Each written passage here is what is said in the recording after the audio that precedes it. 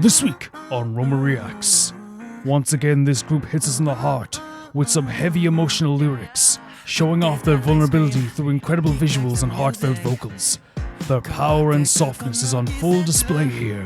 This is Turbulence by Ateez.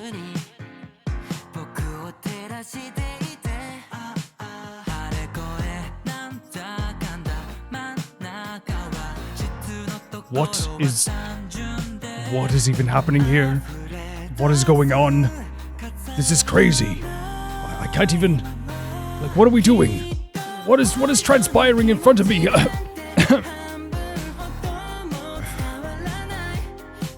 Well, this is the Sparxie trailer for Honkai Star Rail.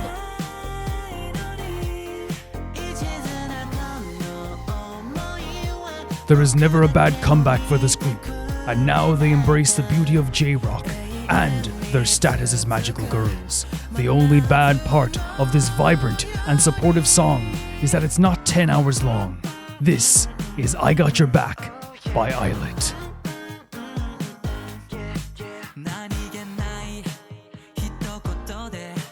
The colors always pop with these videos, and now we get to see another beautifully designed character. Almost like a short film, this video feels full of subtle emotion, and I loved embracing it. This is the Aemeath trailer for Wuthering Waves.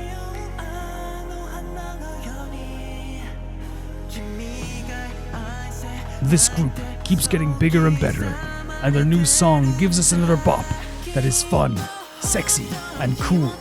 It's also stylish in its vocals and visuals, and everything else in between. Welcome back also to the lovely J. This is You So Hot by Onepact.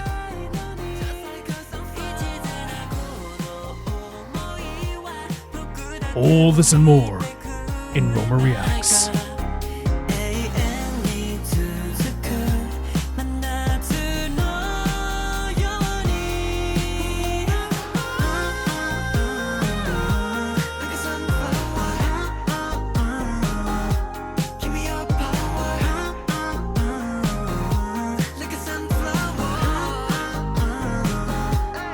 This is Roma Reacts, a series where I watch patrons submitted videos with all of you guys, and in the photo frame this week we have Joey Wheeler from Yu-Gi-Oh! Duel Monsters, one of my favorite shows of all time, my comfort show, and Joey is my everything. Ever since I was a kid, loved him to pieces, and loved his deck. He has a really good, strong group of cards that he assembled. Red Eyes Black Dragon. Let's go into the video. The first video is sent in by Leon, and it's more Transformers, more than meets the eye.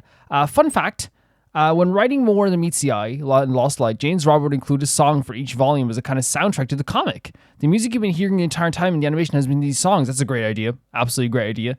There's still some Transformers content I'm sending in, be it things you've already seen. The Cyclonus and World Comic dub is a must in my opinion, since we spend quite a bit of time talking about these too, for sure. And I think Cyclonus is just one of the most interesting, and World too, but Cyclonus is one of the most interesting, characters to assess. I feel you could write I feel like if you see Cyclonus for 2 minutes, you can write a full essay on him. Among other things, maybe even non-IDW stuff. Hope you've been enjoying it. We're watching from 17 to the end. Let's check it out. It should be around there. Yeah, there we are. All right. Excuse me. Enough is enough. Cyclonus. I said I didn't want to fight you. Yeah. But that doesn't mean I won't.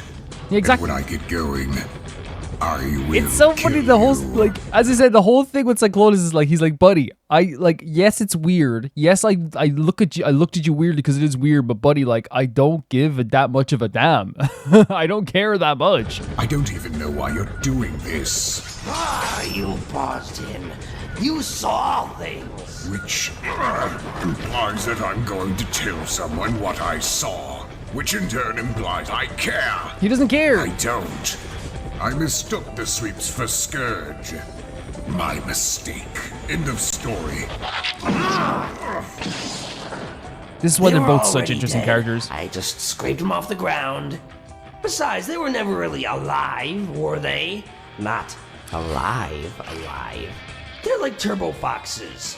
A brainstem, a weak spark, and a set of learned responses.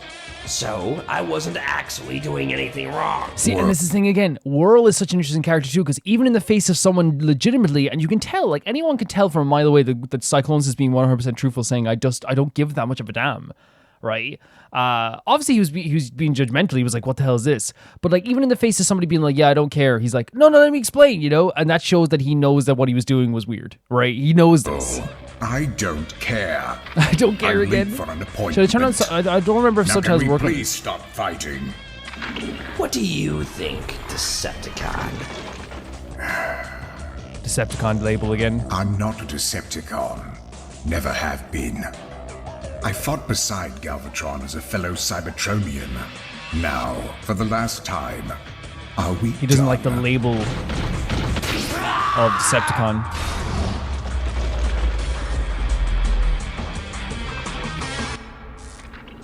Such an interesting character, honestly. This would be easier if I didn't keep passing out. Still, if I've done my sums right, I'm gonna reach the Arc in time. This is actually such a great story as well, like of with Tailgate, the idea of like the story of struggle. Like you can follow someone so desperately trying to get to the Arc, and like even though obviously it's like in a different timeline and his mind is in a different timeline, and not in his mind, but I mean like he's in his mind he is. It's like still such an interesting story watching someone like, you know, crawl over the ground in an attempt to like escape from a place that they're trapped. Because again, even though we don't know what it's like to feel like trapped in like a cave, like some of us don't know what it's like to feel trapped like this, you can like instantly relate to him. Like instantly. You go like, oh yeah, man, that sounds like it freaking sucks, you know? 10 minutes to launch.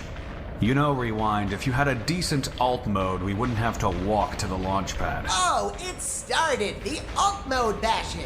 Every time you get agitated, Love the let's voice. go at rewind. Because It is yeah, I always like want to check that it's in HD.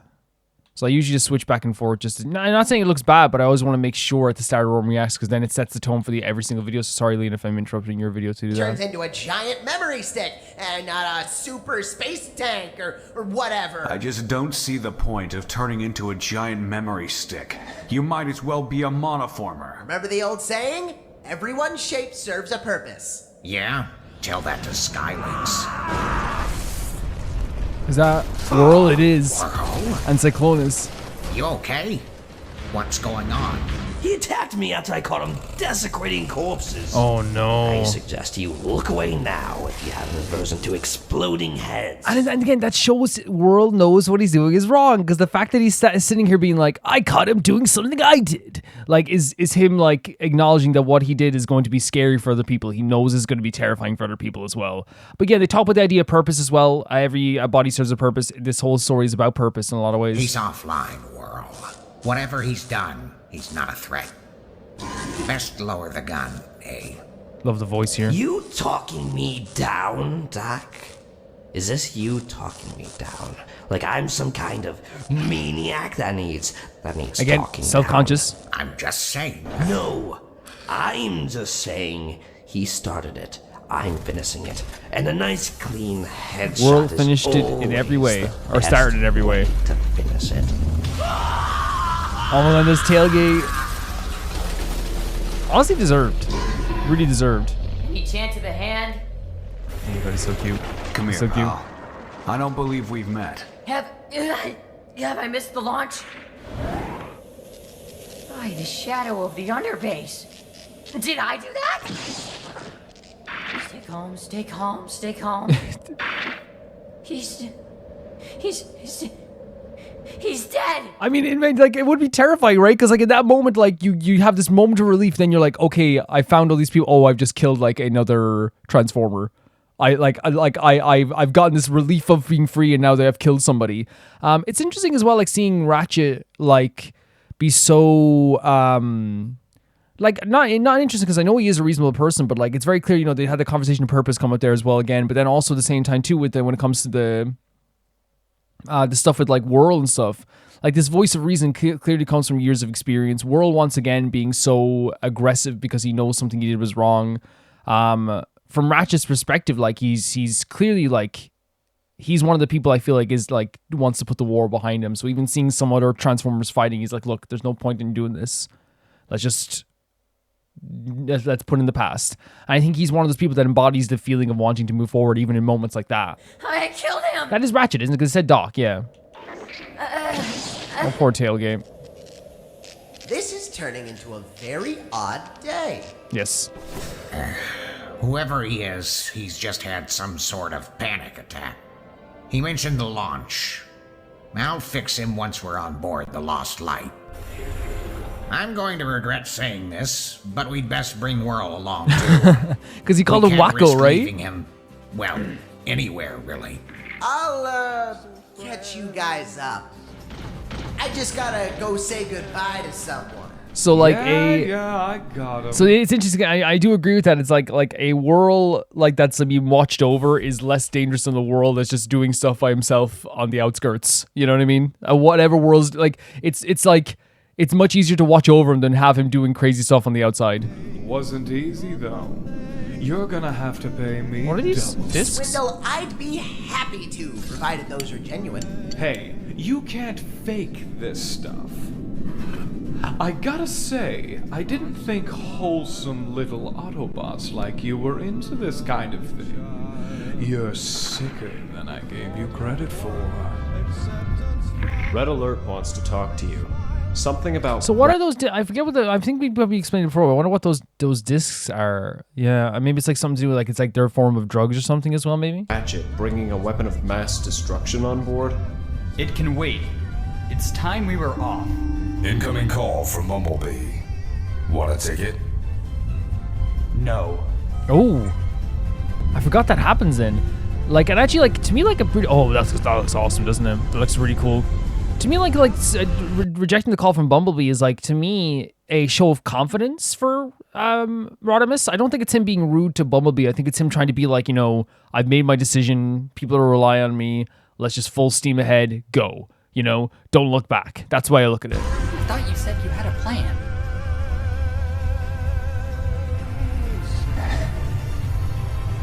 A lot of them felt that probably no one, that barely anyone was going to go on this, like, right? Huh?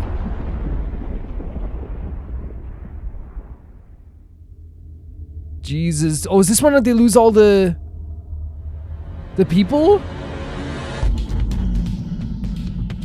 Would someone please tell me what just happened? Am I correct now? Because again, it's been a long time, but I think this was like when they lost all like they had to go find all the Transformers that fell out of the ship as well. Receptor, mainframe, highbrow, anyone! Come on! We quantum jumped Jesus before we were Christ. ready. We hopped halfway across the galaxy and we're flying blind. And I'm sorry, but I don't know why. Wait, so they said it's again. It's been a while since we've seen what's happened here. He said, "I thought you had a plan, and this happened here." So it wasn't an explosion. They quantum warp. So did they set it to quantum warp when they didn't even know? Like, did this guy send it to quantum warp, which can be, I guess, dangerous if you you're not prepared for it. I guess it's been so long that I do forget like this part for sure. But like, kind of like a bit drastic, right? Of like a plan here from Bumblebee and Co. Would someone please tell me what just happened? Receptor, mainframe, highbrow, anyone! Come on! We quantum jumped before we were ready.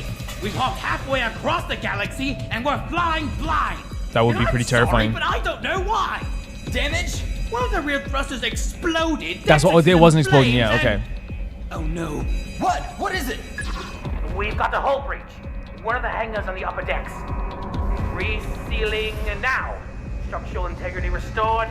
Heat shields in place. Rodimus? Set us down. We're not going anywhere until we find out why the quantum engines malfunction. That's so scary though, right? Sensors indicate we're missing Fizzle, Polaris, Wave Rider, Hyperion, Rad. We are 40 Autobots Yeah, down. there it is. I knew that's all. I remember that for sure. They lost 40 Autobots and they had to go find them as well afterwards too. But man, like if I remember, like that's a pretty radical like choice to do if they were involved in that. Or maybe I don't think I am misinterpreting it, but that's a pretty radical choice to stop them, right? That can cause like so much damage and so much danger to like, you know, people that like are just trying to like find a new beginning. That's what they're trying to find, you know? They must have been. I mean, the breach must have. They're not dead. I'll tell you that now. No one dies on my watch. Oh my God, No Rodimus. one. The confidence in Rodimus too, and again, I do think it's one of those things where like, it's very Rodimus, it feels like, to not let this kind of shoot him down so much, because I think a lot of people who like have fake confidence in the first hurdle, on the first hurdle, if they fall, which is if this is a fall, a lot of people might like, you know, back out or succumb to like whatever injury they have or let it get them down. Rodimus feels like the type of person that falls over the first hurdle, his knee is scratched to bits and he still like, you know, hobbles as much as he can to that finish line, you know? Not this time. We'll find them. As soon as we touch down, we'll find them. We'll find them, and we'll fix them, There's and the confidence. we'll get back on track, and we'll make this day a good day. The confidence is there. Big place. Where do we start? How about over there? Under the meteor shower? That's not a meteor shower. That's Fizzle, Oh Polaris, my God. Waverider, Hyperion, Rad. I remember this is legitimately such like a dark way of doing it, right? Like, and it's just such it's a very simple but dark way of doing it, just being like, what is that? And it's like something that we know like from media, like a meteor shower, and we see it like in TV shows all the time, and then it's like, no, that's your comrades hurtling towards this planet. They're burning up as they enter the atmosphere. So crazy. Not a good start. Sorry? I said not a good start. Not a good start. Yeah. Dark. It's really dark. Hello? Can anybody hear me? It's the lost light. This message is an experiment. A failed experiment, I think. Failed experiment? Because if it worked, I wouldn't have had to send it in the first place. I'm calling from the future, and wait a second. And I have a message for Rodimus. Abort the mission. Do not leave Cybertron. There are terrible things out here. We were not prepared. Oh, Jesus Christ. But if I've miscalculated and we've already left, please find a way to get this message to him now. It's So a a list message from of the do's future? and don'ts. Actually, it's just a list of don'ts. Terrifying. Don't open the coffin. Don't let them take skids. Don't go to Delphi. What? And do not, I repeat, do not look in the basement. Wait, so this has to obviously, some of this has to do with the vampire, right? But don't go to Delphi has to do with that freaking infection as well. Like, oh my freaking God, don't let them take skids. This is like, we know what happened, like for sure, like we remember Delphi. That was dark and disgusting and horrible. Oh my God, this was foreshadowed all the way back then. And for the sake of the Cybertronian race itself, please don't. Please don't what? Honestly, really, really dark cliffhanger, right? And I feel like now, oh.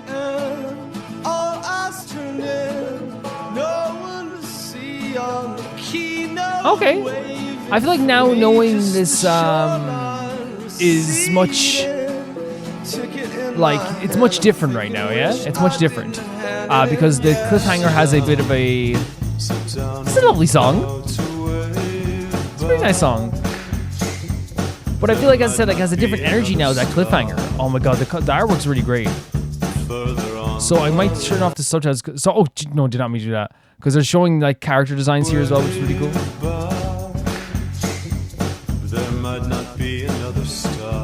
Rewind does things he shouldn't. Yeah, and I feel like with obviously that cliffhanger like means a lot more now as we look back. World hates everyone. Red Alert is hearing things.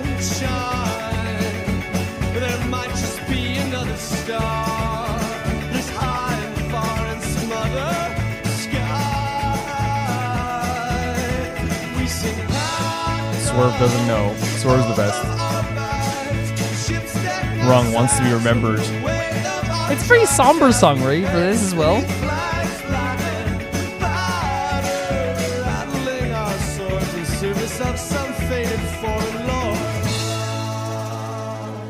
Really cool. Is that, I think, oh.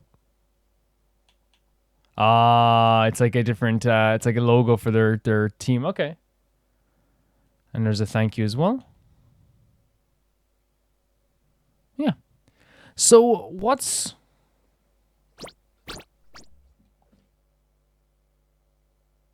really cool about that is that I find that like with you know, the benefit of hindsight, that ending cliffhanger, as I said, is something that's really, really terrifying. right? And I think it's like already going to be scary. It's already going to be like, what's going to happen out there? But when they mentioned Delphi, like something just triggered in my brain where I was like, oh my god, do not go to Delphi. And I feel like, if they're able to like send a message like, to the past in some ways, obviously then there's like that type of technology. But like already like we're dealing with something that has like affected them on like, we know it's going to affect them on a grand level. It's going to affect them on a crazy level. So to already have this like, vibe coming out of the first one, which I think would be scary on its own now, but now as obviously in retrospect is much, much scarier as we know what's about to happen here when they go to different places as well. I do really, really, as I said, enjoy the Cyclonus Whirl kind of dichotomy and their kind of psychological state, because I feel like it's both like they're both very interesting in like in different ways. Like Whirl is someone who like is clearly ashamed of himself, but doesn't want to like fully openly admit that like. And I think even like in a way there's like a bit of like lying to himself in some ways, but I think he has to be ashamed of himself because you don't fight against someone. Like it'd be like anything. Like for example, like if someone, I know this is like such a bad example, if someone walked in on like someone like I'm trying to think of something that's actually not harmful whatsoever. Like if someone walked in on you like if you walked in like if like a husband walked in on their wife playing Roblox, right? Nothing wrong with that, you know what I mean? But they're like, oh, sorry, I didn't realize you were playing Roblox. And then like later on they're like, I don't even like Roblox, like I don't even like it, It's like, I don't care. It's like no, like I mean like it's like I don't even play it that much. It's like they're ashamed of like playing Roblox, even though there's nothing wrong with it, no one's gonna hurt you or whatever, you know what I mean? But like I think in this sense it's like it clearly is something wrong. Like desecrating a body is obviously like a bad comparison, I know it is, but like I'm saying that like I'm trying to show like why you would defend it so viciously. Whirl fights Cyclonus because he knows what he has done is horrible. He knows what he's doing is something that socially does not match up, socially does not make any sense, and most people would find it disgusting. He's actually kind of lucky that Cyclonus found him. He's actually kind of lucky, because I truly believe if anyone else found him, here's the thing, they would have probably been attacked by Whirl anyway, but if the same scenario happened where the person who you attacked survived, Whirl is probably getting like kicked off that arc. Because the first thing they're going to do is going to go to Rodimus and say like he was like literally like desecrating some bodies here as well. Now I don't know, maybe someone might say well Rodimus wouldn't do it, but Rodimus would like give him a second chance, but I feel like that's like a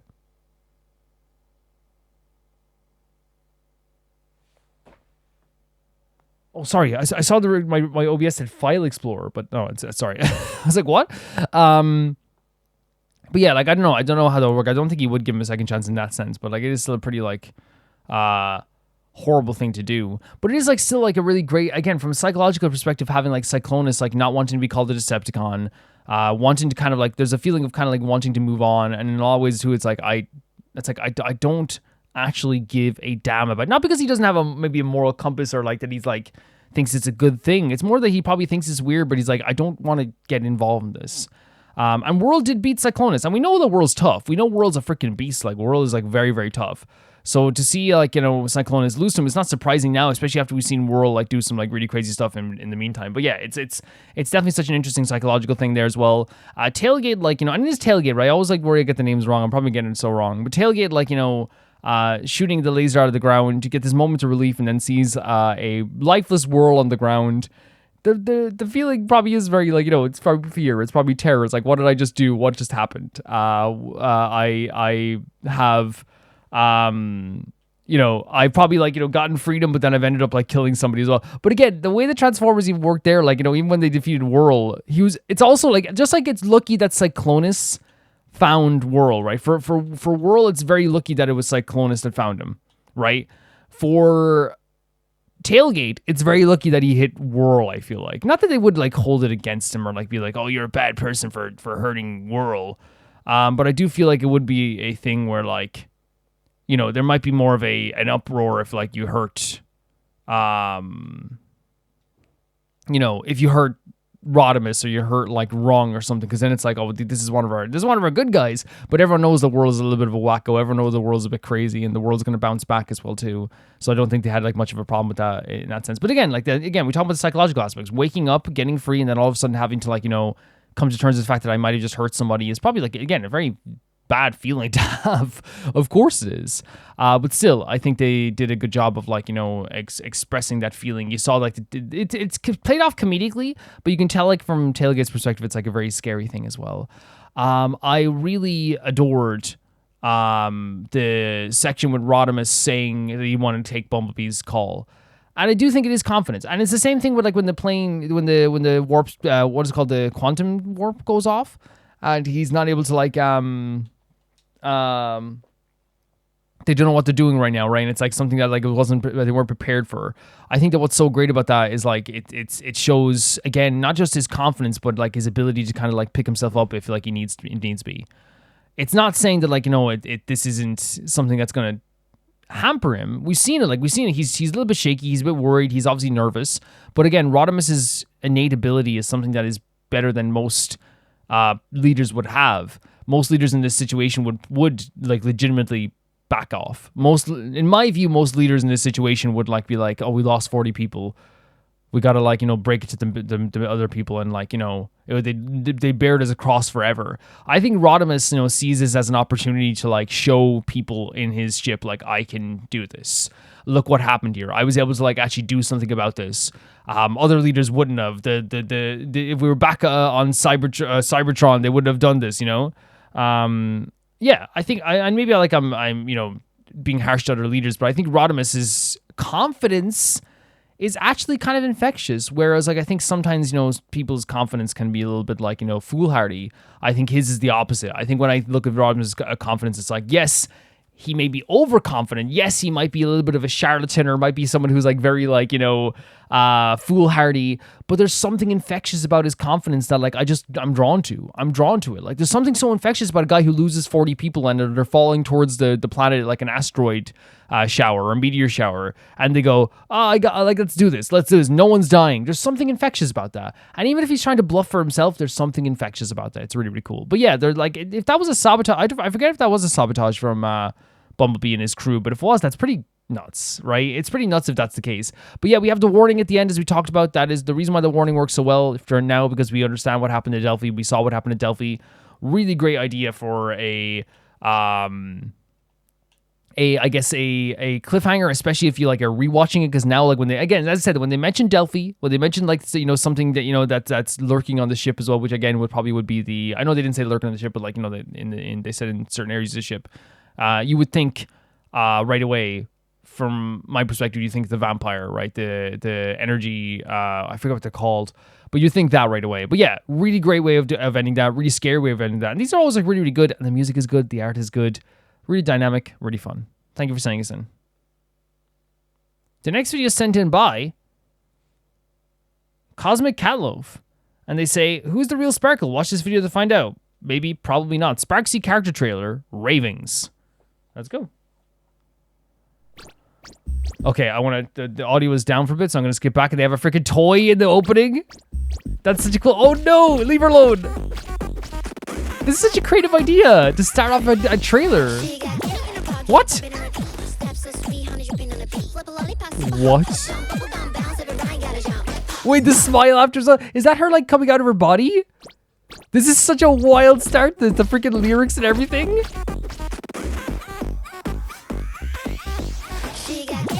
Oh my god. Look, the smile change. Oh my god. This is like really fun though, right? Oh my god, the different live stream areas. No. Wait, did she get banned? Did Sparxie get banned? Or did she ban Sparkle? Again, but sorry, the animations are crazy. The artwork is crazy. The way it's like all these little pop-ups, and it's almost like, you know, like over the top, like internet like visuals, I would guess you would call it as well, right? Especially like from like, you know, maybe the mid 2000s, stuff like that as well. Look at this backdrop.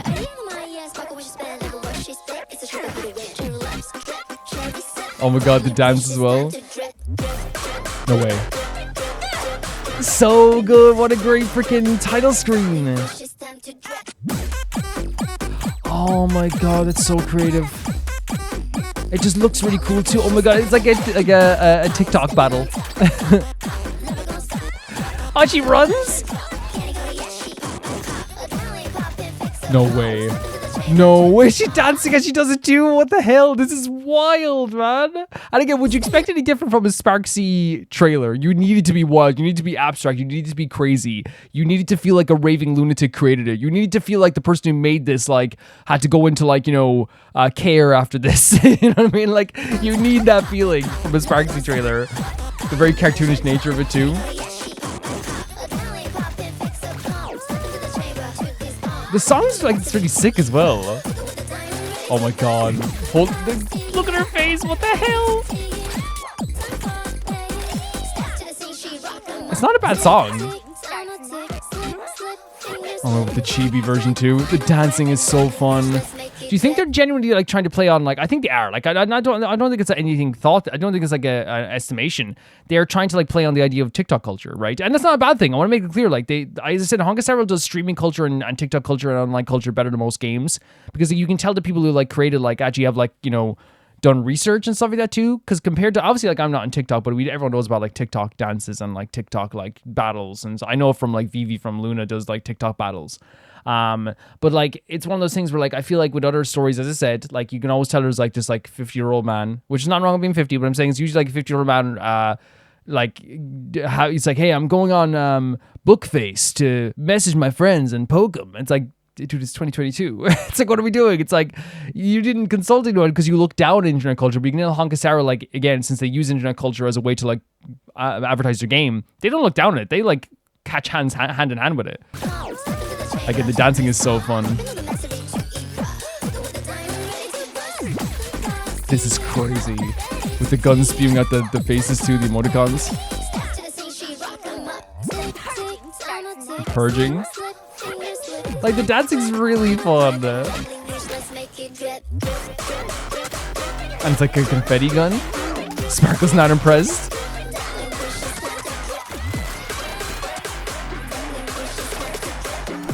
Oh my god, and Sparkle takes it. Did she backhand her? Did Sparkle's backhand Sparxie? The red mark on her face, look. Oh my god, with no hesitation as well. This is crazy. This is wild. This is insane. The hand imprint, the cartoonish nature of this. Stop. The animation's like fantastic. I'm sorry, this is infectious. This is infectious. This is infectious. What the freaking hell? Look at this, the colors are great. Oh my god, the frame as well. The new title screen, or not title screen, logo. This is one of the most insane trailers I've ever seen. Like, and it gets only crazier at the end as well. She's the Bugs Bunny of this world, I'm telling you. Adorable. Again, the dancing's so fun. The dancing's so fun.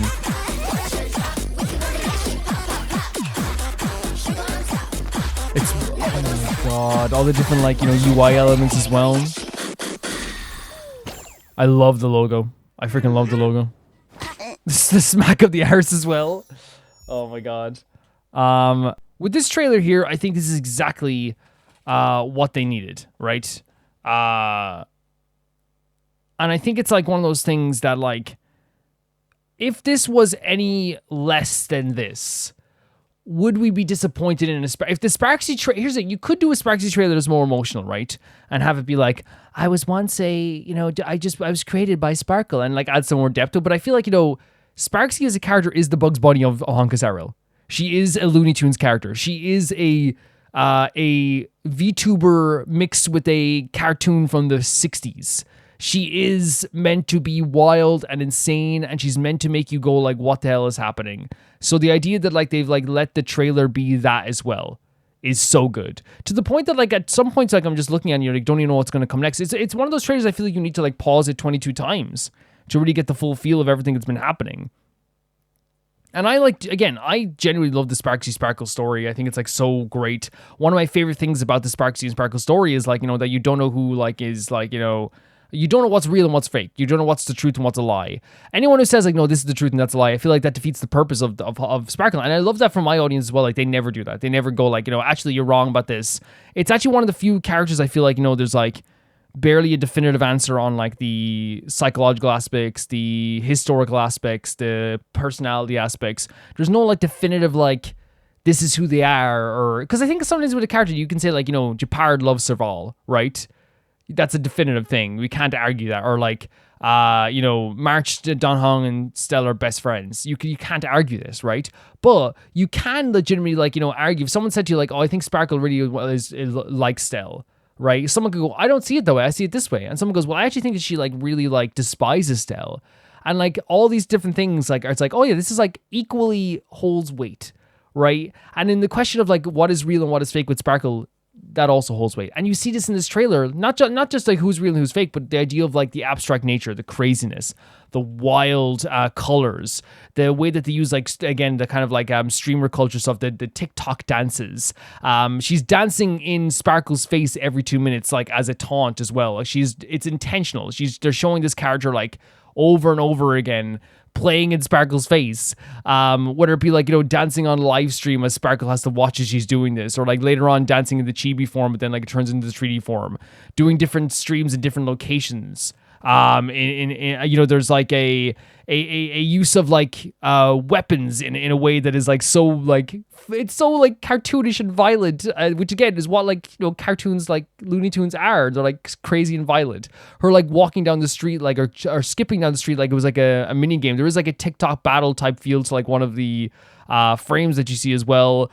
They frame ultra violence in this trailer in a cartoonish way, in the way that like again when I was a kid, and I don't think it's just when I was I think they still do like more violent cartoons, but like when I was a kid I had like the box set of the Looney Tunes stuff. My parents got it for me when I was a young kid, and I'm not that, by the way, I want to make it clear, it's not that like I'm like I was around like in the 70s and 80s and 50s and all this stuff when all those cartoons were being made. I like it was like one of those like legacy collections, right?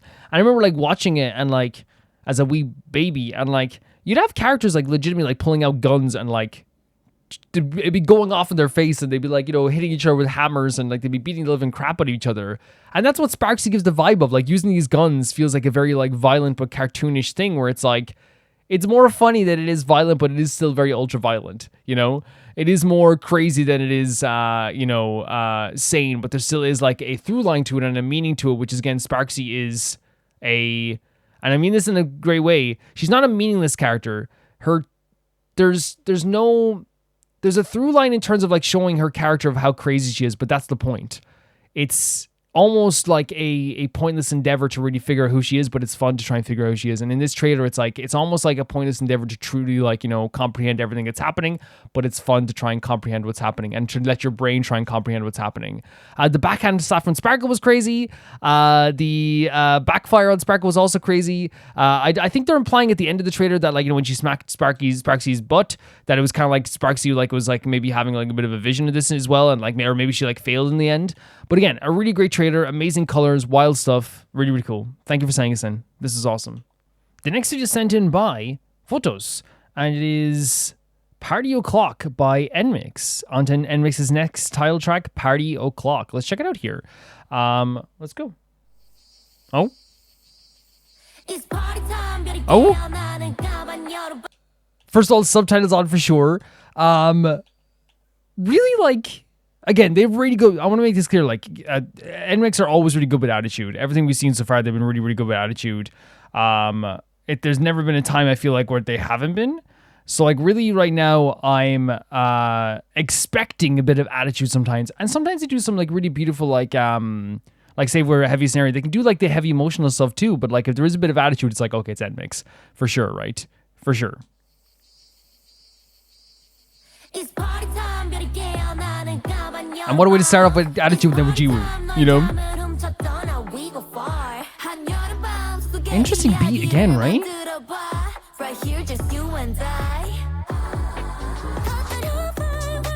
Ooh!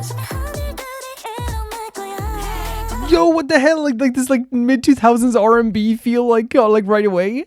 What a cool way to start. Again, if you want to start off with a bit of attitude, right? Kyunjin and Jiwoo. Almost like a perfect way to do it.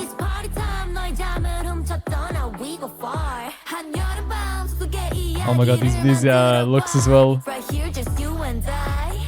Man, slowly like having the princess idea too. Oh my god, I hope that they got money for this advertisement. They better have. If not, like it's just like them showing off a cool shoe. But like oh, it's NMIXX in the chewing gum.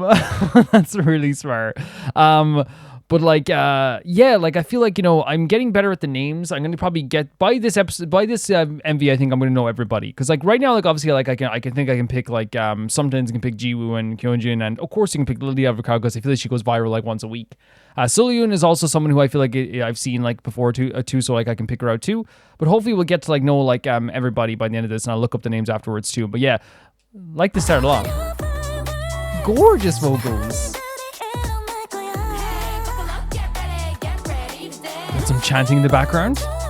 Oh my god. The harmonies?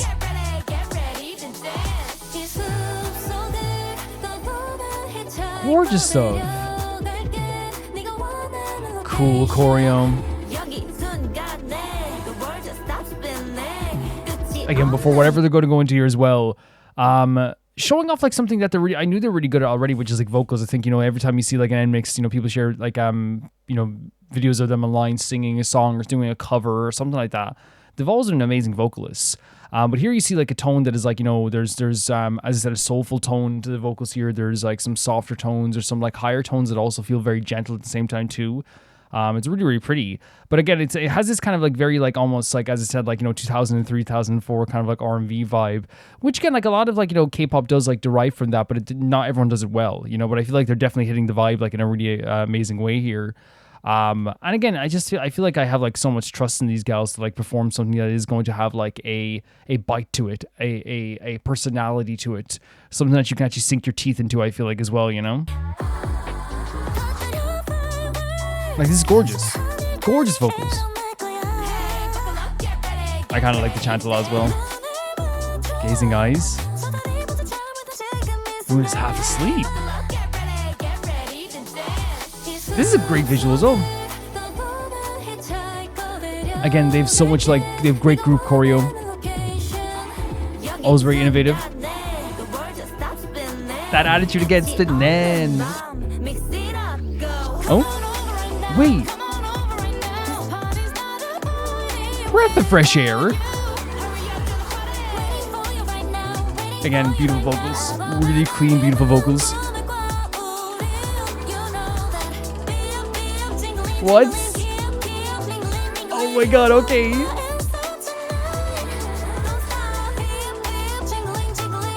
Okay. She's amazing. Kyojin's amazing. Great stuff. Like it's one of those things where like when I say the chorus is like a breath of fresh air, there's something so refreshing and like really lovely about it as well. Like, and I think it is like, that it goes from like a very kind of like R&B focused verse into this like very like pretty pop chorus, right? That has like such a energizing and like fun vibe to it. It feels very like and I always mean this as a compliment. It's something that's easy to listen to. It's something that's easy like to have like, come over your ears. It doesn't feel harsh in any way, shape, or form. It's just really fun to listen to as well. And I feel like, one of those things when it comes to NMIXX, as I said, like there is like an unbelievable trust that I have in these gals. There's an unbelievable feeling of like, like that now, even though we've only seen like 5 songs, but I know now like they have like a talent to pull off like most genre switches and most like, eras and everything in between. So like them doing a mix of like R&B, attitude focused like R&B with like a mid-2000s twist, also with like a very clean, energizing pop vibe. It doesn't really like, surprise me. It doesn't. I feel like, that's something that they're like really, really good at doing. And they mixed it together where like you wouldn't even notice like the kind of like transition from genres. Like I feel like, you would just call this an R&B song fully. I'm not trying to say like, I noticed it. I'm saying that like for me, like, like I'm sitting here like trying to like, hear everything, so obviously it's maybe different, and I feel like anyone who sits there and goes like, oh yeah, like you're noticing stuff, I guess. And that sounds so pretentious, but I feel like that's the thing. If you're sitting here trying to notice stuff, you're gonna notice stuff, but I do like that there is like such a genre shift, but this time around like they make it so seamless that I feel like most people wouldn't even think that's a genre shift. They just be like, oh, they went from R&B to pop. Like, no one's gonna think that, you know? Again, this very R&B, mid-2000s vibe. Gorgeous vocal here as well. I love the choreo here. I love this line. It's a great video too. You see what I mean? Perfect shift into pop. This does like give a soulful vibe, so you won't even notice. Gorgeous tone there. I like this a lot. Again, it's inventive choreo with a catchy vibe. It's NMIXX, you know? Love Hyunjin's outfit. I think that like the red shorts on G will look awesome as well.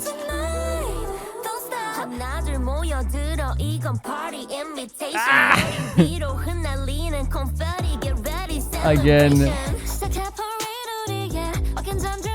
The voices match each other all so well. And again, we come from like that really like an attitude focus. And I use the word attitude to describe it, so I'm going to keep using it.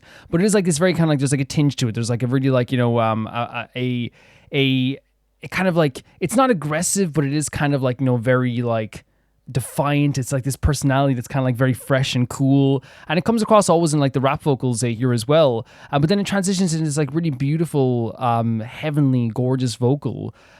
So it's just like this really smooth line. It never feels like it's like too abstract to the point that like it's hard to like listen to, or it's like too harsh. It's like, oh God, that's like, there's always like a great contrast amongst all their vocals here. And they accompany each other so well also. Like it sounds so pretty. This again. Yeah, it's so fun. It's so cool. So clean. So clean.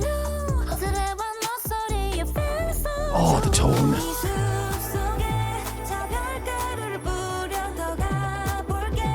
The outfits are amazing as well. Show your face ID? What? I love this choreo here as well. And the outfit changes as well.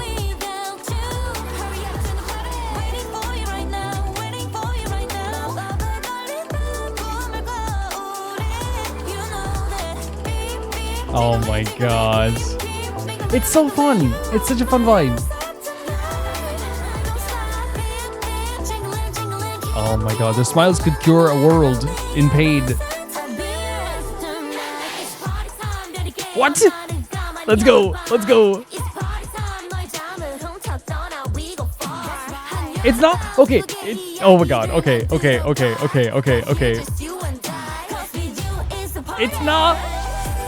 It's not unintentional that they, whenever they have to do something that's like heavy attitude, heavy like, you know, into the rap, put the beat down, you know what I mean? Make it like feel very different. It's not a coincidence that a lot of times I've seen so far that they put Jiwoo and Hyunjin there, and it probably is because they are probably like, you know, the ones who rap probably the most. Maybe there's other members that rap a lot too, but it's not a surprise that they put Hyunjin and Jiwoo. If I'm mispronouncing names, let me know as well. And like I picked them out last time as like people who like could be my biases, right? Because I just think that it's not anything against the other gals. Of course, we'll get to know the other gals as we're going forward, but like I feel like because they have such a kind of like command of these rap sections, they stand out almost instantly, right? But then like you have like all these other gals like as well, and like the, you know, Hyunjin and Jiwoo, I know they can sing as well, but like it's like the idea of like, you know, you have this perfect combination of then like this like striking in your face defiant rap vocals as you heard here as well, but then these gorgeous flowy toned, like amazingly toned vocals. It's like it goes together so well. Love the choreo here. Like look at this. Jiwoo. And Hyunjin comes out and takes the center stage. So cool. Again, that freaking like rhythm. Gorgeous. Absolutely gorgeous. Oh, that's something I got the freaking creamy honey tone there. Absolute sweetness. Lily has such a command of her vocal tone as well. She's so good. I love this tone. because it's just smooth. It's absolutely smooth. And again, there's another transition here as well, like where we talk about like, you know, going from like a very honey, creamy tone to like to having like a very kind of like angelic kind of like more clear tone. It's because there's such a variety of vocalists amongst like it's weird because NMIXX have like a perfect combination of vocals amongst each other where they complement each other so well, but I feel like they also complement each other by contrasting each other so well, so it's seamless in their songs. You never really feel like it's too harsh of a change. It's not like, you know, a change from like, you know, screamo to clear vocals, which can be very cool as well. It's a transition that like you wouldn't even like think of it as like a transition of styles. Everyone just probably will think like, okay, like, but they do it so well here. Again, you're awesome, girls. You're so awesome. You're so cool. I'll never be as cool as this. Look at this choreo.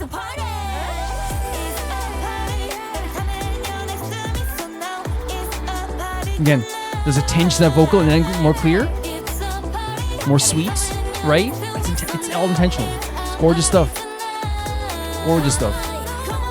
And of course, then such a command, such a great. When I say command, I mean I think Lily has such a like a control over her tone as well. This is in HD, by the way, isn't it? It is.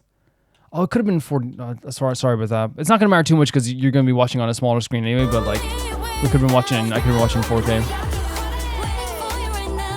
And Jesus Christ, it looks amazing. That soft tone there as well. I want to make clear, it looked amazing in 1080. It's not that it didn't look good in 1080. It looked amazing, but I'm saying like I could have watched in 4K. That's my bad. Apologies, but I should check it always as well. I'm gonna like wait. Is there more to this? Because there is like quite a bit left. Oh, there is. Pop it a bubble. Oh, there definitely is. There definitely is. What's that? What? And now it's the logos. In terms of like, we'll go over some parts again in a minute. Love this as well. So, I've talked about this already, but like I think this is like already just like a really great start to this song. I think that they like lead you into the track with this heavier beat. We start off with Jiwoo and Kyunjin.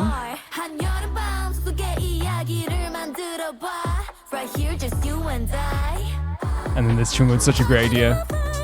This tone as well. Like it's gorgeous. It's smooth again. It's high without being harsh or aggressive. So like has so much soul. This visual is great as well. What a great outfit. The way she shakes her voice here is so beautiful. It's like there's a little bit of like a it's not vibrato, but it's like there's like a wavy tone to her voice that has like so much personality and that's so gorgeous as well. She's commanding the screen here as well. I feel like you take notice right away. You're like, yeah, amazing outfits. They have amazing outfits. This choreo is great too. Love the rhythms of this. Oh man. I get that tone, like it's something so simple, but like they're so good at this stuff. Like listen to that tone when she says a party without you. Like she raises her voice just a little bit, but it has like such a gorgeous, smooth, like surrounding tone. It's so pretty.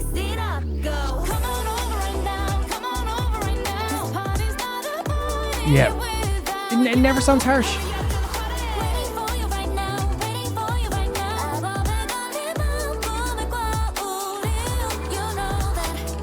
I think this is so fun. I think it's so fun. And again, like I do think that like Jiwoo and is like and Kyunjin are my two like, you know, people that are fighting for the bias spot right now as well. And again, it's not against the other girls. I'm sure I'll get to know the other girls as well. That's how it works. That's how K-pop works. Like for example, like in Zero Base One, which is the first ever K-pop group I liked. One thing that happened was like I didn't even notice really Gyuvin until like the third MV, because again you're watching it like with you guys. It's not like I'm listening to it every single day, like new songs every day. I'm listening to the tracks like on occasion as well, like when I come up on my playlists. But I'm not listening to them like, you know, all the new songs all the time because I'm waiting to listen to them with you guys. So like there will be, I'll be like, oh yeah, now I know this member, because now obviously like now we know like obviously like Lily, we know Jiwoo, we know Kyunjin, we know Soleon, right? But there's two other members we're gonna get to know as well, right? That's what's gonna happen. And it's not against the members. It's not against their talent. Gyuvin is one of the best dancers in the world in Zero Is One, but it took me a bit of time to really get to know him, right? Love it. Love this rhythm. It's so fun. It's such a great idea. Great as well. You can't, like, the only word you can use is attitude, man. Like it's such, and I when I look for like anything in rap, I look for like to put a personality into it. And I think every single time that Jiwoo raps, I think what she does really well is that she puts a emphasis on like the heaviness of like the lower tones and like makes it kind of like sound kind of like so cool and so fresh. There's like a tinge to it, you know, and there's like a bit of like a in your face to it. There's a defining. It's so fun when you listen to a rap as well. It's so fun. You know what I mean? Imitation. It's so cool. I like her a lot. And then beautiful tone there as well. Like even something like that is like being able to throw your voice in that way like is such a gorgeous thing as well. I think they have like such a command in their vocals that like never feels overpowered and over the top. But let's get to the second rap section for a second. Again, it's such a drop, but I expect it from NMIXX.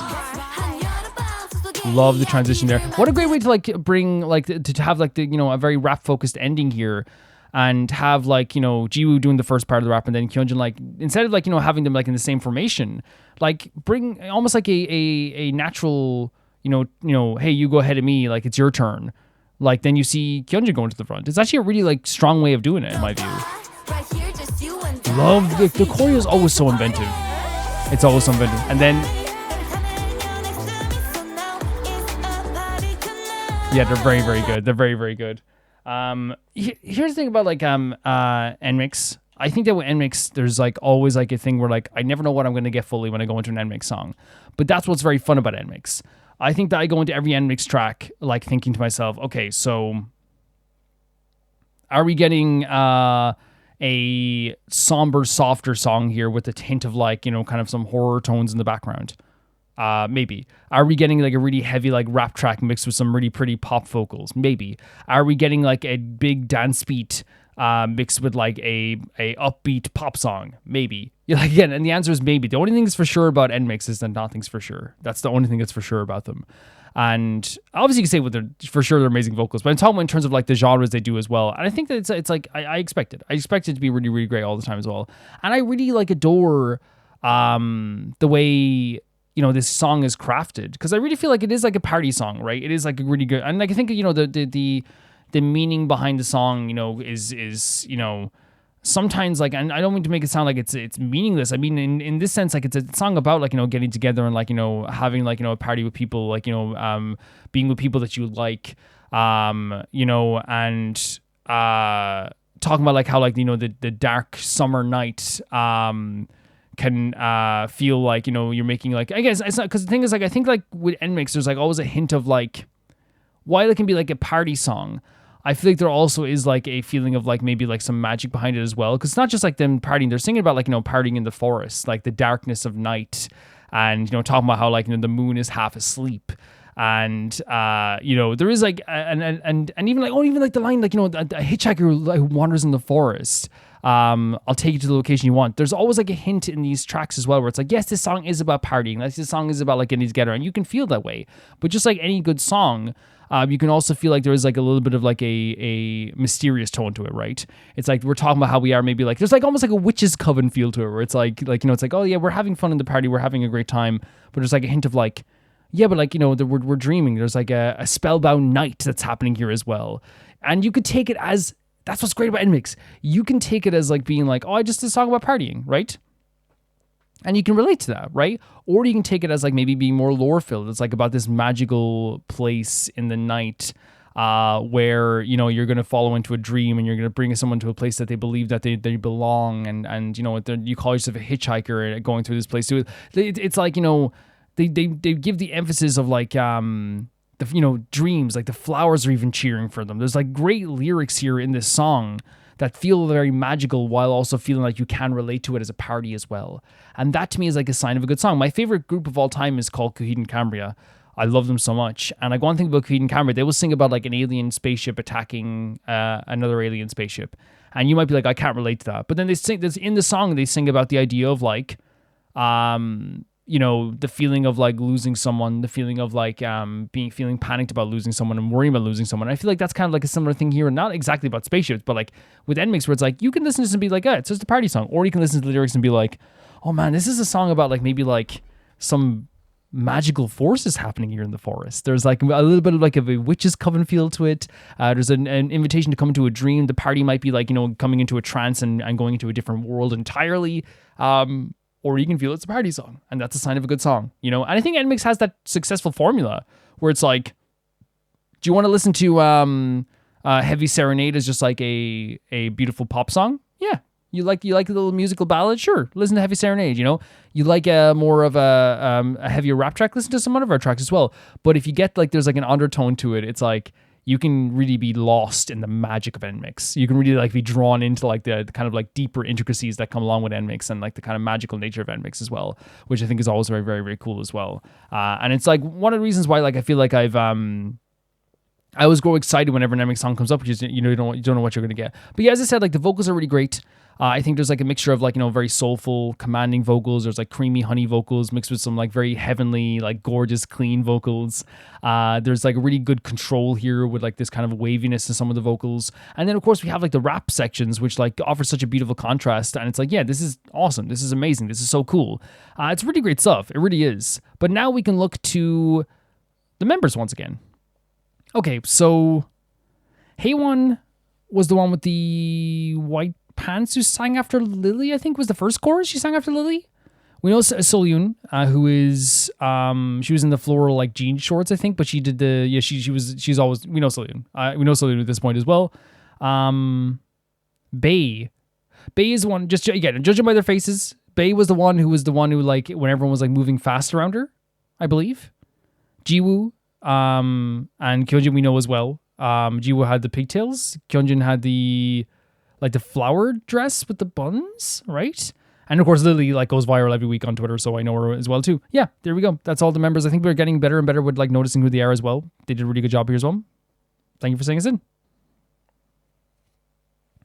The next video is sent in by Angel313, and Angel says, "Here's Ilit's Japanese comeback, and it's I Got Your Back, featuring Jisoo and Momoka of." Let me see what it says here. Momoka of Hana. I don't know who that is, but I think it's gonna be fun. It's Illit, so it's gonna be amazing. That's the formula. That's always the idea. It's gonna be great, no matter what. Let's check it out. I Got Your Back. The Japanese stuff is always very good. The Japanese stuff for Illit. Was it Toki Tomari? Which is really, really good too. Oh my god, yeah, it's like a set like in old Japanese movies. Really good idea. Oh? What? Did you? Yuna. Here's the thing, as I always say, like I never will like lie to you guys about like what I've seen of a track or what I haven't seen of a track. And I haven't seen any of the song, I want to make it clear, or the MV. But like of course, like I'm on Twitter and I like Illit, and Illit is on my feed and Yuna's on my feed. I have seen this hair from Yuna and it's amazing. I want to make that clear. I'm never going to be like, whoa, her hair is different. It's like, no, the first second obviously this MV came out, Yuna's on the feed with like her hair, right? It is impossible, because to make it not possible, I would have to not be into Illit. You know what I mean? I would have to like stop like interacting and like, you know, liking posts about Yuna or posts about Illit. Like it would have to happen that way, which I don't want to do. I'd rather like, you know, get like a spoiler of a haircut than not to have the joy of seeing like, you know, Yuna make a funny joke in a clip on Twitter. So that's my view. My daily life is better for Illit being on my feed.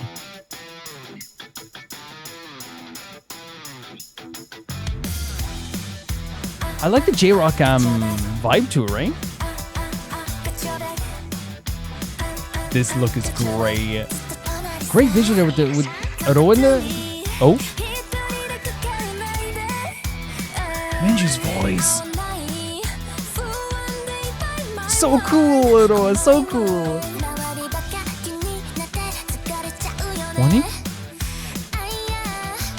I do not mean to cut off Mocha because, again, I want to make this clear. Like, this is like a J-Rock song already, and Mocha is going to be perfect for this, right? And it's not that, like, it's like, not that the other girls won't be amazing for this, but I feel like Mocha always like has like a beautiful, like, J-Rock, J-pop vocal a lot of times. And that's not saying she can't do other things. I want to make her, Mocha's voice is so great. It's beautiful. It's surrounding. It's gorgeous.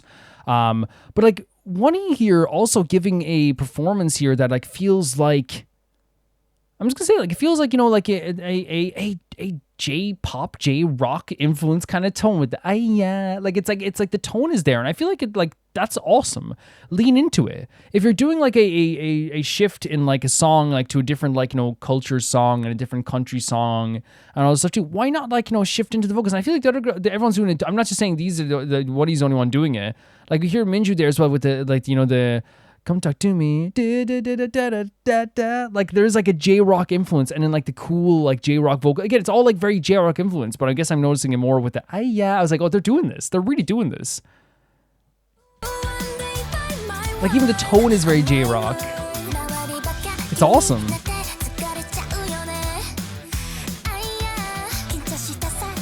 Perfect. Let's enjoy it. No way. No way. No way. I have chills. This is awesome, by the way, the different introductions. That's so good. Oh my god. Oh, but it is a monster movie.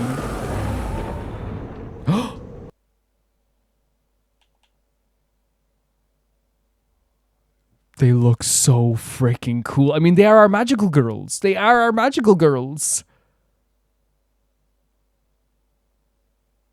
Oh my god. Again, even like the eye patch for Roa. I know she had an eye patch on for real, so maybe they designed this like in this way, because I know like with Ateez, they did for Hongjong, they actually did like the eye patch for the music video, and it's a great idea with the love heart and the eye patch. They look so cool.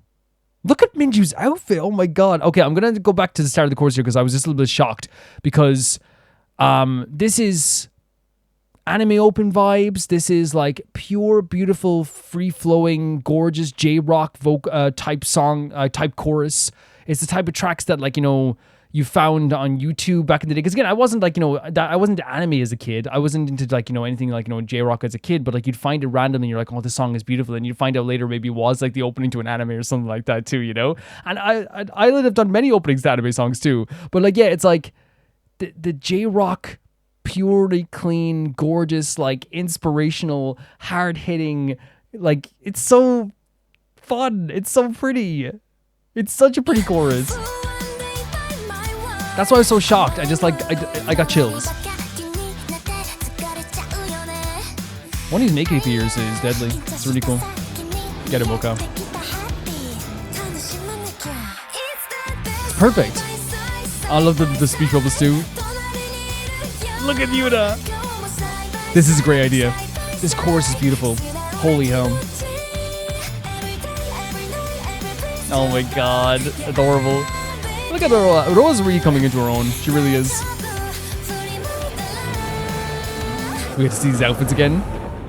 It's so cool. It's so cool. Wait. No. That's the choreo. They look so cool. They're magical girls. Stop. Oh my god, the tone! And them running in the background? Stop. Oh, look at them as well! The lower tone of this scale as well. So that's Jisoo and Momoka then. They did such an amazing job with that as well. Like, and again, they have such like a different vocal tone than the girls usually have as well, where they have kind of like a very kind of like, there's like a a raspiness. I guess like I don't know if it's in order. I'm not gonna say like one of them's Mocha and one of them's Jisoo. I don't know who they are personally. But I love the shift in tone. I think they sound so cool and sleek, you know? This choreo is awesome. So Woody's trapped, but she's taking selfies. Like the attitude of this is so good.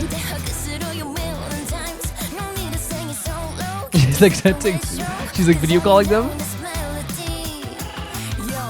I love this tone. So cool. Look at them. And they're trying to save money? Oh my god, that's so fun. I will win it. Oh my god, imagine if we were Mocha. I'm dying. Look at this, the way they do the powers. Oh my god, stop. Oh my god, Minju looks amazing. Oh my god, what is this? Oh, that's great. Tell him, Mocha, tell him. This choreo is so fun. Illit always have the best choreo. Wait, so, oh no! What? What? That's criminal. Here's the thing, I want to make it clear, I'm not one of those people that's like, oh, the songs are so short, make them longer, this is bullcrap. Because like, I listen to Pink Panthers. Pink Panthers is one of my favorite artists, and she does short songs. You can do a lot with a short song, right? And you can do a sprint, and it sounds amazing. Guys, this song needs to be 3 hours long. It's weird to say this. It's not my, I don't want to say my favorite Illit song, because I feel like that, like, you know, Little Monster will always be like my favorite Illit song. It's like, it's one of the greatest songs in K-pop history. Actually, I'll say this right now. It's in my top 20 favorite songs of the past like 2 decades. It's not just in K-pop, just in general. Because I think, you know, especially with like what BTS said recently about like, you know, celebrating music as music, not just as K-pop. We were going to talk about it as if they are artists as well, right? And we can talk about it in terms of K-pop too, because there's nothing wrong with K-pop. I want to make that clear. Like, I feel like we can't treat, that's not, you know, that's not what I'm saying. I'm saying that like, I also want to make sure I'm saying that like, Illit aren't just like one of my favorite K-pop groups. They were one in my top 5 most played artists last year. Like, not just K-pop artists. But man, like, I feel like I could have done with like 10 more hours of that song because of just how like dynamic the chorus was. It was so fun and so energizing. The rap from Jisoo and Mocha was such a nice like contrast and like made it like such a it's not even like that it was even needed, right? It was like a palate cleanse, but you didn't need it, but like we're happy to have it, right? It's like, that's what I'm saying. Like the reason I say you don't need it is because like the song was already like really great on itself, but then it added to it so much. So you have like this really great like addition to the song there as well with like this, you know, this attitude filled tone and also this like kind of raspier, kind of deeper tone. And then like the girls are just doing such a fantastic job with the vocals.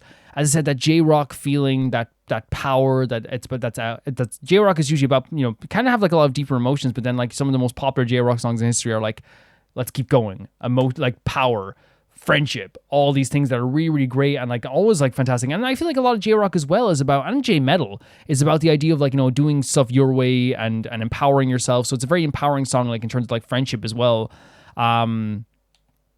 From the opening seconds here, you can really feel like they were like leaning into that J-Rock feeling. And I like that. I think that like one of the things they could have done really poorly here is made it very tongue-in-cheek in a way of just like, we're doing a J-Rock song. No, they fully embraced the genre. They fully embraced everything. And even like the MV, which is like very comedic and funny, that's J-Rock MVs as well. A lot of J-Rock MVs like can be very emotional. They're again, I don't want to paint it all with just one brush to be like all J-Rock is this, but like it's not just harkening back and like, you know, making jokes about like, you know, the old monster movies.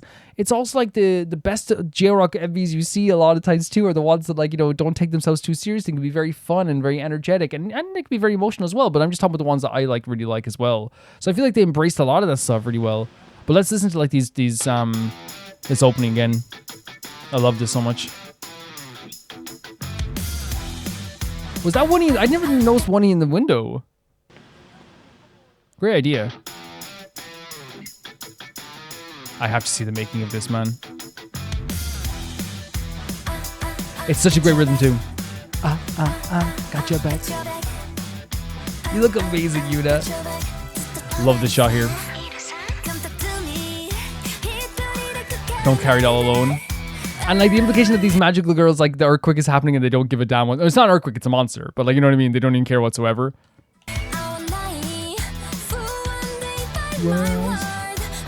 I love that tone there from Aroa. It's so like instantly just like iconic, you know, the my world. But Minju, like I think as I always say, has such a beautiful tone starting off the song too.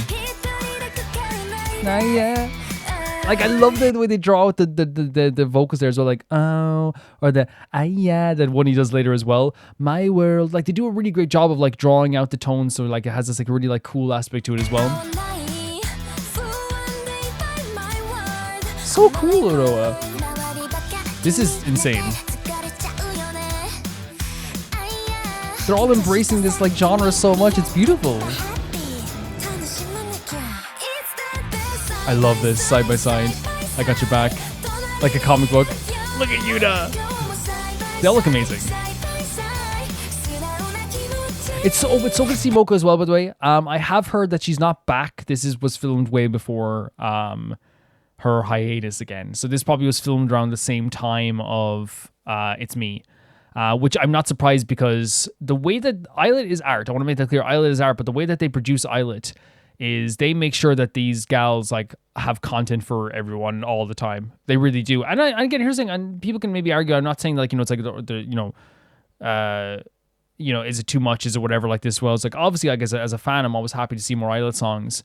And of course, if they need a break, I'd love for them to have a break as well. But I just feel like there's like this thing with Illit where like, there's a constant stream of like, hey, here's just like constant quality. With that, that's crazy to me as well, by the way. Like, because there's one thing to have like a great songs all the time, but there's another thing that like they just like constantly have. Because like usually like if you're doing this many like Japanese comebacks, then another comeback, another album, and in the space of 2 years they've done a lot. Variety shows, TV shows, they're always busy. For it to still have so much quality, it's insane to me. Like, it really is, because I come from a world of music that if you like produce too much music, there's diminishing returns. But they very much like whoever, you know, who's writing the songs. I know they also help with the writing the songs too, like as well. Like, you know, I know Yuna's come up with a lot of the hooks as well for the songs too. But it's just one of those things where like the fact that they still have such quality amongst like such quantity is insane to me. These are such great shots. I say Aroa's coming to her own, by the way, because like whenever I see Aroa now, like I know, like I'm not saying like, oh, like she's older now, so she's like different, but I'm saying that like, you know, she's still gonna be the baby forever. Like, doesn't matter. She's gonna be 40 years old, like, and like, you know, we're all gonna be on our deathbed and we're gonna be like, that's not a baby, you know. But like I feel like it's like we see Aroa's confidence going up, and she's already been. She's to me the best 5th gen dancer, period, right? Period. I think her and Park Han Bin are like, you know, both 1A and 1B to the best 5th gen dancers. But like, I feel like it's one of those things where every single MV we see her getting more confident. There's more attitude in her face. There's more like of an emotion in her face. She's becoming better and better and better and better and better. And she was already good, you know? There's a confidence growing every single MV, and that's fantastic. When you already were really good in your first try. This is awesome. I'm sorry, this is such a great look. My favorite out of the outfits here, I think, is probably obviously Minju and Aroa's, but like Mocha's is so stylish as well. And then I think like, you know, they go for like the very traditional magical girl outfits for Yuna and Wonhee, but like Yuna's hair is absolutely gorgeous. The way they tied up Wonhee's hair is amazing. And then of course like the freaking heels after this are crazy too. Look at this. And they're saving Wonhee. This choreo is so fun. It's so fun. It's legit just like one of those things where like with Illit that they always have choreo that you want to like, you know, this shot as well, like they whoever did her like the alder, I'm gonna make an alder makeup. I just feel like we pause on Wonhee because she's the one who's like getting captured here, but like they did such a good job with the makeup and hair for everybody as well. It's so good, so sick. Again, such a contrast, right? I love that Wonhee's thinking like doing like she's doing like a video call. Love this tone, so cool. Love this look for Aroa. Again, beautiful hair, beautiful, beautiful.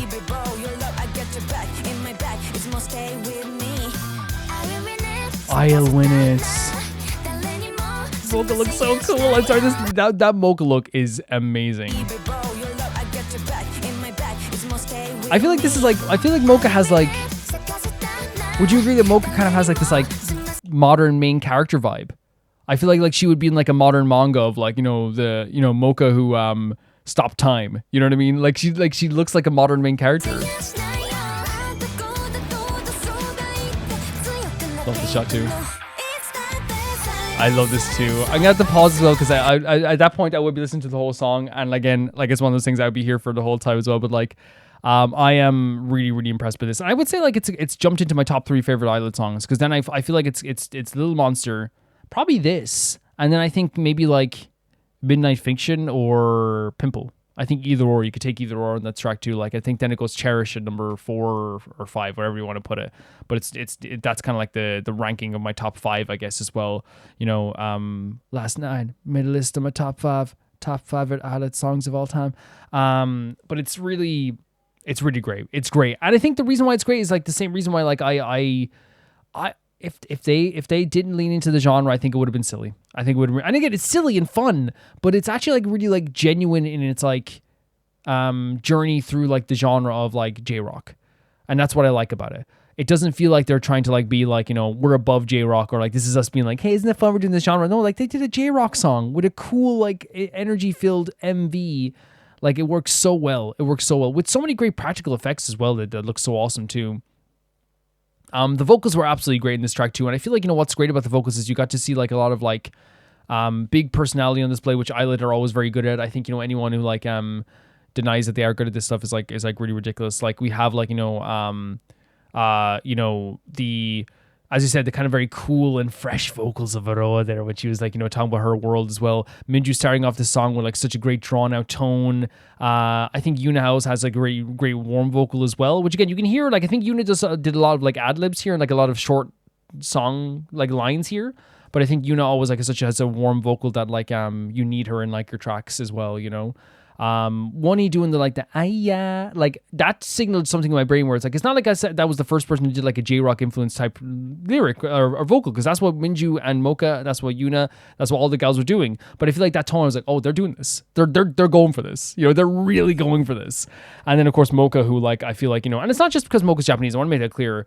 Mocha's just like a great singer in general, but Mocha's so good at like, you know, we've seen with J-pop, we've seen with J-rock, and K-pop, of course, as well. Like, you know, look at It's Me, and like hear that like beautiful, gorgeous, like softer tone. It's rich. It's really like lovely as she's like singing her vocals in that too. But I think that, you know, it's one of those times where like whenever like a J-rock or Japanese release happens, I know all the girls are going to kill it, but like I hope I'm not signaling people out by saying this, but I just always like look forward to what Mocha's going to do. I really do. I always look forward to it because like I feel like she has such a grasp on, you know, the genre of J-pop and J-rock, you know. Again, that sounds like I'm saying it just because Japanese. No, like it's like I'm from Ireland. That doesn't mean I know like Irish music. You know what I mean? I'm not gonna like be good at like Irish music tomorrow. Like, but I'm just saying like I think Mocha's like really like great at this stuff as well. In terms of like the meaning of the song, obviously it's a song about like, you know, empowering togetherness. You know, the idea of like, you know, come talk to me, don't carry it alone, want to meet up with me. I think Aroa talks about a world being full of anxiety. One, he was talking about like, you know, the idea of like not worrying about like, you know, or worrying about other people is very, very tiring as well.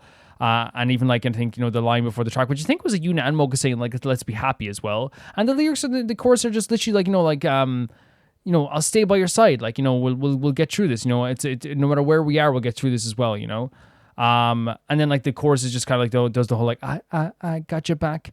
The rap part of there was talking about like, you know, I don't care about anything a million times. I'll be there for you. I love the line, you don't need to sing it solo. You know, pick up the phone is a great line as well. You know, like to be like, you know, hey, if you need me, I'll be there. I'm calling you as well, you know. You don't need to be afraid. You can be free. You know, you're loved in that way too. And then like I love the play on words as well with that. Like I'll win it. Because I feel like it's like again putting their own like spin on it as well, but it is like an idea of like, you know, them saying we're gonna get stronger. And the side by side element really adds to that element too, where like they're gonna always be together, empower each other, and move forward as like a unit as well. And I love it. I love what they've done with this. I think it's really great. I think that the actual music itself is great. Like the music in the background has such a beautiful, energizing feel to it as well. And the girls are always amazing. They're always fantastic. And it's no surprise here that this is also just really, really great too. Yeah, I love the JROC influence. I love the tone that the girls gave off here. I think they're absolutely, once again, just incredible stuff that we got here as well. And I would say that like there's no genre that these girls really can't do. Like we've seen it's all around now. And I think it's one of the things that's always great about Illit as well is that whenever they do like a song like It's Me or Jellious, a lot of people come out of the woodwork and go, I'm worried that they're not going to do like softer, pretty stuff anymore. You know what I mean?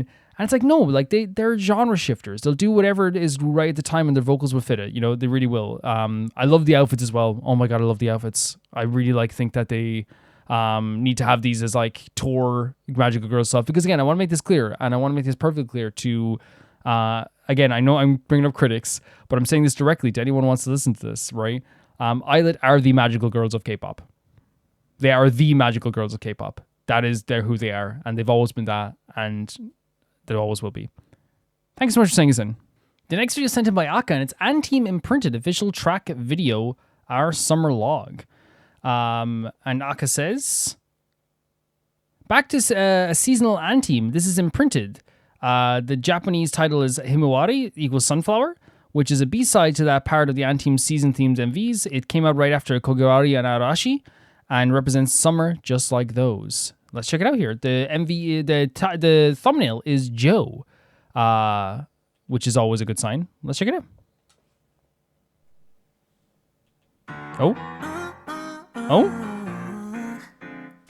Oh my God. The sparkly like vibe of Harawa, right? Like giving off this like legitimately like glowing energy in this track as well. So lovely. So lovely.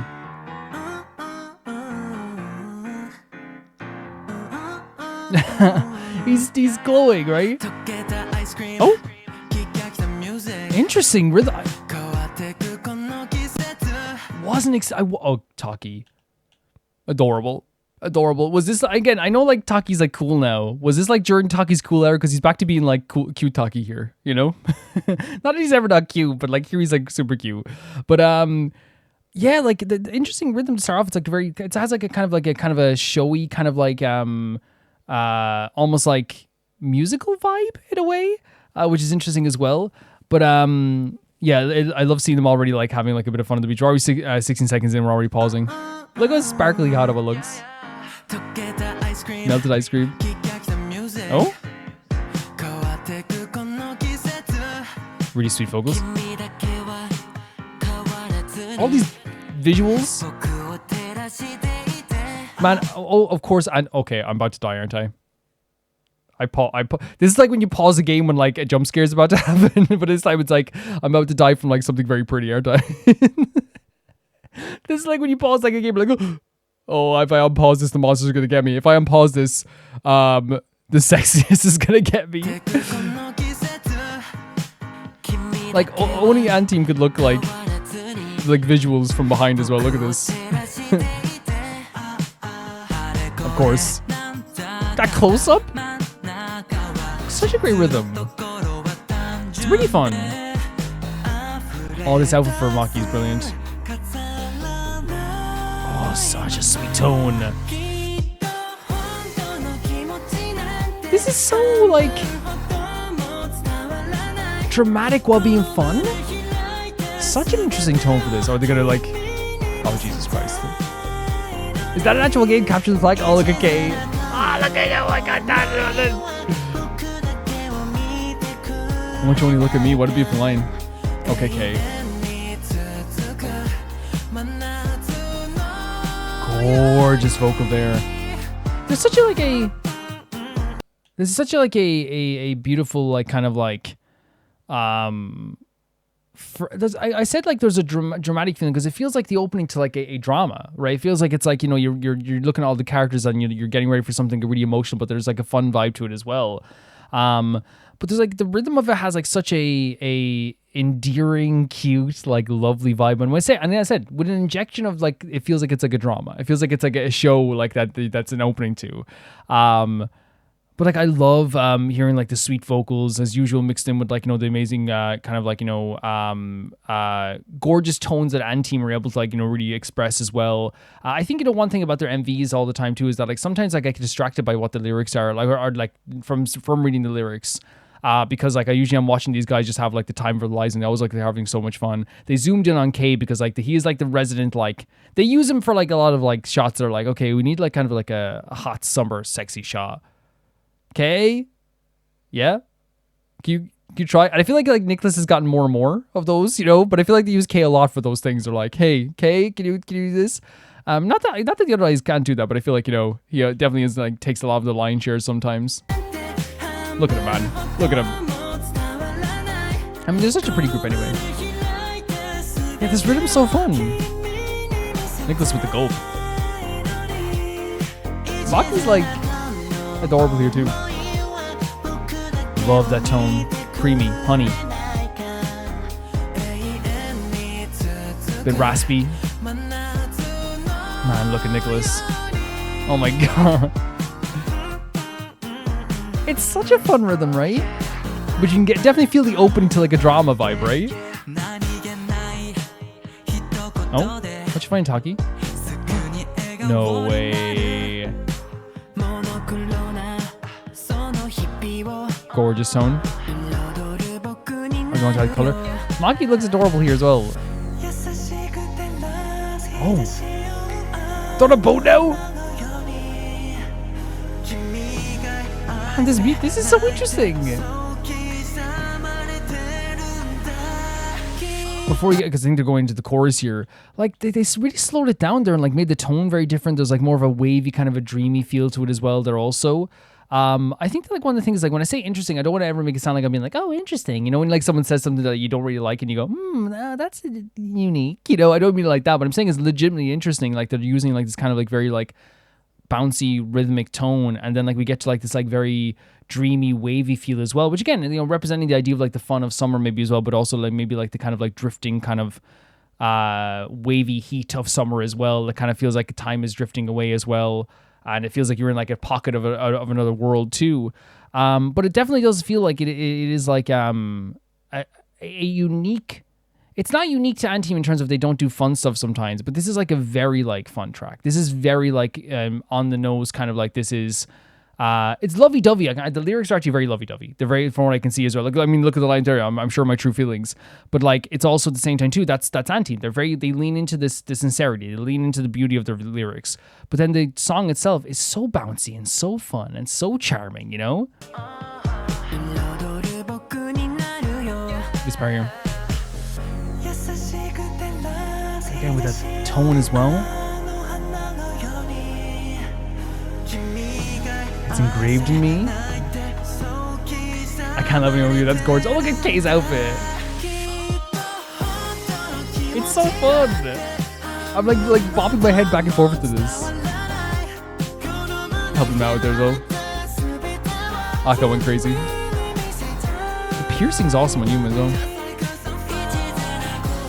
It's really difficult to read the lyrics because I know they're beautiful from what I've seen, but the reason it's hard is because like the close-up shots they're using here are very good, and the outfits are great, and the visuals are great, and the looks that they're giving to the camera are great. They're professionals. I've always said this Anteam are the best at doing like emotions on camera. You know, look at that. There's all. It's really hard to read the lyrics. Look at, oh my god. Great tone there as well. Amazing tone there as well.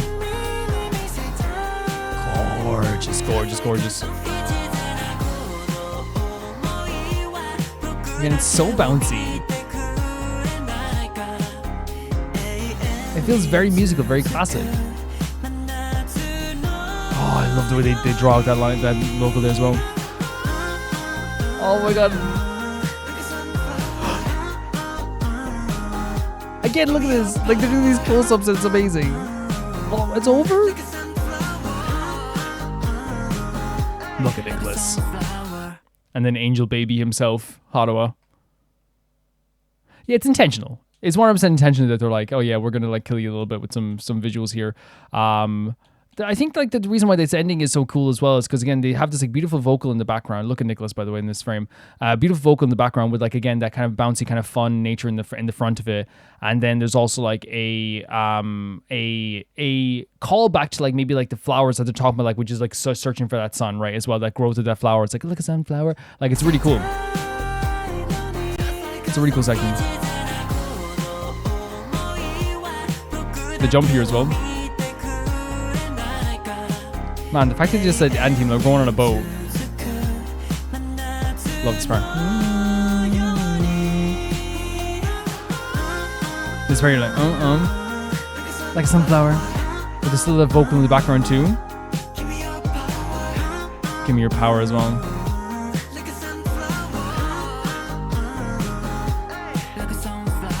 This is like very different for me because like again, as I said, again, great visuals here. Why is K blurred? Crimes against humanity there. But like and poor Taki was blurred as well. But like I think what's so great about like this track is first of all, it's not that I wasn't expecting it, right? It is surprising, but I feel like Anthem, like, you know, whatever genre they do, they always like do it with 100% sincerity. They lean into the emotional side of their music in a very, very sincere way. I think it's like just one of those things because we've been like, I think since like we listened to Back to Life and Lunatic, I feel like we haven't, you probably agree, Og, we've been going into more of like the more energetic and high impact kind of like dancey kind of vibes of Anthem, even though they still do like this type of very emotional music. So I think it's one of those things where like it's almost like a beautiful kind of like palette cleanse to go back to like some of these other tracks here where like we get to hear like this like beautiful sincere, very gorgeous emotions that I think Anthem's so good at, because Anthem are like an emo group, right? They are like in the best way possible. They are a group that like it's about emotions and about expressing emotions, and they don't shy away from that. And I always say the reason why they're so good is because they don't, because again, it would be terrible. And I said this is similar to the Illit song just before. The Illit song would have been terrible if they did tongue-in-cheek, like, we're doing J-Rock, like, is that funny? But like, if Anthem said, like, hey, we're going to do kind of like a fun summer musical bop, and it was more just like, you know, they started doing like really funny voices or like, you know, like made it kind of like a bit cheesy and like intentionally cheesy. It's like, no, it's charming because they fully embrace the genre and they fully embrace the style. Their vocals are really dreamy and summery and very like gorgeous at times, raspy at times. There's like a beautiful soft tone to their voices. There's a droning tone to their voices that feels like it's almost like this kind of like dreamlike quality. They really like make this song a really lovely song to listen to. So once again, we have this new kind of like feeling to an Anthem song, and it never feels, because I think this type of song in another group's hands becomes cheesy, right? I'm not saying the song is cheesy or the genre is cheesy. I'm saying that like it's the same thing if you gave I'm trying to think of like another song we could use as an example here. Sambader, right? If you gave that song to anyone else, right, what happens is, Orochi. Orochi is a perfect song, right? If you gave that song to anyone else, like, I feel like, you know, they would kind of like, you know, make it into like too melodramatic and too over the top and like make it kind of like tongue in cheek. But because Anthem like have embraced the idea of like, we are going to go full into our concept, full into the style, full into the idea of who we are, we always have these very sincere songs that come across way better. Again, the sparkly Hadawa, the freckles. Melted ice cream. Music I'm tired of? So music I'm tired of, it brings up again the vibe of like summer, right? Where it's like we've all been there, where it's the same song is being played by your friends constantly over the summer. Only say the same? Oh, that's actually lovely. That's a great lyric. Again, I'm going to pause here for no reason. But like, I think that like, that's a great lyric because it's not just about like what summer is. It's about like, you know, the changing stuff during the summer, right? And they talk about melted ice cream. They talk about songs that like you eventually become tired of. The only thing that stays the same is like your shine on me. You were the thing that stays the same about me as well. And that's a really beautiful idea too. My controller's broken. I'm joking. My controller's not broken. Okay, we all just want to look at K for a bit, all right? Gorgeous vocal. It's quite simple. Is that Taki's vocal? Just overflowing the frills. Love that. That's so airy and dreamy as well. It feels so and not just summery, but so magical. That type of vocal tone there as well. It's hard not to just like dance like a ball. Oh my Jesus Christ, Jesus.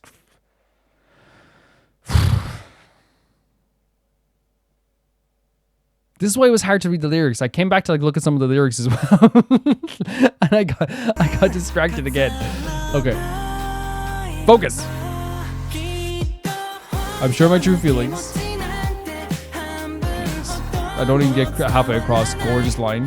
I want to open my hair. Look at Nicholas here. Jesus Christ, and show you everything.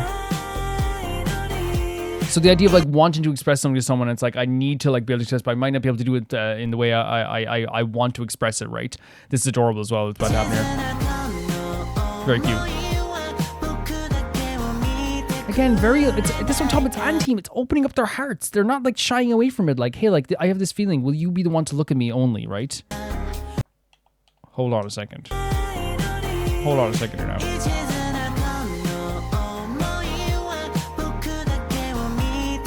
Hold on a second. It's see-through. His top is see-through. Gorgeous tone as well. Love this one. Like in Neverending Midsummer as well.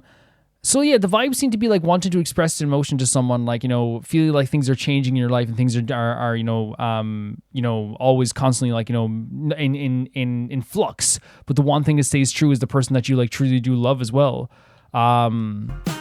And the person that shines on you as well. Look at them running as well.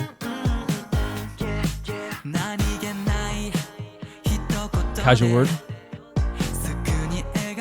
That's Taki for sure, because Taki has this like honey tone that is so gorgeous and like so unique to himself. Monochrome Days. And I love it as well. It's like, it's not saying that like, because I love that, because that's so Loverboy. And again, they embrace it so much to be like, you make my life shine, but I'll make sure I'll try to add color to your life. Because I'm not saying I do add color. It's like I will, right? It's like this thing where it's not a lack of confidence. It's more just like so gentle and such a gentle approach to like the person they're singing about all the time with Anteam, which is like, you make me happy. I hope I can make you happy, right? And that's what I love about it. It's not just like, I make you happy. It's like, I hope I can do that, right? I'll be the one to do that. I swear I'll make you happy. I swear I'll add color to your life. Great tone here as well. Dreamy.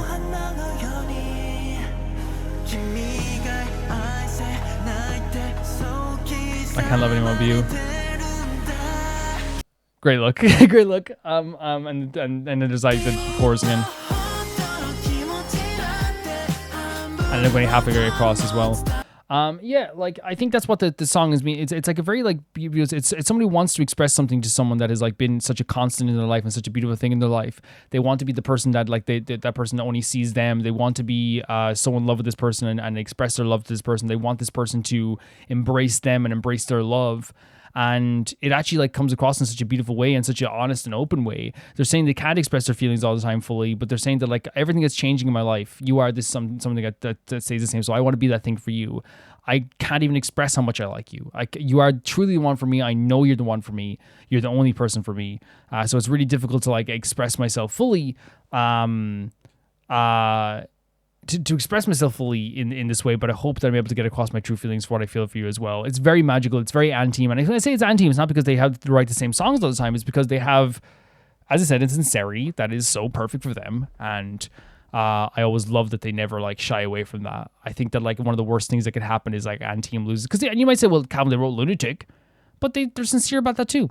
They are sincere about that genre and the lyrics and all that fun stuff too as well. They don't shy away from that stuff. Still very, very beautiful as well.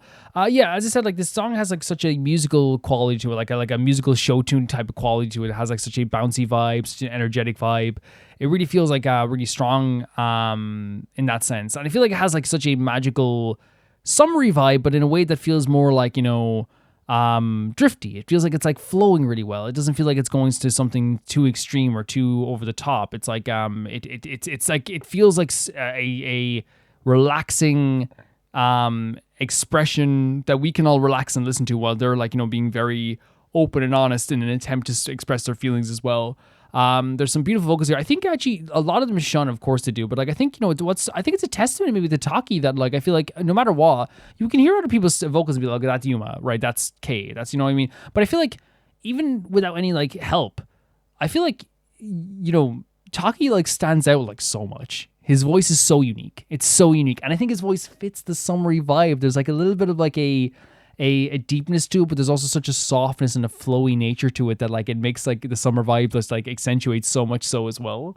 But they do have such a very like summery vibe to this track as well. I also think that there is like a feeling here when it comes to this track, that the beautiful emotions that come along with it, like you know, with the lyrics, with the vocals, all this stuff too. They also do a good job with like the arrangement of like where they put those vocals. Like I said at the end there, where they talk about like a sunflower that's gonna be like moving towards the light, like moving towards their light as well. But they don't just have like, you know, like a sunflower. They have this beautiful, gorgeous like vocal that starts off the ending to it, and then they also have like, you know, the vocals going in the background, and then like the like a sunflower, like, you know, like a sunflower. It makes it very dynamic, changes it up for the end as well, and it works so well in terms of making the song feel very like fresh, right? It feels very fresh, and the song does feel incredibly fresh as well. I think that like there's a visual thing with Anteam called prettiness. And I feel like here as well, like a lot of people reverted back, because it is an older song. Let me check when the song released, actually, if I can just check it really quickly.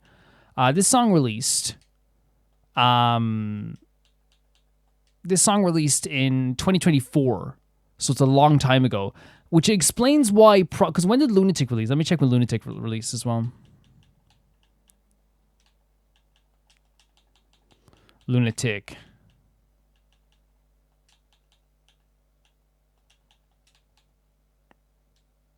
Anteam. I think it's way more recent, right? 8 months ago. Yeah. So like, I think that what's happened in my view is that a lot of people them have reverted back to like their original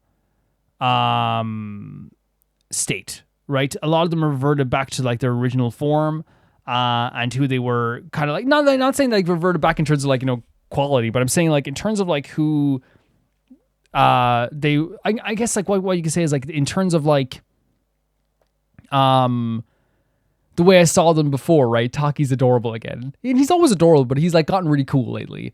Maki looks a lot cuter now as well. Like he's much more adorable. He's less Yakuza boss and more like, oh, he looks like a sweetheart, right? As well. Yuma's hair is shorter, you know, and that's something you notice right away as well. There's like little things where you go like, and even like Nicholas doesn't have like the kind of wilder hair. It's like much more tame. There's like certain things here where it's like, oh, like this feels like almost like nostalgic already. But it's really, really cool as well. And I generally like think that their visuals are great. I think that obviously like, you know, in this one is more like, you know, a lot of cute stuff. But as I said, like they do a really good job. And then more and more, I feel like in the older tracks for sure, like they did a lot of like the really like, here's a sexy shot of Kay. Here's another really sexy shot of Kay. What do you think of this? You know, and intentionally so, because again, he was like, you know, like he was carrying the weight of like the group as like the older member in a lot of ways. But I think it's not that the other members don't do sexy stuff like Joe. They get Joe to really but I think Joe, like in the music videos, in my view, did a lot more like very much like main character pretty boy stuff. I think they got Nicholas like after a while for sure. They were like at a certain point they were like, you're doing like you see what Kay's doing all the time. It's like, yeah, join him. And then like a lot more members like more and more were doing that stuff as well. But I feel like early on they definitely had like designated like, okay, you're gonna be like the very cute, you're gonna do this cute thing, you're gonna do this cute thing, you're doing this cute thing, you're doing this emotional thing. Okay, you're doing emotional stuff, but also all your close-ups are gonna be like crazy. You know, and then over time they like adapted it to make it even more like that way as well, which again I actually genuinely like think it's like not a bad thing. I think it's very fun as well. And I love Anteam. I love him here too. But yeah, the music video is also great. I loved them just hanging out together, having fun on a boat. You could tell that they're actually like felt like, you know, there's maybe summer vibe here as well. And even though like they probably did film it like in like spring usually, and then they release it for summer sometimes, because that's usually the how you get stuff done. But I really, really like felt like the magical energy, the dreamy energy, the lover boy energy that comes off this too. Even the music video of them having all fun with each other, Kay like tackling someone to the ground and hugging them on the ground, the capture the flag energy, the zoom in all their faces as well, the visuals that they had of the looks of the camera. It's all really, really great stuff. But yeah, I love this a lot. Thanks so much for sending us in. This is so cool. The next video is sent in by Alligator, and they say, it was so sad when this came out Thursday after last Roma Reacts, but here it is finally. Enjoy a red-haired Yadam. So this is Onepact U So Hot. which is an interesting title. I didn't expect this to be the title, but again, Onepact. Oh my god, 3 million views in 8 days. I'm gonna cry. Here's the reason, right? Because they'd had so much success with Sane that like there's always a chance that it doesn't carry over. It's carrying over. They're getting bigger, right? Oh my god. Here's the thing, it's like bittersweet because like, you know, we have this like lovely thing where it's like Onepact are kind of like our hidden gems, but they're gonna become less hidden, you know? And that's a good thing. It's a good thing they're gonna get more fans, and I think it's great. And they definitely are getting more fans. Because again, the last time they were sold so well that they're outselling some of the most major K-pop groups. Like they're getting it. And Jay's back too. Let's go. I'm so excited.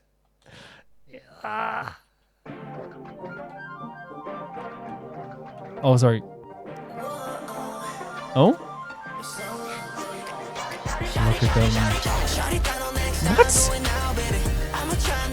Tag? What? Stop. Is that Jay's vocals? Oh. How I have missed the vocal king himself, Jay. And again, I want to make clear, there's such amazing singers in this group. Like Yadam is so good. He's underrated how good he is. Yadam is so good. Listen to him and deserved, right? But like Jay is just like this powerhouse vocalist that like I think it's not just Jay. When everyone's together, that's Onepact, right? And I got such chills when I heard his voice there as well. This start is so crazy too. It's very like I think it's definitely like a genre that people are exploring a lot now, which is great, and in their own ways. This is like a kind of like a mid-2000s kind of like R&B rap song, right? And I feel like it's like exploring it once again in a very Onepact way. It's a very tag thing, you know, to like have this kind of very almost like not subdued. It's kind of, I don't know what you call the vocal tone he has here. It's kind of like he speeds through the sentences and they almost like feel shorter at the end, right? It almost feels like they get cut off in the end a little bit, and he's really good at doing that. But then also like it's very Onepact, I feel like, as well, to be very direct with their lyrics. Like it's beautiful, they're really lovely lyrics, but they don't hold back on the they don't do like innuendo, or they don't do like, hey, I'm being subtle. Like not they do subtlety. I'm trying to say that they're one of the few groups that will just be like, yeah, you're hot, man. You're so hot. Like that's what they do. That's Onepact, you know. Just like in other lyrics, they will like call out right away. It's like, look what you've done to me. Look at this too. Like they don't mince words a lot of times, you know, which I kind of like about Onepact.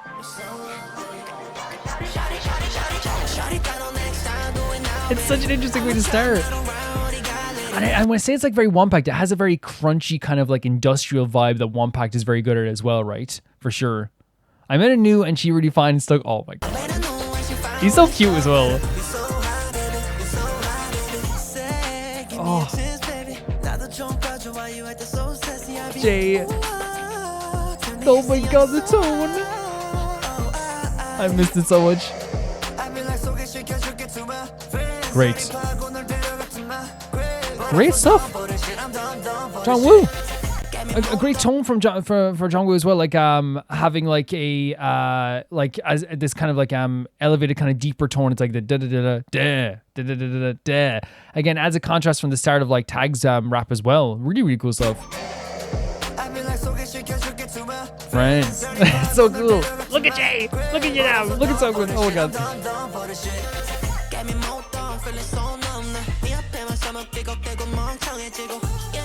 I love this video. You see, there's like a sweetness to it. I keep pausing because I'm so happy. Oh, he's back. I also like love like how like there can be such a sweetness to Tag's vocals, even though like he's one of the people who's like really into the like the heavy underground rap stuff. He's really into rap, but his voice is so sweet as well. So you have like, again, this, as I said, this kind of cut off tone where he'll like almost like trail off. He'll start off fast and then trail off his rap lines to be kind of cut off in his own personal way. But like you have like this like really sweet tone as well, which makes it kind of cute, and his own, you know, as I always say, I love personality driven. It's very personality driven for him as well. But Tag's always been very good as well. It's always been very good, and I love kind of the lover boy energy of this too, while also still having like a cool vibe to it. Also, you know, yeah. Friends, it's so cool. Look at you down smiling. See what I mean? It's very lover boy, but it's sweet, but also has like a cool edge to it. Get it going. Oh my god. The tone here as well.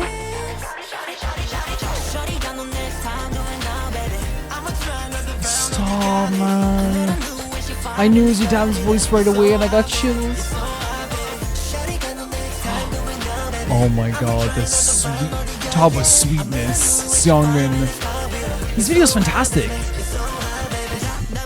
This video is very dynamic. It has so many like great moving parts. Like it has a great energy to it. I think there's always one of those things where you're gonna have to pause and like look at the other parts. You're gonna be like, oh my god, what happened there? What happened there? What happened there?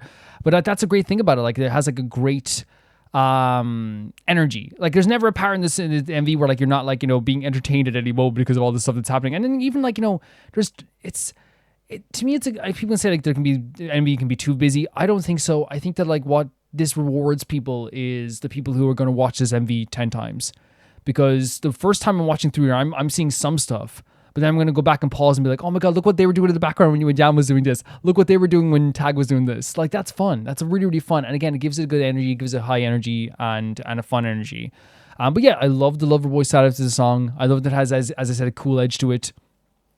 Great use of like the auto-tune on Jay's voice, because here the people hear auto-tune and they think it's a bad thing. No, it's not. It's auto-tune is bad when you use it to like mask someone's vocals. Here they used it to like make Jay's vocals have this kind of like flying tone, where he already has a gorgeous vocal. You don't need to change Jay's vocals, but like they almost accentuated it, making it feel like it was almost like electronic. But like you can still hear Jay's voice. It sounded great. Listen to you, damn. That's not how Yadam's underrated. Oh my god, his tone. It's gorgeous. It's chill-inducing, right? It's chill-inducing. Oh my god, I'm just like, look at the background! Very funny.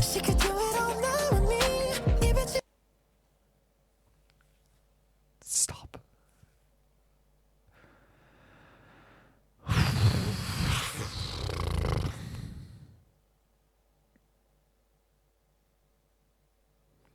I need you to understand something, right? I feel like, you know, Alligator sent this in can vouch for us and say, like, I'm one of the biggest supporters of Jay's vocals, because I think that he's just someone who, like, if more people discovered, they would understand just how good he is. So when I hear him here performing, it's so hard not to just be like, oh my god, this is incredible. This is like the tone just washes over you almost like completely. I'm going back here as well because I'm being a bit selfish here, because I want to hear it all in a row again, and also I want to hear Songwin's vocals as well, which like I think first of all he looked so cool, but again Songwin's really cute and sweet as well, so I think that adds to it too. I think they're not shying away from, like, they have a cool vibe to it, but they're not shying away from the sweetness either.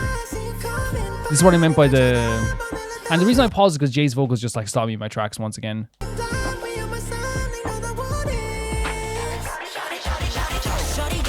Listen to you, damn. He's really making that his own. He really is. Look at him. He's so cool, but he's so sweet at the same time too.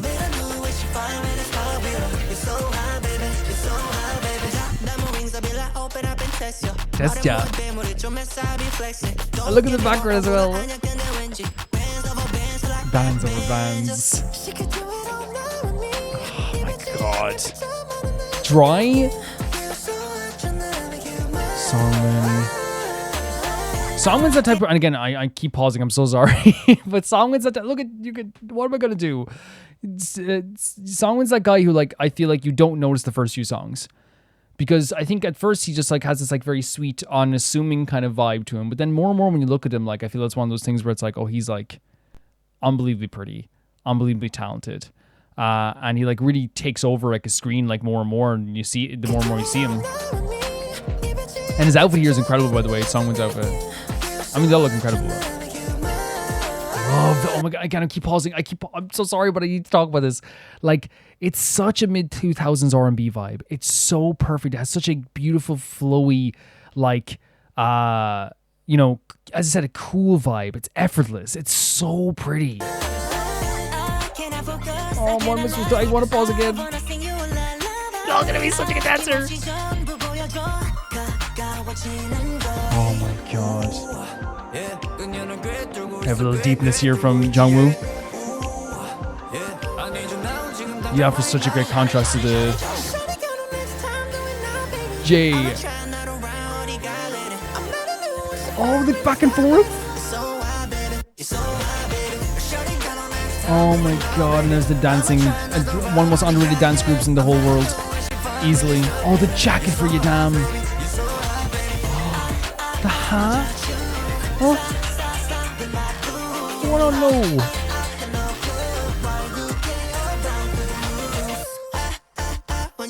Oh, cool. Very cool. No, very cool. Really cool way to halt the music there. Oh my god, Yidam just licked his lips as well. Like, it legitimately, like, is such a cool way to end the song, having, like, a incredibly cool, like, way to, like, cut the music into a bit, like, it's a bit skippy intentionally, so to really contrast the beautiful flow and of the song, like, and make you, like, make it stand out really well too. And of course, like, with Tag's rap, it's always going to stand out the way too, because he has, like, a very kind of, like, you know, I don't know what you say, like, you know, parted rap vocal, which is his own personal style as well. They looked amazing in this. They looked absolutely amazing in this as well. Like, this is like something that I think deserves to be, you know, I hope they do with the full circuit again with all these tracks as well. They look amazing. They sound amazing. It's mind-blowing once again. And like I said, I wanted, like, it's hard not to pause. The reason why I was like pausing so much is like legitimately just because like I think Onepact are underrated in every single sense. And that's just true, right? Onepact are one of the prettiest groups. Onepact are one of the most talented groups in terms of vocals. Onepact have, in my view, the best. If you ask me who the best 5th gen dancers are, just straight up, I would say the top 3 easily, and maybe Alligator might agree with this. It's Aroa, Illit, Parkan Bin, Yidam. Those are the 3.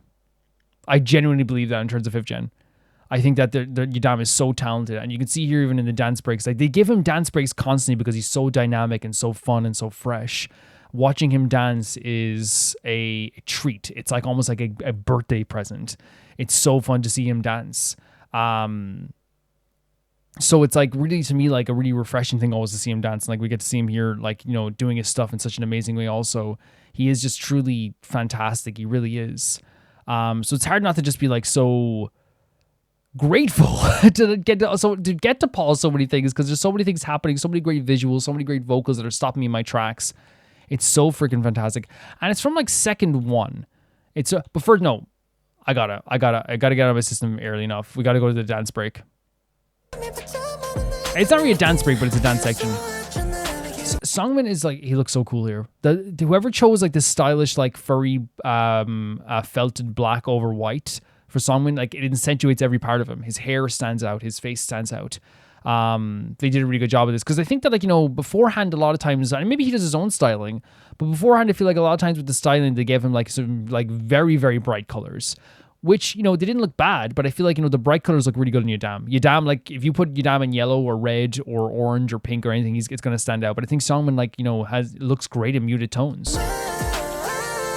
in my view. So great. Because Yidam has such a like gorgeous, cool and fun and cute tone to him that like he's perfect for R&B. He's perfect. I feel like his shirts get tighter every single MV. I love that. Like, the tone here is perfect. Look at him. Effortless. This is a great section as well. Again, a great contrast. The deepness.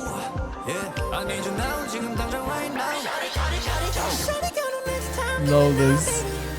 The back and forth. Yeah, the red jacket here as well.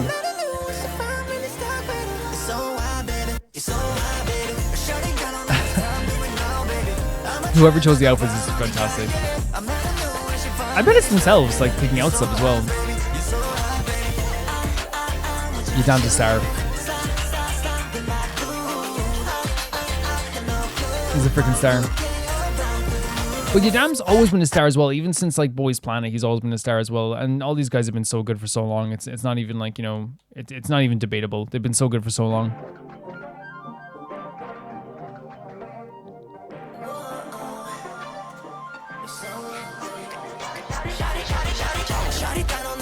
God no, next time. Again, it's such a dynamic start to this as well.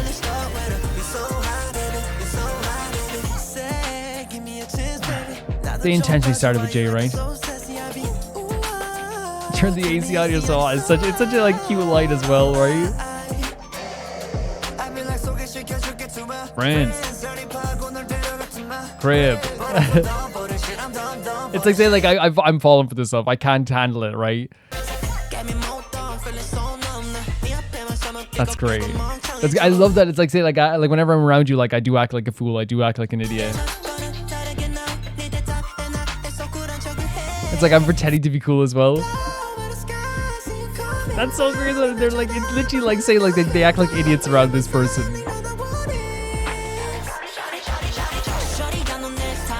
Again, great section for you down here. You look so cool here. You look so cool. This is perfect. This is this like, because here's the thing, right? Like it's very easy to want to do what the other guys are doing as well, which is like more of like an aggressive kind of in your face kind of like style. Everyone's doing their own thing. I really feel like everyone's doing their own thing, while like John Woo's doing kind of like a very slow methodical thing. Yadam's kind of like doing this kind of like very like kind of like, I don't know what you call it, like he's locking, is it popping and locking, but he's like doing this thing where like it's kind of like very like, you know, almost like breakdance like. Tag is getting right up into the camera. Jay is doing this like very like, you know, almost like hip moving flowy nature to him as well here. I would say Songmin's dance here and Songmin's style in this MV is fluttery is what I'd call it. Look at these backgrounds. This is it's fluttery. It's soft. It's flowing well. You know? That shows great instincts in my view. Yeah. Just really great stuff. It's really great stuff. And like you're saying, like I don't want to ever like be like, you know, oh, like, you know, it's about views, it's about this and that, you know. For me, it's never really about the views and stuff like that. I hope it never comes across like that. But it is also about the views, and I'll tell you why. Because to me, the fact that this got to 3 million views in 8 days, when Sane got to 3.2 million views in 5 months, and that was huge for Onepact. That was legitimately huge for Onepact to get to 3 million views in 5 months, because their other tracks wouldn't do that. And I'm not insulting them. They were the best kept secret in K-pop. They legitimately were. And now here they are. Not just, what did they say, breaking out of Nugudum. They're not even breaking out of it. They're kicked the door down. They've kicked the door down. Like legitimately, that for in a week, 3 million views. And again, I don't mean to ever make it about views, but I will this time because I love this for these boys. I love it. I fucking love it. I really do. As I said throughout this entire song, this is such a beautiful flow to it. Very cool, very charming, very cute. It has a very mid-2000s R&B vibe to it. Everyone is accentuated in the perfect way. Jay having like his beautiful, like gorgeous, heavenly tone throughout this song. Songmin getting to sing like his very, as I said, kind of like fluttery tone. Like, and he has a kind of a fluttery dance as well, but like it's very like beautiful and soft and cute as well. Yadam has such like a, it's almost like a attitude, but it's the attitude of like a, rather be like an attitude of like something dangerous. It's like a very like fresh and like nice attitude from Yadam as well. Jongwoo gives a great contrast with the deep vocals, and Tag is getting right up into the camera. They're doing such with his right in your kind of like very fresh and slick style as well. Like they did a really good job of like kind of like insinuating the best parts of each other and making it really cool in that sense. I think they have like an unbelievably gorgeous vibe that they know is gorgeous, and they're really like setting their tone perfectly here. It's working really well. It sounds amazing. And I think that's like one of the things that's like really like great about Onepact is that you can tell that they produce like in-house and they produce stuff for themselves. So everything for themselves is kind of like works for them. So that's why you see Yadam and all the boys doing their own dances. That's why you see their own styles working so well to where they are. And I'm so glad. And I don't mean this as an insult to the song, but I'm so glad that someone figured out, maybe himself, he has such muted tones here. And it's not because he's a muted person. It's because, like, it brings out his face is vibrant and cute and so, like, shining. It's a shining visage. So having him be more of, like, more shining in this, and having him be more adorable in this, and having him be more cute in this, to me, that, like, is, like, you know, it brings it out more if you use muted tones. Because then the contrast is not just, so instead of having bright colors and then, like, obviously then you have a bright, beautiful face, you have the very bright, cute, open face mixed with kind of a more muted tones, which then brings out the cuteness in him too, but then also gives him more of, like, a fresh kind of, like, fancier vibe. You know, they've done such a good job with that. And I know, like, you know, Insane, they did that too, where they had all the black outfits as well, but that looked awesome too. But I'm talking about, like, in more the natural clothing here they had here too. As I said, Yadam looks fantastic with the red. The red looks amazing.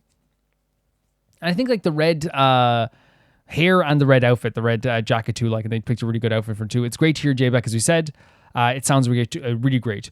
It's really fun. It's really fun. It's really fun. It's, as I said, that mid-2000s vibe with that track, which has such beautiful vocals and such a flowy feeling to it. And, like, it's, like, short, but it has such a impact with how Loverboy it is and how sweet it is. You know, it's like there's a sweetness and a coolness to her. It's like talking about how, like, you know, this person makes you feel so dumb because of how pretty they are.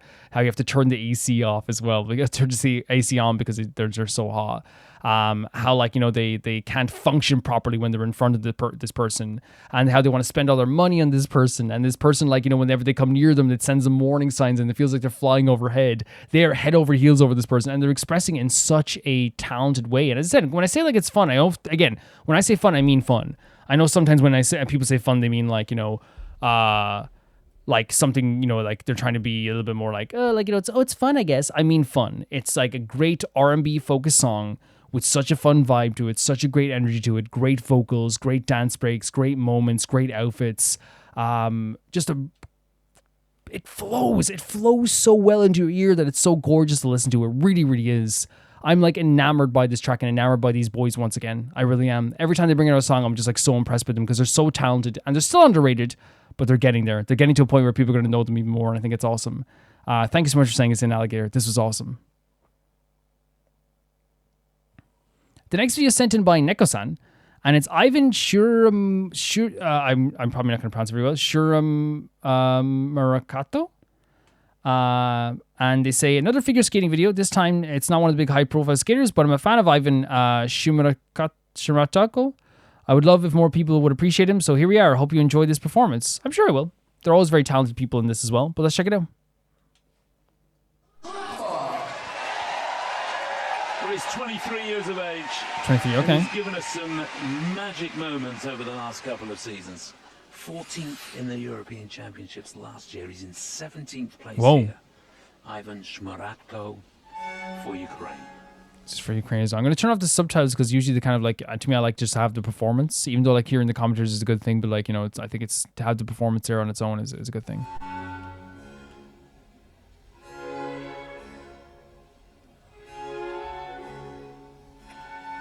Again, the music makes the performance. Someone said in the comments last week, last time, and I appreciated it. They said that, like, they appreciate that I like the performance more than the actual technical aspects, which, yeah, I do. I do think that the actual emotions of it, as you can see here as well, like, the music is very, like, kind of, like, has a serious tone, but it's very kind of, like, there's a somberness to it, but then also, like, you can feel, like, the very flowy nature of his dances is going along with it too.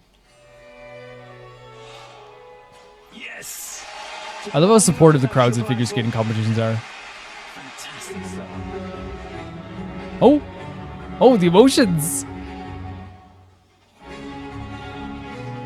Oh my god. He did, like, a what? A sign? The shrug? Oh, the wave?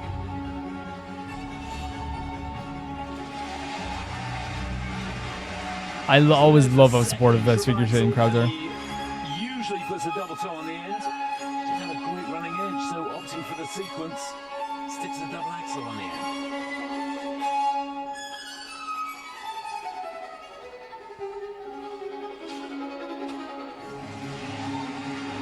Nice triple loops, double toe on the end of that.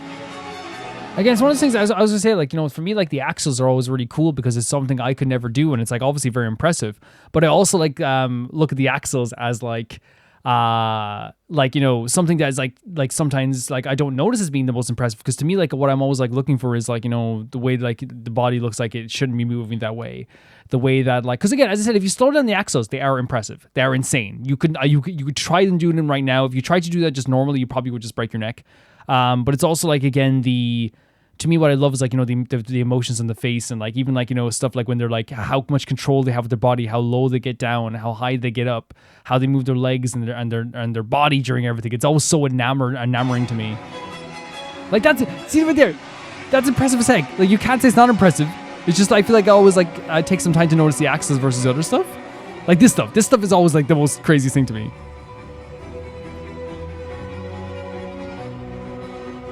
Like, come on. Like, come on. People waving on camera. Is the reason they don't cheer for maybe stuff like that is not because they don't think it's impressive, because maybe they don't want to, like, you know, put off the concentration it takes to do that maybe in that moment? Or is it just because the axles are usually what you cheer for? Maybe that's, like, the etiquette? Because I've seen them cheer. No, I have seen them cheer for stuff like this before if it gets, like, crazy. There was literally a dead kid up here. I shouldn't say it on YouTube. Cut that out. It's just this kid lying down in the thing over there. What are they doing? I mean, they're probably tired. But yeah. I've seen him cheer for this stuff before, so maybe it's just, like, dependent. Like, the controlling this to do little jumps like that in between that stuff is crazy to me. Yeah, maybe they cheer at the end. Because, like, the little jumps in between that were pretty crazy. Because I imagine the audience has great instincts too as to what's, like, they're probably gonna do in some cases, right?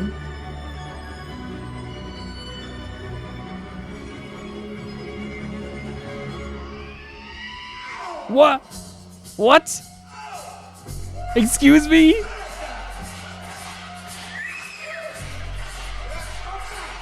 He is, like, feeling the emotions of this. And the claps along as well. That's no way. The energy changed. Well, he dug deep there. Triple flip, Euler, triple salto from nowhere. The energy is changing. I see red marks over there. Did he fail some of the stuff, I guess? Oh, the clapping as well. Remember when the commentator said he, like, didn't do, like, a double toe or something? Was that maybe what the failure was? Possibly, because I just thought it's like maybe, like, it was a choice he didn't do the double toe, but maybe it was just he failed to do the double toe.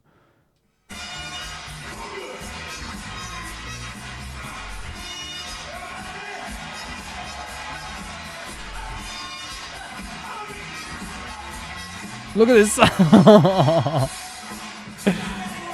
performance is great, right? So high energy. It's very funny.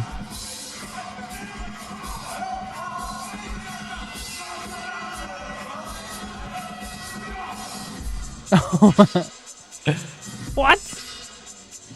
Again, this is a dance performance. It's a dance performance.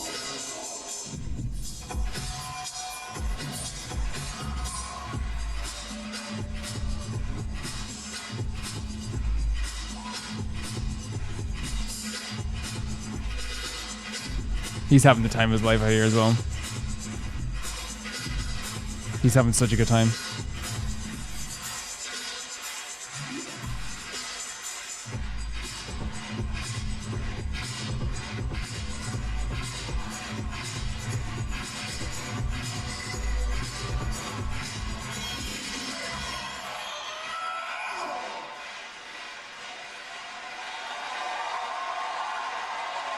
Very cool stuff.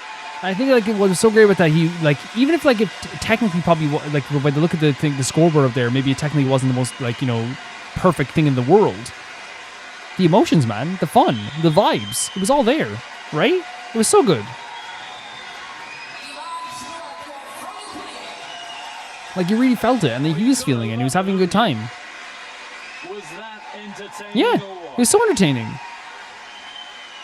This is the type of stuff that you talk about later on. You're like, remember that guy who did that? Because obviously, like, again, as I said, I don't know the technical aspects. Faster with more technical stuff, but you're not gonna have much more fun than Yeah, that. like, that's what I'm saying. Like, it's like, this is, I think this type of thing that later on when everyone's at lunch, you're like, oh, remember that guy who did the freaking, like, the transition?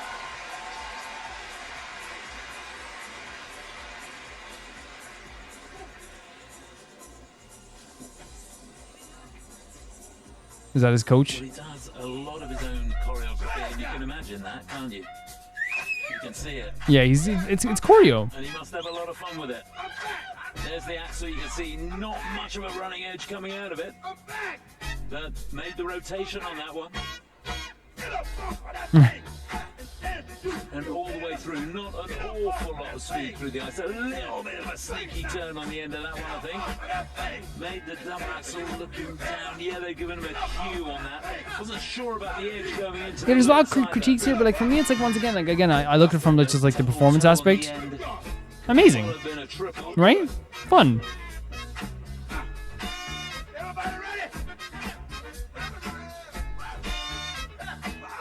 Yeah, they give him an edge call on the first look and a warning on the second one.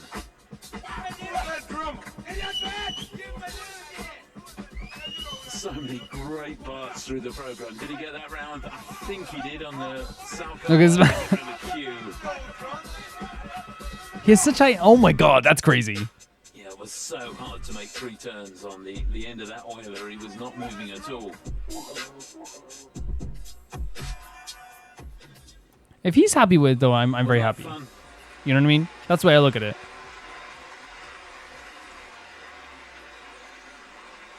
What's he doing with this flower? The flower's kind of dead.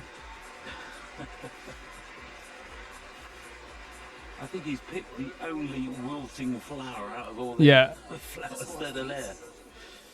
So where were they having? 126 would give him the lead. It's 130.36. It's second place on the free, but that will be enough. Okay. He should go into the lead, and indeed he does. There we go. So Shmuratko for Ukraine leads. Simon Daniaks for Armenia in second place. The coaches didn't look too happy, but I wonder if that's just because, like, maybe they're just more serious. Maybe they have more of a serious tone to them than you might have in, I'm not. I hope it doesn't sound like I'm saying like, oh, because they're from this Ukraine. So I'm not saying that because I know like there's like an Eastern European thing where people say that they're like more that they can be more serious. But I mean, just in general, maybe they are just like more serious in terms of the way they enact stuff or the way they look at stuff. Maybe in terms of like the coaches as people. I mean, as people, which possibly could be it. But I do think it's like another like really like interesting performance, because for me it's one of those things where like I do come at things when I look at this stuff in this from like a different perspective, maybe from other people that other people might. I do come at this from a perspective maybe like who doesn't know the technical stuff very well. So when I look at this, I noticed like I only noticed failures. Because I've seen so many, and that's weird to say, right? I don't notice technical stuff all the time, but this time I did notice like maybe there was like some like little things here or there that felt a bit like slower, or maybe didn't do like as much like of a rotation. But that's just because I've been watching like some of the most world class people in ice skating now for a bit now. So there is kind of a feeling of like you're gonna pick up on like subtle things. I don't know the technicalities, of course, but I'm like, oh, like that wasn't as fast as maybe like this person would do it. That's not as like much of a rotation as this person might do it. So there's going to be that stuff there, but for me, like I was having fun throughout the whole thing because of how like just energizing and creative and really like just how much fun he was having. And that's the important thing for me is like when I'm looking at this stuff here and I'm like having such a charming time with this, it's the fact that I come away from this like with a feeling of like, oh my God, like he's having a great time. I know that could sound kind of like so patronizing, but I don't mean it in a patronizing way. I think you guys know I don't mean it in a patronizing way. It's like legitimately you can tell that he's having like a blast with this, which makes us as viewers have a blast with this, which makes it like super, super fun, super, super energizing, which means that we come away from this having a good time too. That's the way I look at it. That's always been the way I look at it. Because I think there's like an element with, there's an element to this with, ice skating where you have to kind of like obviously entertain the crowd. And I think, as I said, I think people are going to come away from this like being like, not the most entertained with this, because again, they're probably going to be crying at some other performances and like, being, going crazy at some other performances too. But I feel like they can have the energy of like, as I said, they're going to be eating food later on being like, remember that? Remember that guy who did the freaking like disco stuff? Remember the freaking move where he did like a mini split on the ground? Remember when he like, you know, was doing like the old disco dancing with his finger, like you know, pointing to his hip? Like they're gonna say that stuff. They're gonna say that was like a really, really fun thing to see as well. And again, you saw his facial expressions. He was like living it. He was doing all the best things he could do here. He was performing in the all the stuff, the actual emotional side of performances, like in the best way possible. The comedic side, the charming side, all of it was done like really, really well. So we got to like come away from this with like a very like energizing and energetic vibe, smiling from ear to ear, feeling like this was such like a passionate and powerful and really cool performance. Having such an awesome energy to this and a great vibe to this, I feel like is the best way to put it as well, like an unbelievable vibe to this. And that's like what the best ways I can put it as well. It's like this has like a superb vibe, an absolutely superb vibe. And I feel like as well, like the crowd, as I said, like you saw them enjoying the heck out of it, especially when it came down to like the dance section. That was like one of the best parts of it. They were having such a good time with this, which makes it again a great performance of mine. Because if you can entertain the crowd, you've entertained, like, you know, you've done a really good job of like making the whole thing work, right? And it does work. It definitely does work. So I do appreciate seeing this. It's really cool. Again, it's all one of those things where I don't understand all the technical side of things, but I had fun with it. Even if there was like critiques from the commentator understood it too, that it was just like, it was him having like a great time as well, and like doing, again, great stuff. Even if there's like little things there that didn't work, obviously, that I don't know. Obviously, like it worked overall, I feel like. But yeah, really cool stuff. Thank you for sending us in. This was awesome.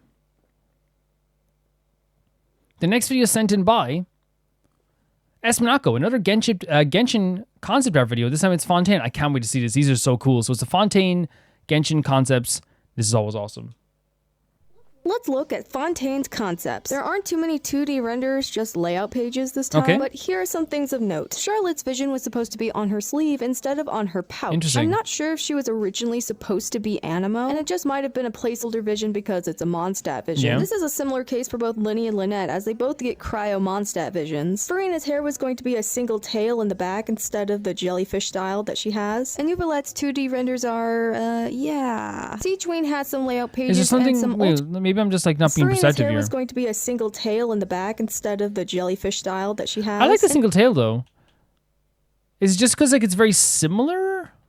Uvalette's 2D renders are, yeah. Sichuan has some layout pages and some alternate versions of her with pink and dark blue.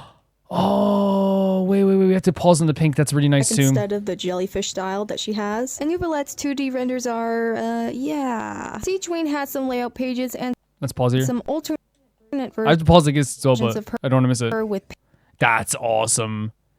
She looks taller here, but like it's very cute. It's a very, very cute style. Pink and dark blue. Chevros gets some 2D renders with original concepts of her hair being more messy. Going back to Lyney and Lynette, that looked awesome. We have some Lyney concepts. The messy hair looked really cool. Versions of her with pink and dark blue. Chevros gets some 2D renders with original concepts of her hair being more messy. The messy hair looks awesome. Going back to Lyney and Lynette, we have some Lyney concepts with some alternate splash arts, along with some original sketches. Lynette gets the same really thing fun with as well. sketches of her skill, burst, and idol. That includes in-depth concepts of her skill and alternate. You can see like almost like the I guess her move is like going around like the speed move, right? It is, yeah, but I love the kind of silhouette they have on top there. Alternate splash arts. There's an alternate concept of Navia and a drawn-out version of her burst. She's awesome. I love seeing this art though. Furina's concepts are quite similar to the final version, except her concepts were used. Again, the different colors.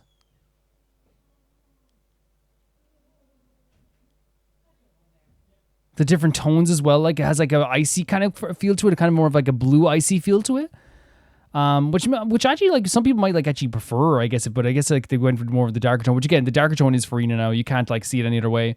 This is Furina, for sure. Utilizing lighter colors. Not only that, but then wanting one of her motifs to be shells and her coattails. The top, sorry for interrupting this person, but the top hat as well is really cool too. I like it. I do like it. Even if it's like, again, now Furina, I can't imagine Furina another way. The special hat in Navia is really cool too. Furina's concepts are quite similar to the final version, except her concepts were utilizing lighter colors. Not only that, but then wanting one of her motifs to be shells and her coattails to resemble a mermaid tail, which are elements found in her final design, if not understated. There are some potential full.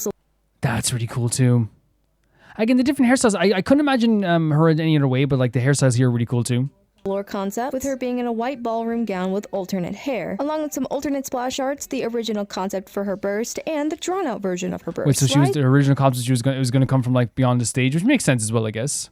Lee's concepts were pretty on target, all things considered, and that is shown through most of his designs. However, there's a push for him to have tanned skin, in contrast with the opposite end wanting him to have grayish skin. Interesting. Oh, interesting. They both look really cool, right? The kind of like gray tone. He like looks a little bit like maybe like even like sickly because of the work he's doing. Lee's concepts were pretty on target, all things considered, and that is shown through most of his designs. However, there's a push. This is gorgeous. This would have been really great as well.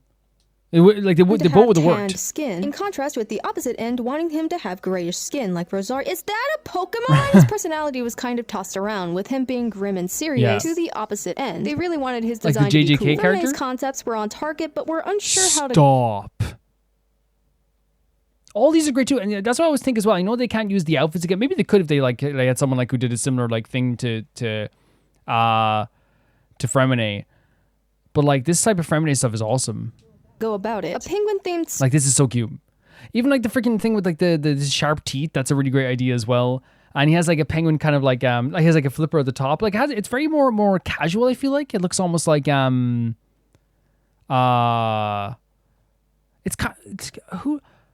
it's like what Kanichi got in the end. So they did kind of reuse this style. Kanichi has this kind of style in the end. Scuba diver. How do you go about it? Some designs wanted him to have heels. That would have been so stylish as well. Steampunk-inspired scuba gear, while others wanted him to Adorable. have actually functional scuba So gear. adorable. They wanted to balance this all out with They his personality. worked so hard but to it figure feels out like this they was were gonna hung be- up on the actual functionality of his outfit. Emily gets a lot of designs, and judging how... Wait, is this like... Who are these? Wait, I love these designs. I think either of these would work, but I love Fremine now. But they need to create characters just like this as well. Like, they can't let this go to waste. Functional scuba gear. They wanted to balance this all out with his personality, but it feels like they were hung up on the actual functionality of his outfit. It makes sense Emily as gets well. Who is this? a lot of designs, and judging how loosely these are designed, it feels like the prompt was just simply make a perfumer, have fun. Oh, These were designed way before her actual character and her backstory was conceived. However, they did throw around this idea of her having something Emily? to do with dogs in some kind of way. Oh, Emily, you I'm sorry, but like, here's the thing. I'm not to insult Emily. I hope it doesn't sound like I'm insulting Perfumer, Emily. have fun. Some of these designs are like legitimately like a better design, I think. So these were designed way before her actual character and her backstory was conceived. Like that, However, they that did gray hair one is so cool. throw around this idea of her But then having again, I feel like something it's unfair. Maybe it's just because like, you know, Emily has like a very like, her design is anything but basic, but I feel like it's like sometimes the designs like that like don't always grab us are the ones that are kind of like more just like straightforward, I think, which isn't totally fair. But like these ones here, it's not that they need to be better, but I think it'd be really cool to like, you know, bring a lot of these back. to do with dogs in some kind Look at of all way. these Emily, designs, you they're so good. fascinating anomaly of design. That's great as well. Speaking of that, Cloran But I feel like it was doesn't match the I was gonna say Emily does the concept designs don't match the personality of Emily now, but like, oh my god, this looks awesome. This is Clorand. last one in the main cast to be designed. This is why she's the only one in the concept lineup without a finalized That's so design. sick. Of course, they knew exactly what they wanted to do for her, but they just kept reworking it because they were not satisfied with it at so- all. so some They of were their stuck designs are- between that's so should we awesome. make this more ornate or should we simplify it? And since she was last, she accidentally Guys, like I love Clorand's design now, but we lost. Look at this. When she had like robot animals or started copying other Melzians? characters. Oh, let's put her in a red, black, and gray color palette. Crap, someone already Yeah, they did, and that. that's the problem, I suppose, as well. Okay, well, let's put her in more yellow. Darn it, there's already Yeah. someone that has enough of it. There were even divergences in her design that did not seem to stick. Whether it be too late in development or There's they like a Bloodborne hunter there, but she is like a Bloodborne hunter. just did not like it. It seems to me that Cloran's design was a pretty stressful one. Whether it be execs not liking it, time restraints, or other circumstances that we'll never know if we weren't in the room where it happened. So at this point, we can only infer. So those were Fontaine's concepts. Tell me how you felt about them in the comments. I really like that. And I think that like out of all of them, like it's one of those things where like it's very easy to look at a new fresh design and be like, oh, I prefer this design, or I think this would have been great. I think it's not like me saying I would prefer the designs in a lot of cases. I think for Clorand, like her design is already awesome, but I think some of those designs like with the black hair and stuff like that look really, really cool. But I think that like, you know, some of them like I feel like, you know, like with and it's unfair to say like for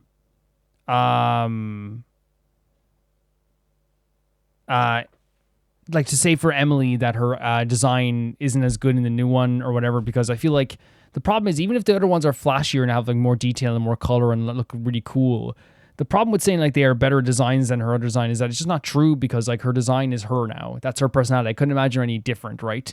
But I feel like it's one of those things, like, it's just a shame because like a lot of those designs, like with the gray-haired one and the different like colors and stuff, I guess like they need to be used again. And they probably will use them in some cases again, right? In terms of the color coding. But like I would legitimately like love to see them try and use these designs again, or use them in some fashion whatsoever. Because it's very clear they used like some of the Feminine stuff with Kniech. Like the exact like, you know, overalls halfway down.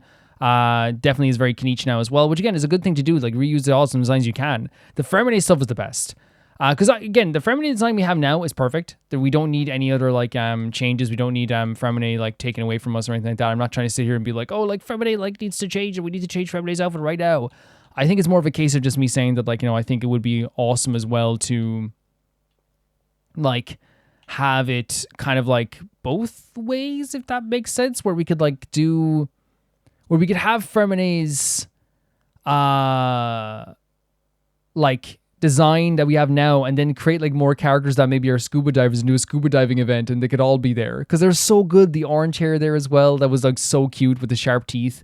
Like the different like very realistic designs, the shorter hair, all the stuff. Again, Femine is perfect now. Whoever Femine is now is perfect. I would never change anything for the world, but I do think it's one of those things that would have been like really, really charming to have him be like kind of like more how do I say it? More like to have more designs like that. And it's the same thing, any of this stuff there too. It's like, you know, Navi is perfect now, but it would be cool to see her with that kind of like pirate hat. Clorinde is great now. Would it be cool to see like her with other designs? Yes, of course.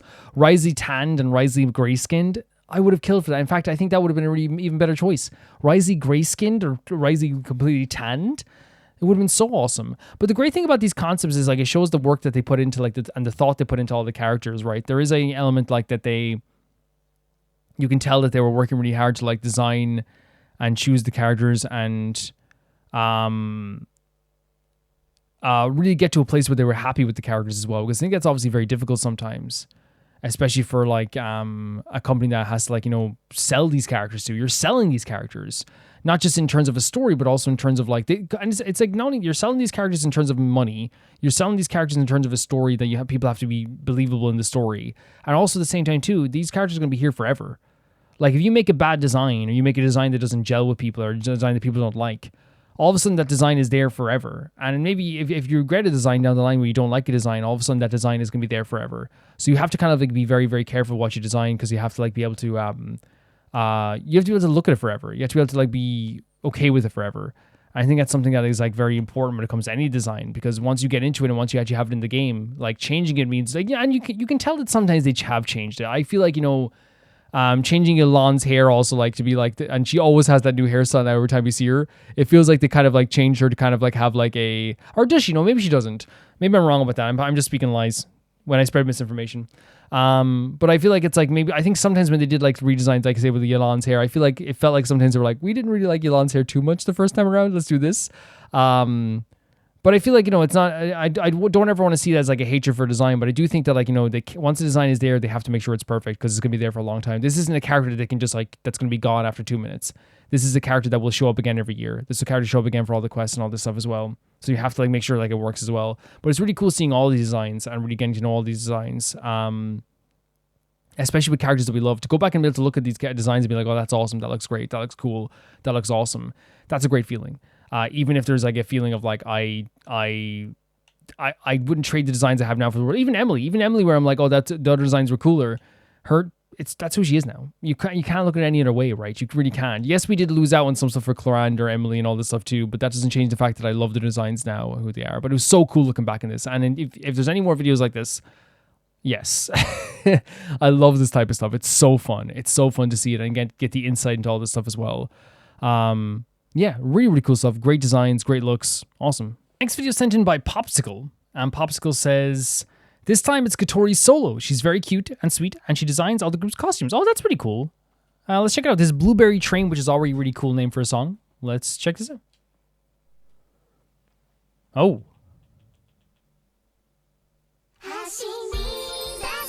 Yeah, I was like, very silent, right? It was like, I was like, is that? I thought everything skipped for a second. Then it goes into this very sparkly song.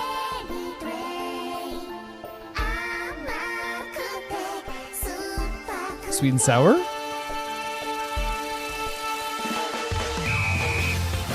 Okay. It's very summery vibe, very like cheerful vibe. And again, it has like a picnic in the background, or like at least like a summery kind of spread in the background, a party spread in the background. Oh yeah, that's very cute voice. Very, very cute. Make me as cute as you can.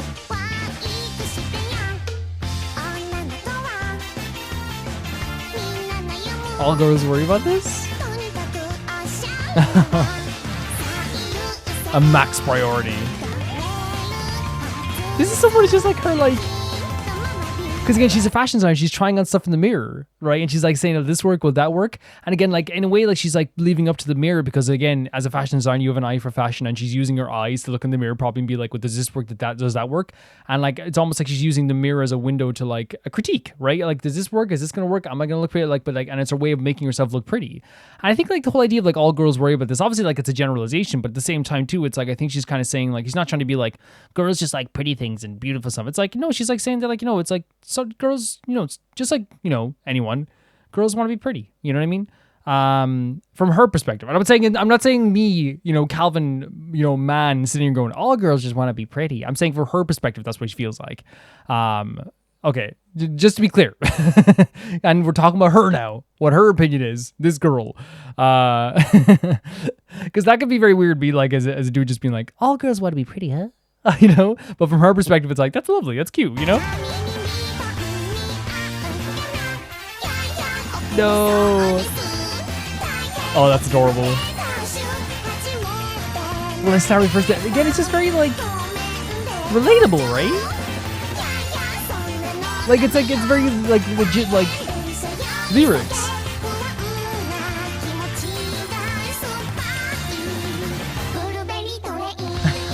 Like the lyrics of like saying like, "Will I start my first day with an apology?" Right? It's just so simple. It's so simple, but it works, and we understand what it means. It's like because she spends so much time, and again, it's not like a thing where it's like, oh, like again, that's a bad thing. She loves designing clothes, and that's awesome. That's so awesome, right? And it's an art form itself. So like the fact that, and she loves picking out fashion and making herself look really fashionable. That is an art form. So for it to really, it's one of those things where like, it shows like her personality. She spends so much time making everything perfect with her outfit that like she could be late for some sort of like date.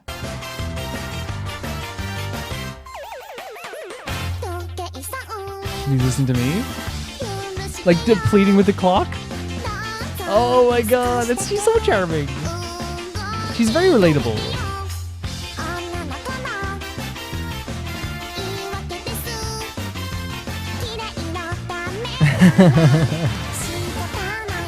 And again, it's how she views the world. She's like, man, like, clock, stop, because like I need this. Every girl needs this, please. I do kind of like that she's like begging the clock to slow down so she can just make herself look prettier. Honestly, all she has to do is be like, hey, buddy, if we're going on a date, you wait for me to be ready.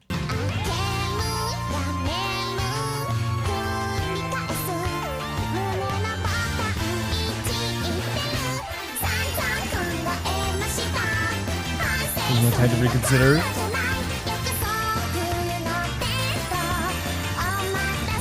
Again, charming as heck. And again, she's like, there's no time to reconsider. And she's like, is it too late? Because she's starting to reconsider, right? And again, that's her brain. She's constantly like thinking about, is it the right outfit? Should I wear this?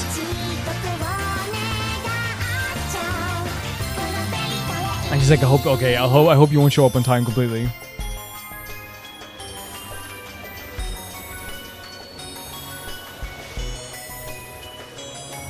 Sparkly.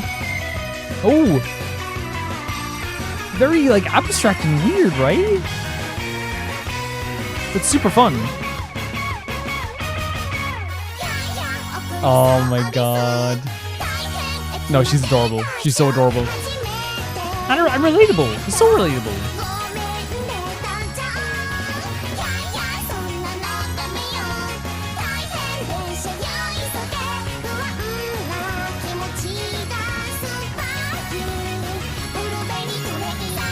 And by the blueberry train, I believe it's like there's a it's like sweet, but it's bitter, I guess is what she's saying in terms of the taste of the blueberry train. Cause like the lyrics are kind of like, train, please hurry. It's sour. Yeah, it's sour. Yeah. Which I never thought blueberries is sour, but I guess like it's in this sense, it kind of like she's saying it's like it's sour.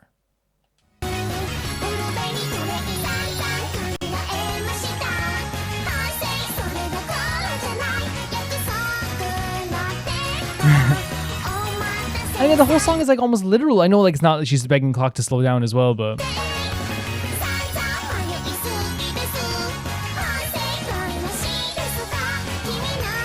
And I'm hoping you'll be late. Again, this is just a normal feeling. I hope you'll be late too.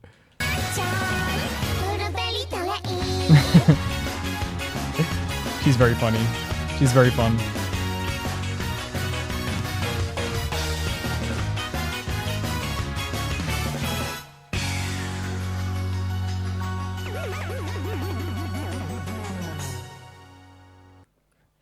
No, thank you for making it. Usually there's like no, like I'm never sure if there's going to be something here at the end, because sometimes you just like leave the last 28 seconds for, yeah, it's usually just like to have the ending screen of the video as well. But yeah, like this is a really relatable song, and I think that's like what's so fun about it is like it's this song about like someone who is very passionate about design and clothes and clothing design and fashion design, but not only that. Just they're very passionate about making themselves look pretty. They want to look good for their date that they're going to be appearing for. And it's not just to look good for their date. I want to make it clear. It's very clear to me that like they never want to actually mention like I want to look good for my date. They just want to be on time for their date. Them wanting to look good is very clearly for themselves. They want to look pretty. And yeah, you could say, well, Calvin, they're preparing for a date. If it was about the date and looking pretty for the date, just the date, I think that like she would be thinking about being on time first. I don't think she cares about this person's feelings.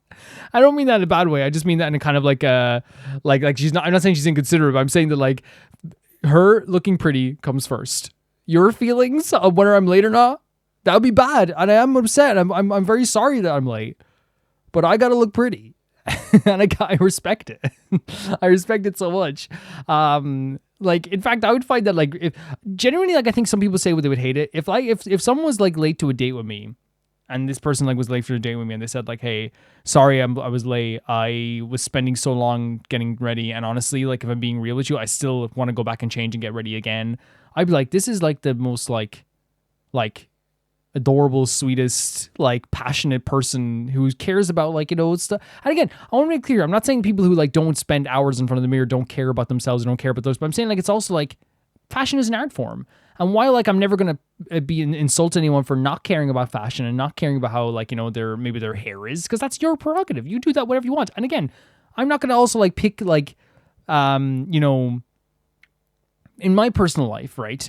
You wouldn't pick a partner based on just like, oh, how well do they dress all the time? You know, that's not what you do. I'm saying that in this instance, I think it's a very cute thing to have someone be so passionate. And not just cute, but it's like, it's cool, right? The passion around the fashion comes to a point where it's like, she is like, there's not enough time in the day for me to do what I want to do for my appearance.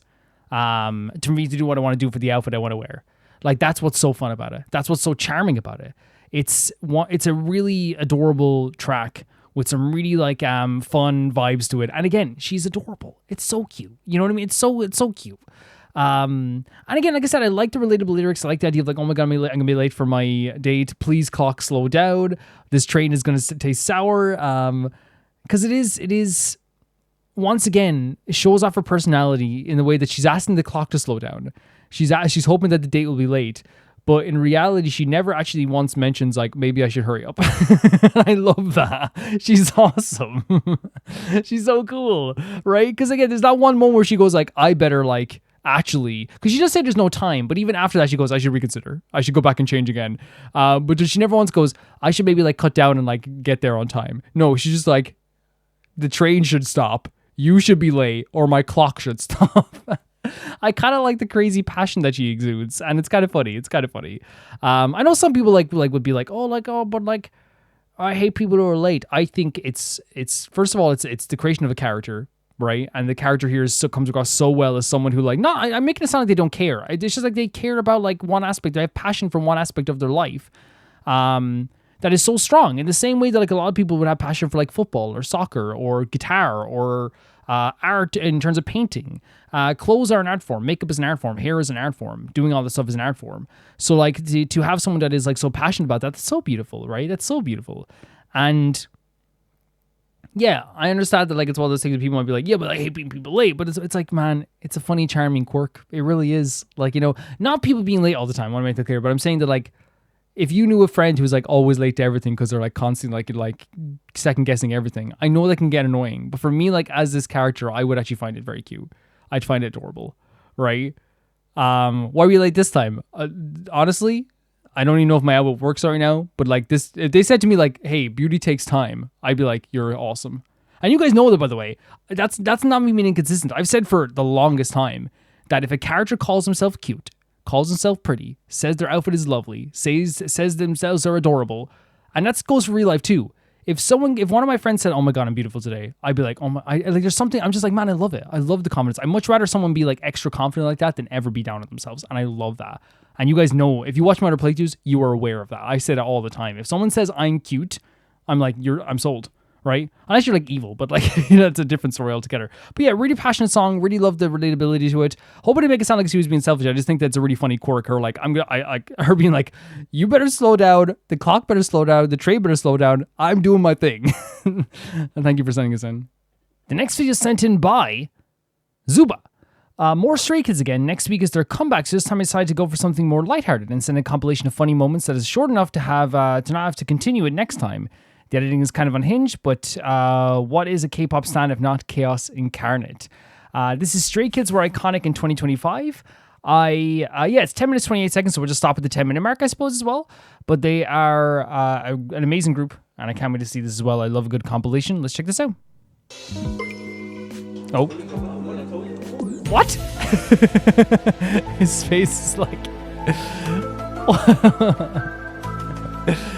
What's funny is like this probably like drove fans mad. They're probably going nuts right now, going crazy. Those are the type of moments like that I see advertised on... Not advertised. I see go viral on Twitter. I haven't seen this moment, but like it'll be like, you know, this K-pop member like... you know, kiss this other K-pop member on the cheek. And everyone goes, it's like 40k likes. Everyone goes nuts because people are excited, of course. And this type of moment, I'm surprised I haven't seen it, honestly.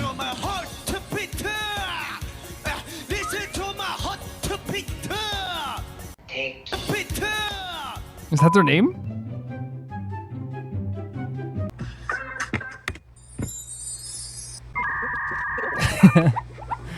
He's so pretty.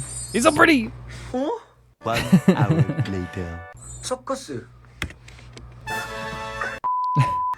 Yeah, that's like I find that like when you create so much and you do so many things, like I think it's actually kind of like, you know, I think a lot of times it's one of the, you'll find that like a lot of artists actually do sometimes forget, like there's clips of Lil Wayne listening to like his own rap lines and him going, that's awesome, man. And they're like, that's your song. And he's like, oh.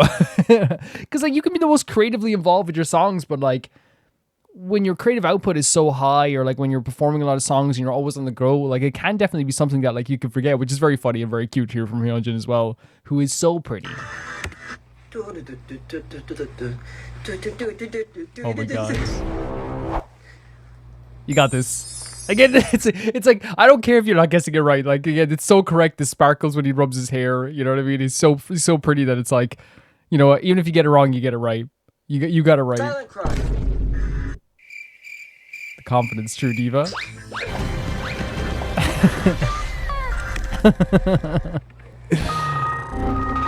Chiracha. That's so adorable. Again, as I said, like, there is like a thing where I know this is supposed to be adorable. It is adorable, but I don't have to explain it. But it is like a big thing with like artists where like, you know, even if they're not producing the songs directly, it doesn't matter what group it is. There will be times where like you'll talk to like Metallica about a random song that they had on one of their albums, and they'll be like, oh yeah, that song. You know what I mean?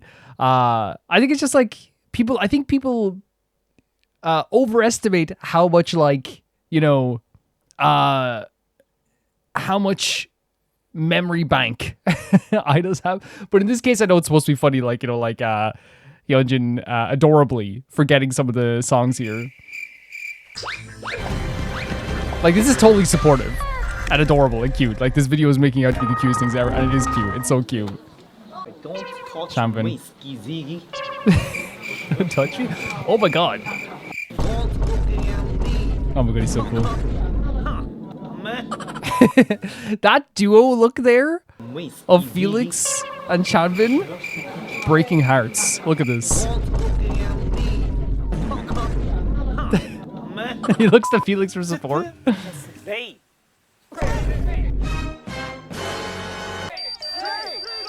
Straight.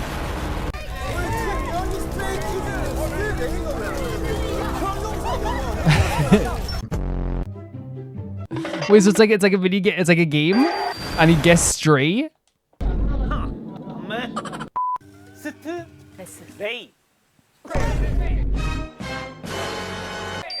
Banchan as a leader steps up like right away. Look at this. I love this look for Banchan as well. It's so good. Oh. What are we looking for? Oh, he's serious? We are cooked. A few minutes later. Are they legit looking for the? If they are, that's like such a sweet moment as well, though, isn't it? That's so sweet.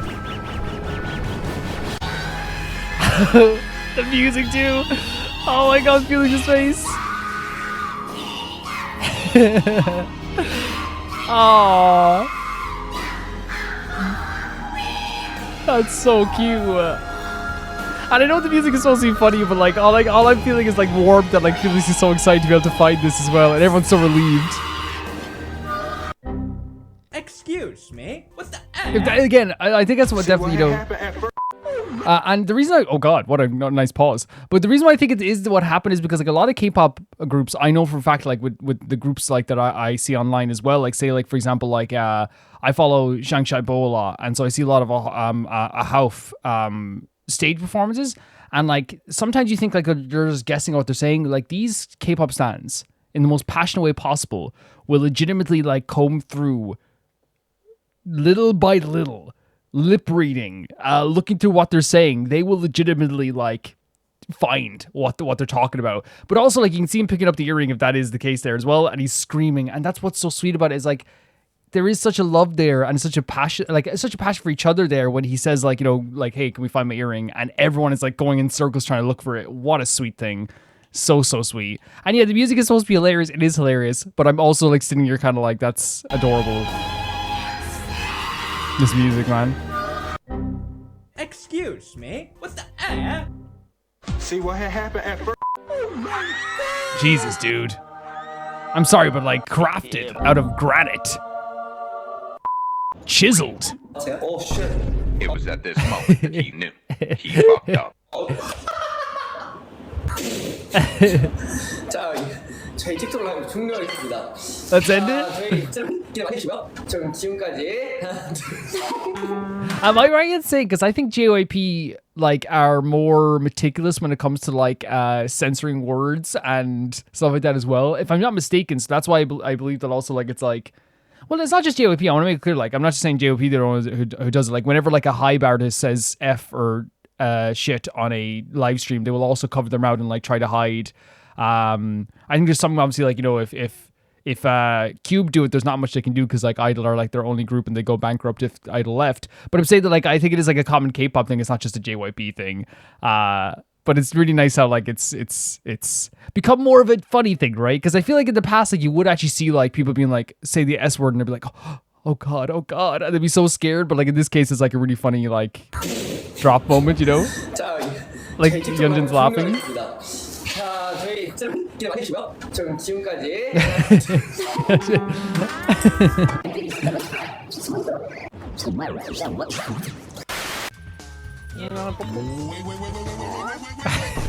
못난 이상.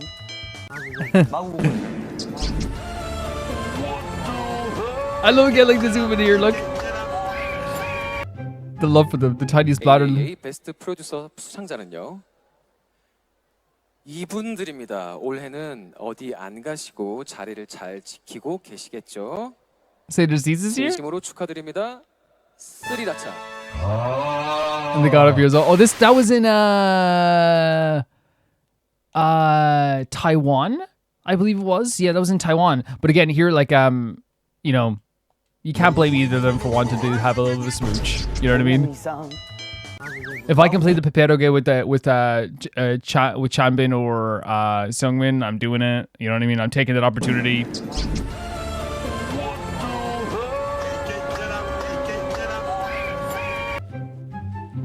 AAA 베스트 프로듀서 수상자는요. 이분들입니다. Sorry for sniffles. 올해는 어디 안 가시고 자리를 잘 지키고 계시겠죠? I believe this is in Taiwan. 진심으로 축하드립니다. 스리라차. I know this because Shua also accepted an award here. Bitch, yeah. And I know their outfits, is what I'm saying. I've seen the clip of Shua accepting awards, and I've seen like these outfits in the background. 스리라차입니다. 한 분이 안 계신가요? 네. 이때 분명 뛰고 와야 하는데. 이번에도 One eternity later.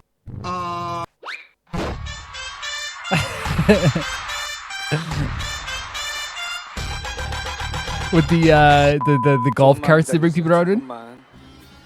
조금만. Fuck, no, I'm not doing that. 지성아.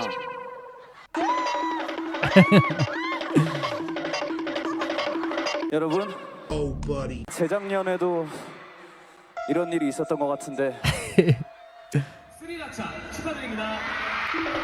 죄송합니다. Oh, that's what happened because they weren't in their seats. So when they accepted the award, they had to like run to get the award. That is so funny. I get the joke now. That's so funny. 이런 일이 있었던 것 같은데. 죄송합니다. 다시 한번 죄송합니다. It's good personality though, right?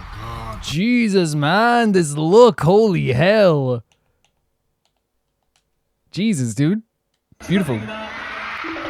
죄송합니다. 다시 한번 죄송합니다. 사랑합니다. Oh my god, bro.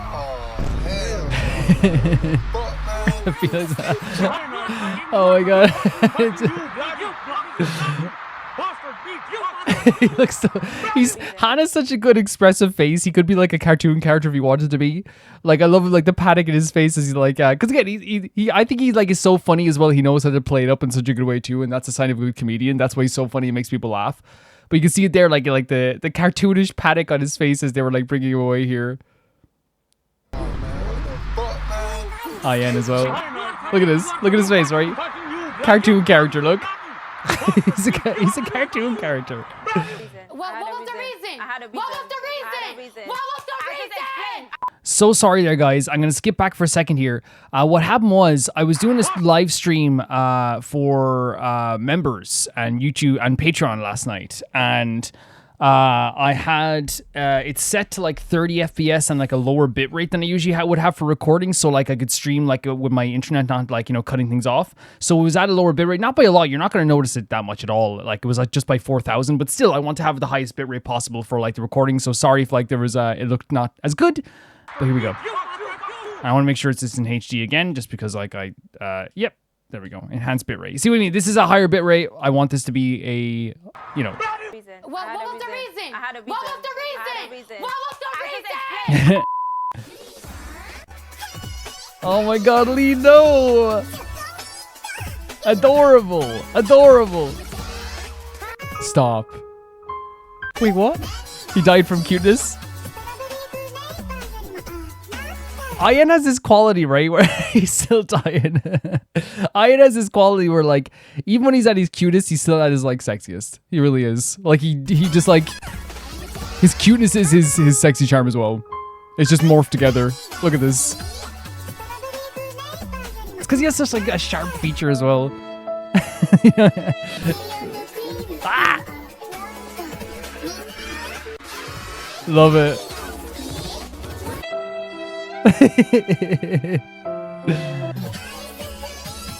Oh my god, that's perfect. And again, like I love that, like the forcing him to do cute things, because obviously it doesn't harm anyone. It reminds me of like when people like make Kimlip do like cute things as well. Like it's just they commit fully, but then like obviously crumble afterwards.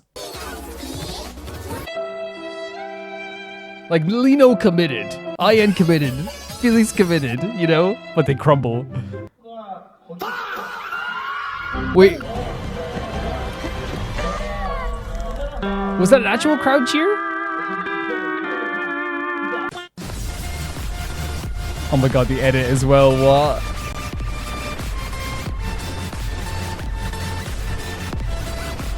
So cool. Like legitimately so cool. I showed my tattoo and got scolded right away. Wait, you got scolded? Wait, so did the company scold him? Like maybe you can explain that to, because again, I know, like I'm just saying, like when I say JYP are very meticulous, I don't think Stray Kids fans are like, yay, JYP. You know, I don't think you say Stray Kids fans are like, oh my god, I love JYP, blah, blah, blah, at all. You know, because the Stray Kids fans I talk to, like, again, like I think any good fan puts their members first, and I think the majority of Stray Kids fans I met, if I said like JYP sucks right now, they'd be like, hell yeah. It's when you insult the groups, that's when it becomes bad, right? And I see it all the time where people will, like, you know, insult the group pretending they're insulting like the company, like, and not just with Stray Kids, but so many groups, like they'll be like, oh my god, Felix's hairstyle was so weird today. Why did JYP do this? Right? You insulted his hairstyle. Like, let's be real. That's what you did. And it's like, no, I was insulting JYP. It's like, no. Under the guise of insulting JYP, you insulted Felix Hyunjin's hair. Right? That's what happened. And that's what I think is like, you know, happens all the time with K-pop idols. Like I've seen a lot with like Loona as well, where people were like, oh my god, Modhouse totally like ruined the girls' vocals for this whole thing, and then the girls afterwards like, yeah, we really performed like pretty raw on those vocals and we really liked it. And it's like, yeah, you just insulted the girls. Like, that's what you did. Don't lie, right? So when I say, like, you know, I think our JYP like very meticulous, the only reason I say it is because like I've seen in vlogs, they will like censor like their torsos. They will censor you know, the smallest things, or they will not let them go to like some shows. Like there's like a show like on for some reason that they haven't been to yet, they've been asked to go to, where they can like dress this girl up for 5 days for her, and for them it would be a bit more. But yeah, tell me if that's the truth. If JYP are a little bit more like censor heavy, right? 8년 동안 Oh my god. 우리한테 얘기 안 한 사실이 있더라. The music. Why didn't you tell us about that? 우리한테 얘기 안 했어? He needs to know everything. 왜 알아?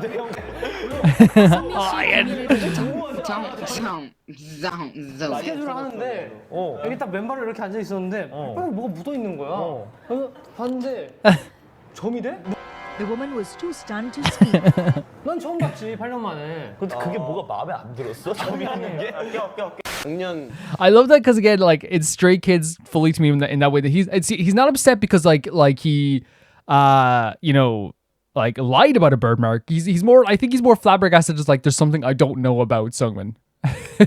There's something I don't know about my friend that I've been with for 8 years, you know? 점이 돼?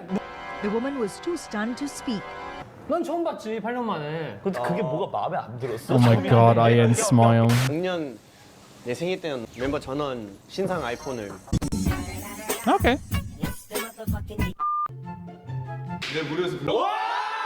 I mean, that's a nice gift, by the way. It's like every one of them bought iPads?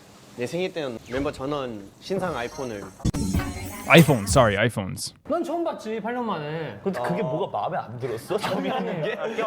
작년 내 생일 때는 멤버 전원 신상 아이폰을. I bought them then, by the way, which is crazy.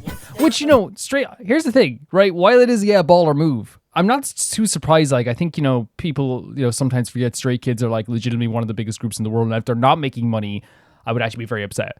If they're not getting paid tons and tons and tons of cash, I would be very upset.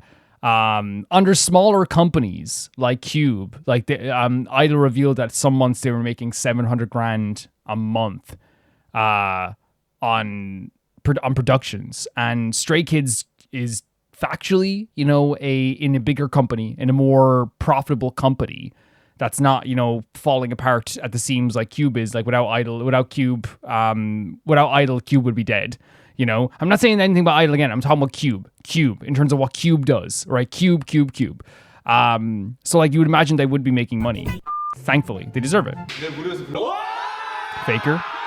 Oh, that's the gamer guy, right?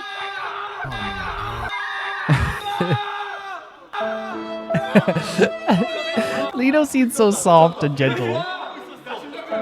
Like he just wants things to like be comfortable. 용복이 브런치 탈출했다고 소리를 그렇게 지르네. 여러분 용복이 플레이 났습니다.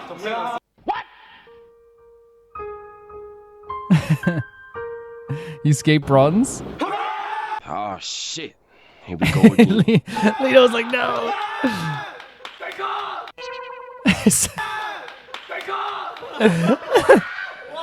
I'm about to beat this bitch up. It's so funny seeing like a legitimate like it boy, right? He is like one of the it boys of the K-pop industry. Felix just go freaking nuts at like Faker, right? He's legitimately one of the it boys of the music industry, you know? And when I say it boy, I mean like he walks down the street and there's a camera there. He cannot walk down the street and there's not a camera there. He cannot go anywhere without people being like, oh, Felix went here. Like he is on the radar of everyone, you know, type of thing. 누구냐? 이거 구운 사람 뽀뽀해줄 거야 내가. 누구야? 아무도 말 안 하겠다. 아니야, 린동만 조용히 입술 뺐어. 맨날 아침에. We kiss every morning? Stray Kids? Oh, I think I've seen this. I think they said it wrong. Yeah, they said, I remember seeing a clip of this. So good. That's so funny.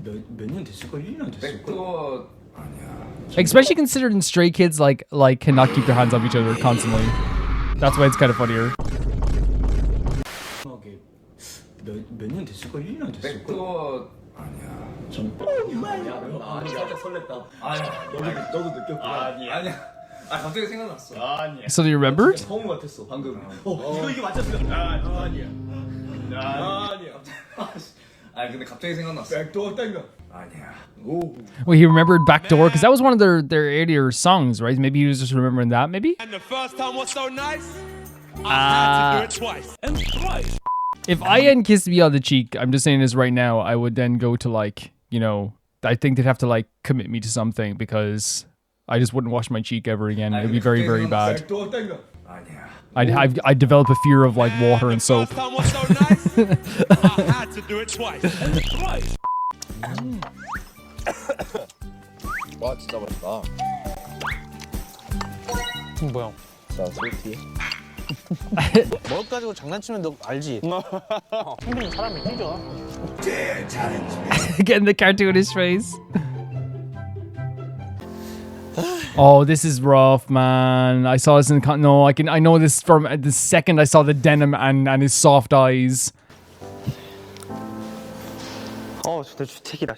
Oh my god. I remember Chanmin being like so sorry, Bangchan. I know that's probably like a very annoying thing, by the way. I'm still like, you know, getting better at that. Like I know they're two different people, obviously, but like the word, you know, Chanbin and Bangchan, for someone who like is not saying them all the time, sometimes I just get the names mixed up for a second. But I do apologize about that. That can be very frustrating for a Stray Kids fan to hear someone who, like, you know, clearly, obviously, like, I'm into Stray Kids and I think they're really awesome, but to get those names wrong, it can be very like, okay, come on. I bet it like it's one of those things where it's like they're two different people, which again is true, but yeah, sorry about that, guys. I do apologize about that. They're two very different people, like by miles. This is so heartbreaking. 왜 그래? Hey man, come on. Come on, man. 왜 이러지 모르겠어. 미안하다. 형은 내가 정말 아끼는. Oh my god, no. 내가 이렇게 고민하고 생각하는 부분들을 뭔가 리더고 마태형이 사소한 것까지 그렇게 뭔가 알고 싶게 하지 않았어. A painful worry, isn't it? 뭔가 날 혼내지도 않아. Oh, with clips. 관심을 주지도 않았어. 승민아, 울지 마. Is that when he got injured? 너희도 잘할게. Because it looks like they're carrying behind him as well. Like the security would be following behind him, but like I wonder if he did get injured here. 비자 앨범 오브 더 이어 수상작은 Stray Kids 카르마입니다. Can I be honest with you here? Again, you guys know I never lie about a reaction. I was watching the Mama Awards kind of a few years last year, and I want to make clear, like, I wasn't watching them. I know it sounds very like disrespectful. I had them on in the background because I was like, oh, they're on. I don't know a lot of the K-pop artists yet because I'm not like I'm only like a year into K-pop and I react to some groups, so I had it on in the background a lot of times.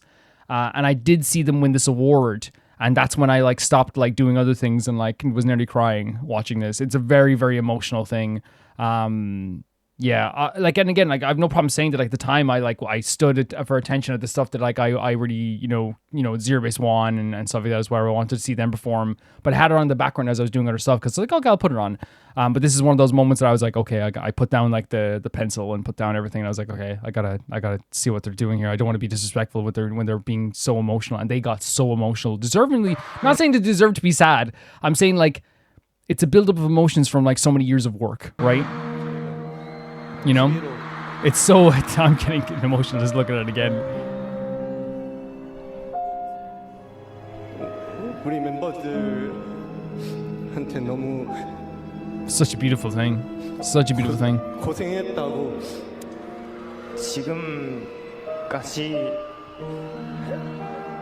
What? Here's the thing. All of them crying like will break your heart, but Sungmin crying for some reason, his whole face just like, you know, almost falls apart. You know what I mean? Like you can see it in every aspect of himself, like legitimately. 저희가 걸어오는 길들이 참. You know what I mean? Like 쉽지만은 않았습니다. he's so expressive when he's emotional. Aw, Hyunjin. 그리고 저희가 많은 힘을 얻을 수 있는 우리 스테이. He's so powerful. Stray kids everywhere, all around the world. Oh. You make stray kids stay. Okay, I didn't mean to go over. I didn't mean to go over that, but like, yeah, I did. It happens sometimes. Not intentional. But I think was probably the best place to end it actually, like randomly. And honestly, like, here's the thing. I feel like I would like feel so bad. Like, even though it was not intentional, man, if I cut it off like in the middle of them crying, I would actually like die, you know? But that moment was even more powerful, the moment at the Mama Awards, because if I'm not mistaken, like it was, and people said that like it was, unfortunately, and again, I'm not saying this in a selfish way. I understand the reason behind it. Unfortunately, I didn't get to like, and that's why I kind of had it on the background, is because people were like, you're not going to get the full Mama experience this year. It's just not happening. Because of what happened in China that time as well. It's not anyone's fault in terms of like the people who were there. It's not me saying like, oh, I didn't get to have like this year, I believe my Mama experience will be my full real Mama experience, knowing all the artists and all this stuff as well. But at the time, it wasn't the full Mama experience because there was a tragedy that happened just nearby.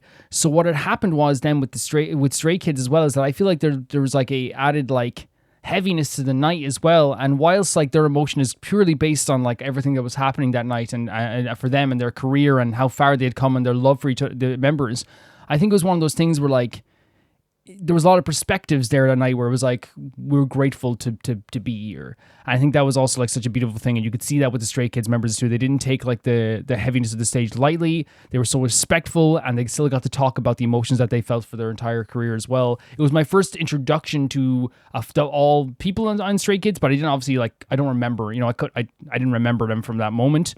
But I remember it was like, it was one of those things where I think I posted in the Patreon chats, oh, these Stray Kids guys are crying. That's really sad. It's really emotional.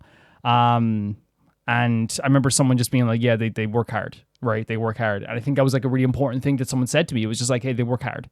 And that was my first ever like understanding of like, I guess, Stray Kids at the time. Obviously, my first introduction to Stray Kids will always be like, and it's a bad introduction. I want to make it clear. It's a bad introduction, but it's a good introduction. Someone shared like this picture that no one knew was like AI. It was an AI picture of Hyunjin. And I thought his face wasn't AI, but like his clothes were. And I remember just being like, oh, he's really pretty. I didn't realize it was AI until months later. And like, I had started interacting with like pictures of him online and stuff like this as well, and fell in love with him. And like, then also like, you know, I saw Felix, of course, was mostly Hyunjin before I listened to the music. So I want to make it clear, like, I'm against AI. I do not like AI. I'm not a fan of AI whatsoever. But I couldn't tell the difference at the time because it was literally just like this like really strong AI picture. And it wasn't until like a Stray Kids fan joined the Patreon and said to me like, I know that's not real because I remember that exact shot and that's not what he looked like at the time. And I felt like such an idiot. It's like, yes, in a weird way, this even though this picture led me to like being biased towards Hyunjin. I still wish I got to look at like because the second picture I saw of him then on my timeline was like a real picture, right? I started seeing so many beautiful real pictures of Hyunjin, right? But I wish that my first introduction would be a better story. You know what I mean? I wish it was. I wish that like, it was like my first introduction was actually him like, dressed in his usual stylish way, in his beautiful hair, even him with his bedhead in the morning. I wish that was a story. But it's always a very upsetting story. And because people say like, oh, well, you can tell. And it's like, yes, you can. AI is so easy to tell. But like, I think when people use those like those smart filters where it's like everything else looks okay, but one thing is different, sometimes it's harder to tell because it was his face, it was his arms, it was his pants, it was all this stuff. Like, it's just some stuff that was different. And I feel like that's why I always like feel bad. Like, sorry for getting sidetracked, but I just wanted to say it there as well because like my first introduction was bad. My first introduction to the group was actually like a very beautiful moment on Mama Awards. And then afterwards, my first musical introduction then became Do It, I believe, right? It was Do It was my first introduction to Stray Kids as a song, and which is a great introduction, I think, as well. Yeah, 100%. And I think over time, one thing I can say about Stray Kids is that, like, and I've said this a million times over, they are a passionate group of people. They are a funny group of people. They're so amazing and talented. And I'm very glad that I've gotten into Stray Kids. I'm very glad that on my feed all the time I see like pictures of IN now. I'm very glad that I see pictures of Hyunjin. And yeah, like I don't always get pictures of everybody all the time because again, your algorithm's weird. Because like what will happen is I'll like a picture of Chanbin, a pretty picture of Chanbin being his boyfriend self. And then like all of a sudden Twitter goes, okay, you like this picture? Let's push Lino out of the feed for a bit and bring in Chanbin. Because again, they can only show you a limited number of stuff, right? And I always hate that. Like, cause like for example, like I like EXO's Kai and Baekhyun. I'll be liking pictures of them. Then all of a sudden I won't like a picture of theirs for like 2 days, but I like a picture of like a member from Ateez. And all of a sudden, my whole feed is like, oh yeah, you don't want Kai anymore? Okay. And it's like, it's so quick how it does it. Yeah, that's why every time I see pictures now of like Stray Kids members, like, keep it in there. Please keep it in there. But yeah, I wanted to make clear, like I know these guys are absolutely amazing and those moments are very, very emotional. But also, they're very funny. These guys are like some of the most charming and funny and like easy people to follow. I always have like such a laugh when I'm watching them and have such a great time watching them. Because like there's never any like... I feel like you're watching people constantly. This is my view. I'm constantly watching people who know each other very well, who care about each other, who know each other's boundaries, who are honest with each other. So that makes it so that when we do get to watch them, they have this feeling of like, as I always say, letting you into their life for a few minutes. We don't get to know them personally. We don't get to know them on a level that is like parasocial. What we get to see from these type of compilations and these type of moments and all this stuff as well is we get to like have a laugh with them for a bit. Laugh along with the stuff, then their antics and all the stuff that they do as well. And that's what I love about these type of videos, right? Whether it be Hyunjin guessing Stray Kids songs and it's like, oh my god, like it's so cute when he does this, it's adorable, it's so funny, right? Or the award show stuff with the Triracha guessing, or with Han like running to the stage, right, and not wanting to miss the stage, or Han saying the S word, or the Pepero game, or them finding the earring was one of the sweetest things in the whole world. And the reason why it's so sweet is because of that love that they have for each other. I think a lot of times with groups that aren't as tight, that groups are not as like, maybe together, they might say, let's ask the manager to go out later, let's ask the people in the company to go out later, let's ask the production company to find the earring, right? The earring. But in this case, Stray Kids are like, no, we'll do it. And they were circling around looking for it as well. Oh my god, when they did the cute like I don't know what it's called, when they do like the trio, like, and da da da da da da da but da da da da. I don't know the way to say it either, but like that was so cute as well, because again, I think that when it comes to the Stray Kids members, they all have like such different personalities. And while say Lino committed, but then he crumbled. IN committed, but then he kind of felt it a little bit. Felix committed, but then saw the other two guys kind of like crumbling a little bit, and I was just like very like, because I think Felix maybe has more of a tolerance, it seems, but like they committed fully to it, like regardless. So that's like a really fun thing as well. And as I said, like the moment of them talking about the mole on the bottom of the foot. Again, it's not Stray Kids getting, it's not Lino getting angry that he hid something from him. It's almost like his frustration of like, dude, like we share everything. Like why? What the hell? It's not him getting upset at him. It's more him being like, come on, man. We live our lives together. We are together. Like, why didn't I know this? It's like it's really, really charming and really funny in that sense as well. And again, like I love those moments where like you can definitely tell that they like want to be closer to each other or want to get to know each other, and it's very, very sweet as well. They're adorable. They're absolutely so cute. They're so adorable in that sense too. The straight kids, of course, is hilarious. Absolutely hilarious. Because again, I saw that clip before, and the only reason why people, I think people, it's already funny for someone to say straight kids, right, as the name. But it's funnier because like then it gave people a reason. I remember at the time when I saw that clip, people were quote tweeting it with like pictures of like, you know, them hugging each other or kissing each other or the constant kisses on the cheek, everything that goes in between like them as well. Like constant stuff like that as well. So like it gave people an excuse to be like gay kids, you know, which I just think is like a very, very fun thing as well. It's a very, very fun thing. But as always, Stray Kids are amazing. I think that like one thing that like Stray Kids don't get enough credit for is just like, you know, the fact that their unity shines through in all the stuff that they do. And you can see it here as well, where like as I'm watching this in the emotional moments and the happy moments and the funny moments and the cute moments, they're bursting with personality and bursting with emotions. And it's really, really great to see them all together. I adore them. I really do adore them. But yeah, thank you so much for sending us in. This is awesome. So awesome. The next video is sent in by Nara, and it's Stray Kids. Stray Kids? Let's check this out. Check this out. Hello, Romor. Today I'd like to recommend a Stray Kids song called Stray Kids. It's an emotional song that's throwback to their journey as a group. It's an amazing track. I hope you love it. The thumbnail is great. It's all of them together in like an elevator, it seems. But yeah, let's check it out. I'll say it here now as well, but if you can pause it here before we do anything else. I've grown to adore Stray Kids. I've grown to appreciate them so much. So any emotional songs that they want to say, I'm all for it. Oh my God, visual like crazy here.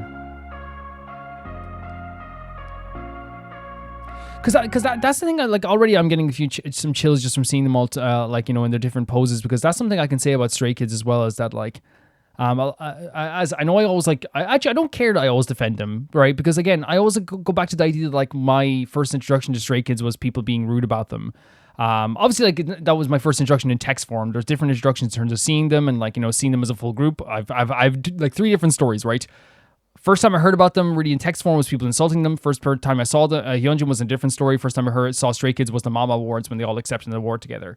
But like one thing they don't get enough credit for from people that are stupid is, and I say stupid because people just call them noise music, those people, is that they have like some of the most emotional, impactful instincts when it comes to acting and singing and all these things. They understand that stuff so well, and they know how to express themselves really well too. So like, I know we're going to get something really, really special out of this.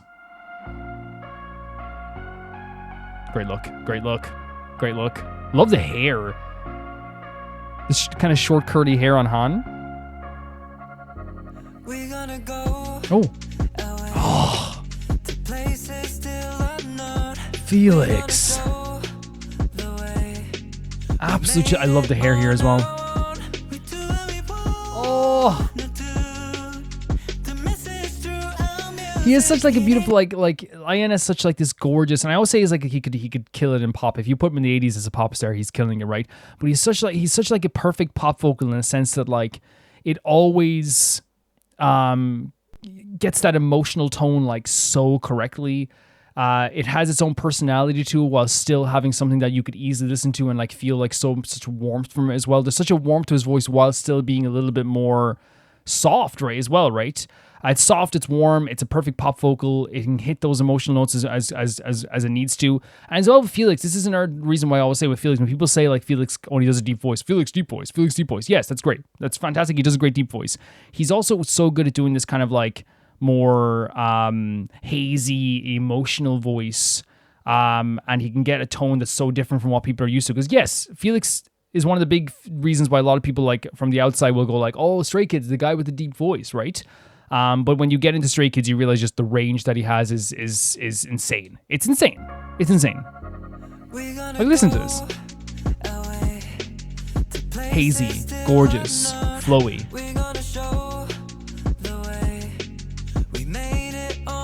Tell him.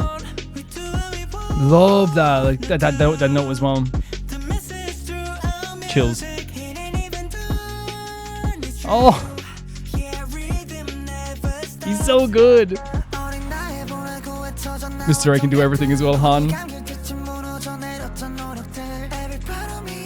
Great speed and rhythm here. Tell him. Elevator.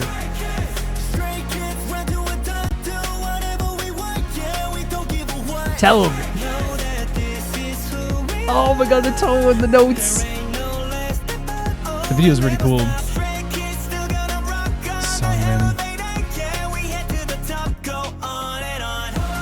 Oh, and a chant as well. They're so good at this stuff as well. They love doing anthems, right? Because I think it encapsulates all their emotions into like one chant, which is great. Felix, don't mean to interrupt you, but I just want to, first of all, a great look. Absolutely fantastic. Water is wet. Felix looked good. But like, I think what's so great about the chorus as well is that they use the elevator language, which I remember from the voice, the killing voice. That was one of the songs that was in there.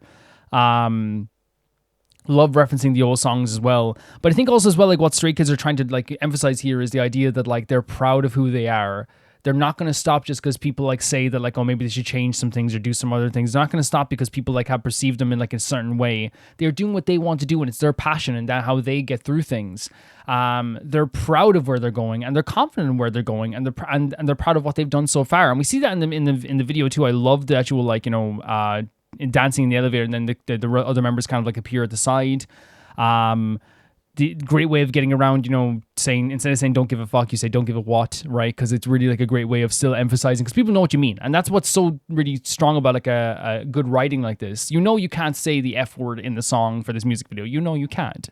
But we know what you mean, right? And that's creative. We know what you mean, what Bangchan means. When Bangchan says I don't give a what, he means I don't give an absolute fuck. I don't give a fuck.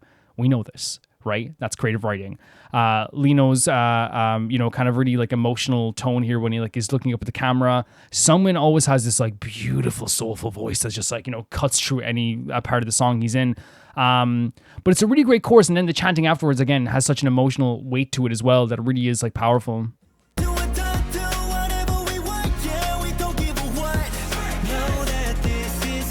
That tone's great.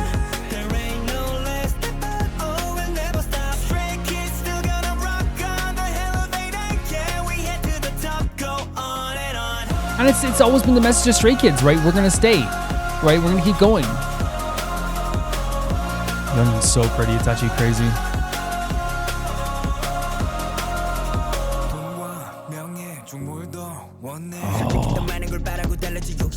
Oh, the blindness as well. That gave me such a good freaking rapper. Oh my god. I don't mean to interrupt, of all people, Chanbin, who is one of the most emotionally heavy and impactful and underrated hip-hop artists in K-pop. Sorry. Sorry.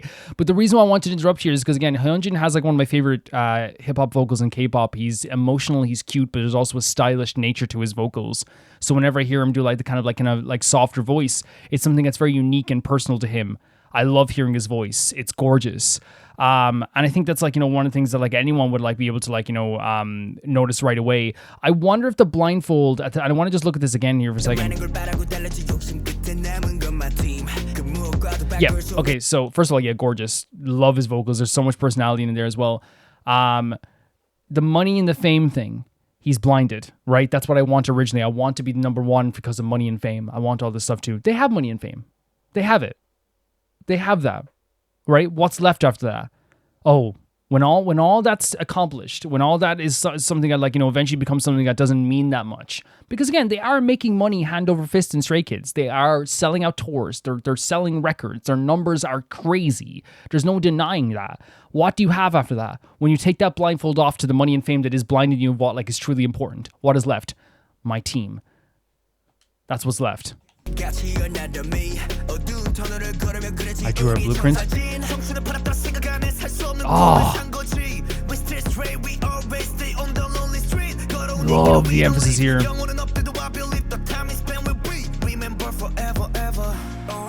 Again, I keep having to pause because I want to talk about this. Chanbin is one of the most underrated hip-hop artists in K-pop. And you see there the in-your-face attitude, but there's emotion there, there's aggression, you know what I mean? The lyrics that are so emphasized in a way that's like talking about how they're alone, right? Not because they literally are alone because they have each other's members, but because like no matter what people say about them, they're going to keep going. It doesn't matter if people push them to the side or people want to like put them as a label and put them in like a separate category, talk about their music in some way that is like negative. They're going to keep going in that way too.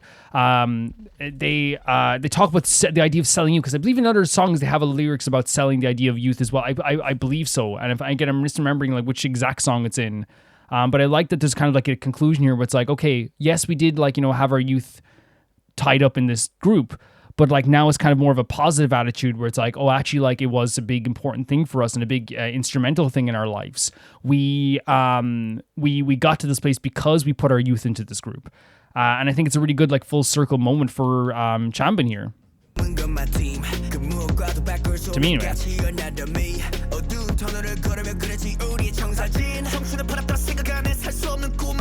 I live a dream that can't be bought. And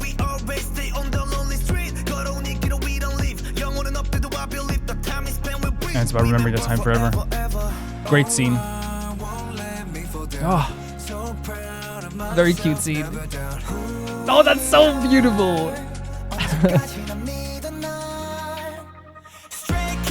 Oh, and they're watching him do some choreo. Are they watching their performances? No. That's such a good idea. I have chills.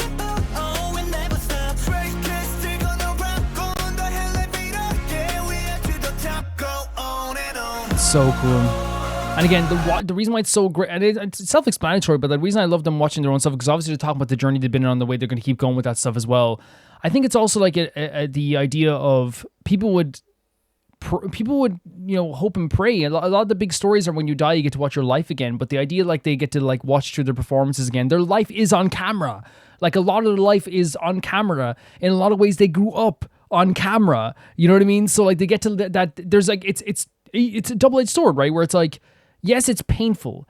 And it can be so intrusive. And we've seen the way some people act about them, the way that they like, document them and talk about them in the news. It's awful. But there's also this thing where it's like, oh my God, what a beautiful thing that they get to look back on the performances and go, oh, remember that performance? It's on camera. Now, not all their lives. I want to make that clear because they're entitled to their own time as well. And they have their own time as well. And they're entitled to that. But I think it's like such a beautiful thing that like they're emphasizing the idea of in this music video of being like, this journey that we've been on, we can look back at it and be like, we're proud of it,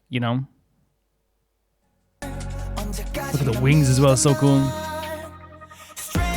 It's so cool. Such a great idea.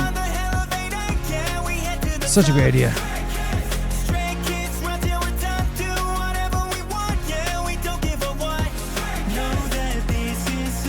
And the way they do it in like a very dreamy effect as well. It's very cool.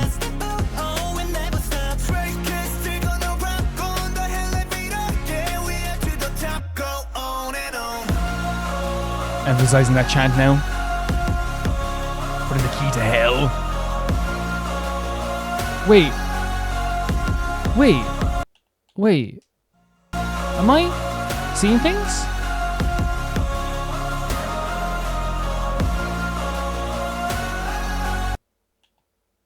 Wait, I'm sorry I have to pause again. I might have to do like a load of pauses here because maybe I'm seeing things. It's around here. Sorry for pausing like this. I'm not seeing things. Dude, that's so crazy to just like shoot that in there. Younger versions of themselves. That's a really, really cool idea. Oh my God, and like escaping hell as well. Lino's so passionate in this, man. Such a great flow. I would die. I would literally die. I would literally die to see this man right now in front of me. This hair is so beautiful. I'm so sorry for interrupting this. I just got so enamored. Look at this hairstyle.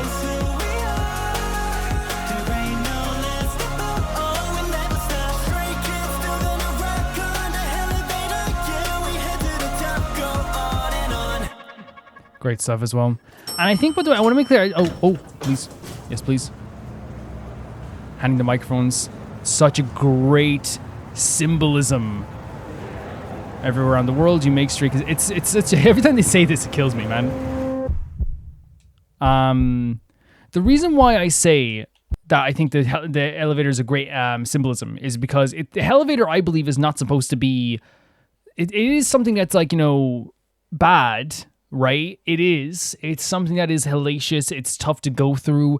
It's like they're going to the top, but like there's struggles along the way. But what I like about the music video in this sense is that like they know that it's tough. They know it's a struggle, but they know at some points at that stop in the elevator, they will get to like perform. They will get to do their music. They will get to do all the stuff that they love. That's why we saw that there. They got to like, you know, truly speak to everyone through like that press conference style thing, or they got to perform there as well. Yes, they're on a elevator.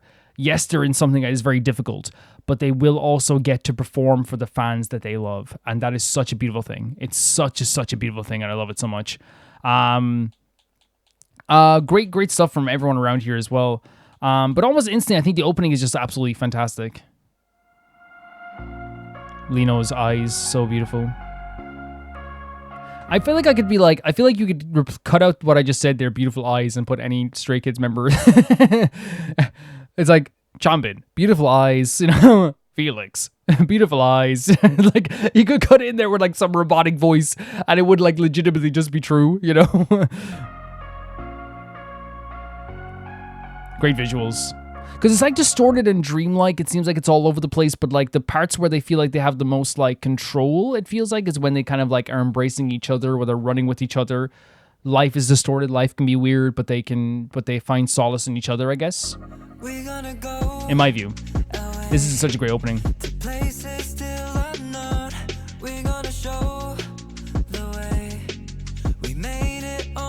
I said his voice is very wavy because it feels like a wave of air just like flowing over you when you listen to it as well.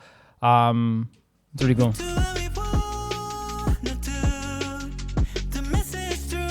Such an emotional voice.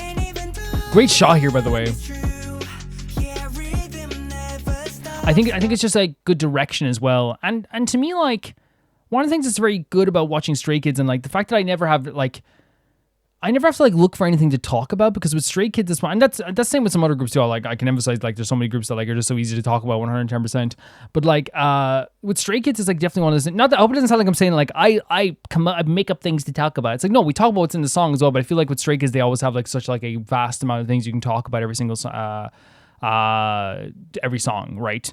And one of the things I really love when I talk about Stray Kids is that they have such a good direction for their music videos. There's always like a really great, musical direction. So it always feels like we're emphasizing like what Stray Kids want to do as well, right? Rather than just like, maybe a song that happens to be a Stray Kids song as well. I want to go check out the Felix to Hyunjin to Chanbin into the next bar as well.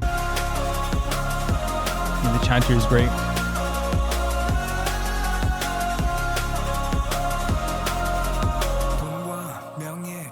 Oh my god, I didn't even notice some of the parts here. Are these all references to the past music videos as well? Because like in the glass case, this is definitely has to be a reference to another one as well, right, by the way. But again, Felix absolutely fantastic. Sorry, Hyunjin absolutely fantastic. Felix also absolutely fantastic here as well. Love the speed, love the energy, love the impactful nature of this one part as well. Like, you don't even like the way he goes straight, right? It's a choice. It's a choice to emphasize a word, and it's instantly impactful because it's something he does. He does the aggressive straight. Like he's emphasizing each word that needs to emphasize, and it's not about the word having like maybe more impact. It's about like the emotions of getting through the line and like really trying to emphasize the entire line. You know how he feels by the end of one line.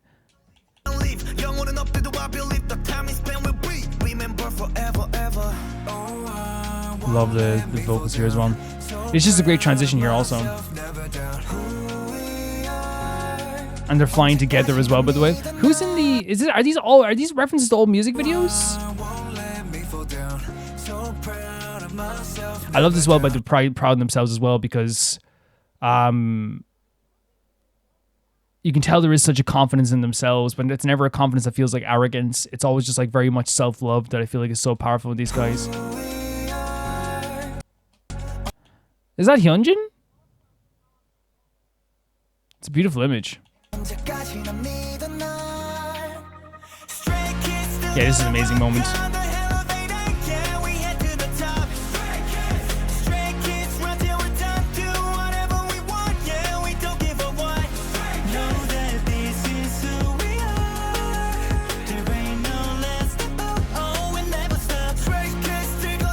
Yeah, it's just it's a great chorus. It's a really great chorus.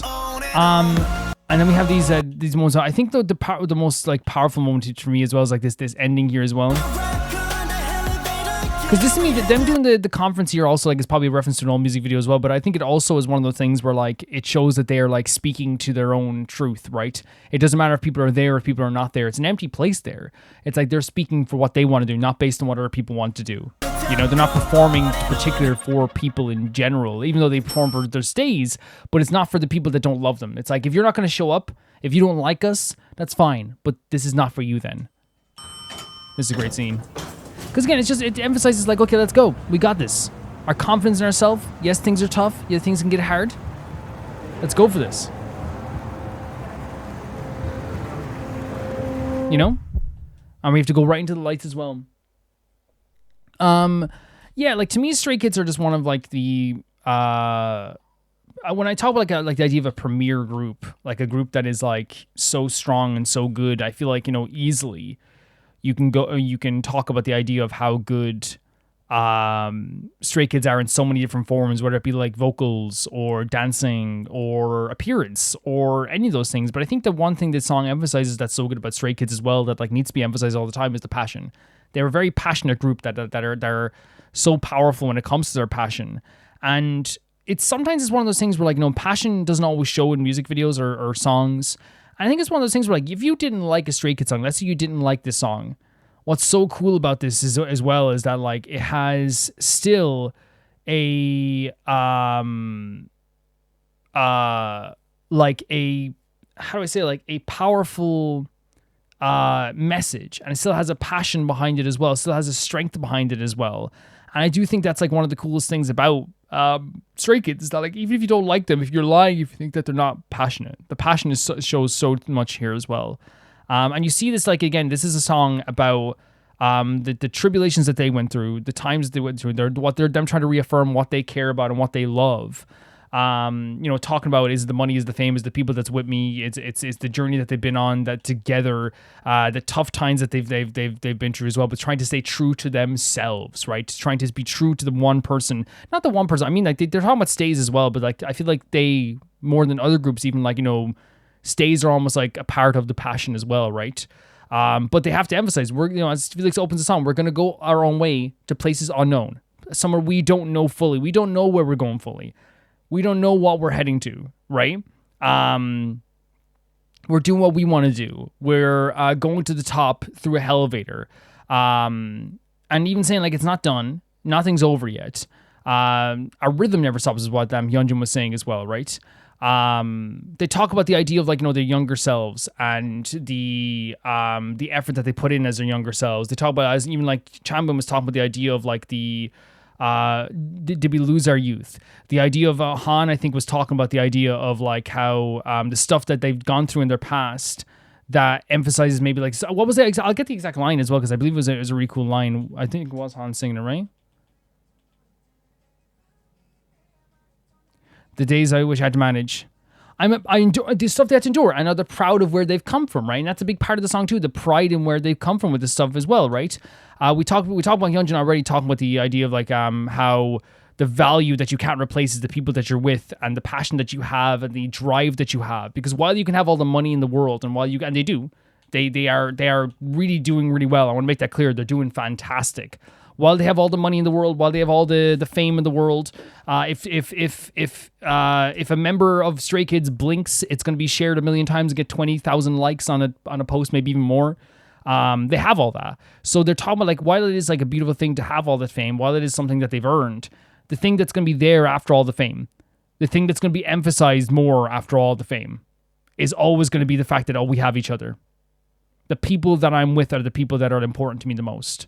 The passion that we have, the way that we want to go, the direction that we want to go. Because I think Stray Kids, more than like a lot of groups, have a right to say this, because so many times Stray Kids will release a song and then the first reaction is like, oh, here's more noise music from Stray Kids. And you're like, what do you mean? Like, what do you mean? What, they're not allowed to release rap songs? They're not allowed to release a dance-heavy track just because you don't listen to like any other track by them. Like, and even the rap song is not noise music. It's literally like a rap song with a purpose that's meant to make you feel something and is a passionate thing for them. Like, for example, like you go look at Chick Chick Boom, right? That is like a cool and slick song that is emphasized so much through like these really great vocals, you know, like no, I'm gonna make it right. Like again, I don't know the lyrics well, so forgive me, but I know that like the vocal patterns there as well, you know. Or like even Do It is like this really passionate way of like inviting someone into like, you know, being themselves and like just doing what they want to do in life. And even like those vocals great too, you know, like just do whatever you want to do. I guarantee it's the best for you. And again, I can't even do what they're doing as well, but it's legitimately like a passionate vocal. And then they also have really emotional stuff like this, or we've seen them do like really like heavier like J-rock stuff. Like if you think that Stray Kids aren't doing their own passionate stuff here and are just doing noise music, you need to touch grass. And no, don't touch grass. Put on some headphones, buddy. And sorry if I get defensive every week because like it's so shocking to me, man. It's like, how can anyone like listen to this and just be like, it's noise? I'm sorry, I gotta stop. It's just it's crazy to me because again, even in a song like this where like it's an anthem, it's about their own passions. Even if you don't like the song, you can understand the passion. You can understand their passion, and that's the thing. It's like you can sit here and be like, it's not for me, but like to deny their passion is brutal. It's absolutely brutal, you know. And it also, we can see this in the song, whether it be, you know, Felix's opening lines, Ian, you know, taking over then for that part there as well. Han's soft emotional vocals, you know, Chanbin's already heavy, like aggressive, like in your face stuff. Like, and all the members do amazing stuff in this whole song. They have such a variety and versatile way of doing things. The way that, like, you know, we can have Banchan 1 week, you know, doing something unbelievably slick and cool, and then the next week all of a sudden he has like the most like soulful vocal you ever heard in your life. And you hear that in this song as well. And I think what's so great about the song is you get to see all that stuff as well. You get the emotional kind of like almost telling a story, and then the crescendo, the emotional culmination is when they do that, you know, the Stray Kids, they're gonna stop. Da, da, da, da, da, da, da, da, da, da. That stuff is so powerful and so great. And I think they do a great job of performing that as well. And that's the thing. It's like you hear like all of what they're trying to express in such a fantastic way. All the stuff they're trying to like really perform in a fantastic way. And I think they do it amazingly so. And they get the point across of their songs really well. And of course they look amazing. They look absolutely fantastic. I've always like, you know, been a big supporter. I know it's like, I'm taking one for the team. I fancy members of Stray Kids. Taking one for the like that's like, I feel like, you know, that's a very common thing. But yeah, I really like this song. Really emotional, impactful track. I like these guys a lot. Thank you for sending us in. The next video is sent in by Ria, and it is a reverse 1999. It's called With Flower, I believe it is. It's like an animation. Another reverse 1999 fan animation. Let's check it out. So this is With Flower, it says. Oh. Man, already the detail is so pretty. Oh. Man, it's some great styling here. Do we need, I guess not sub, because if there's not natural subtitles, usually the subtitles won't work, but we'll just embrace the music anyway. Look at the art style here. I love the kind of like Vocaloid style here. Again, the style is so fresh, man. So fresh.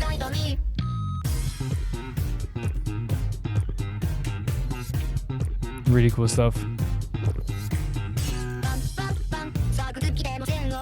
And again, some of these characters I might not recognize, but I feel like for reverse 1999 fans, it's going to be so cool. I love the color coding here. Not the color coding, but the color choices here, like especially with the kind of silhouette still showing off the colorful hair. It's a really cool idea.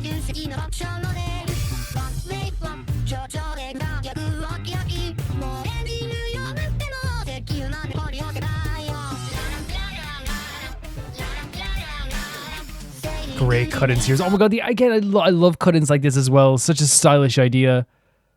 Looks legitimately so cool. Again, the styling on the outfits is so good.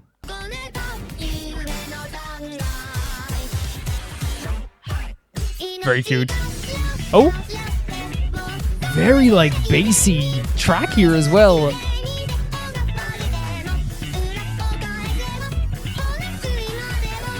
So cool.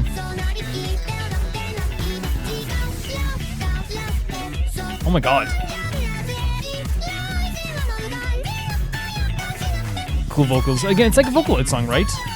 Man, this could be its own show. Look at these, like, the stylings in this are so cool. Like, they look so fresh with the suits and stuff. This could legitimately be its own show. Great angles there. Like, I love the style of this as well. Look at what they did here, man. Jesus, dude. All for one shot as well.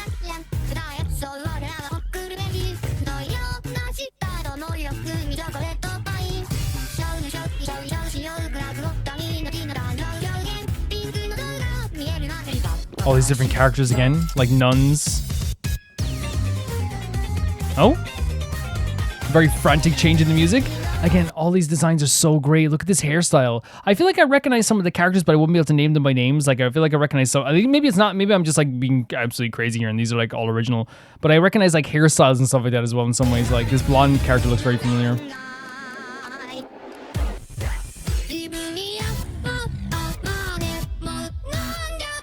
I love the way it's kind of like fragmented, right?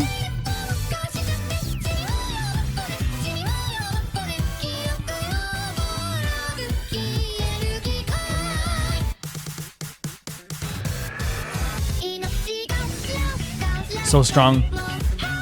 Again, so cool. What the hell? Stopping the knife with the freaking card? Like, such a great choice for this as well. Like, what a great way to show action here and still keep, like, you know, kind of the very kind of like, it's very like simple animation in a way where it's like, it's more about the actual drawings themselves than the actual animation, but I love the way they still like show the danger and the action in it. Clapping for this?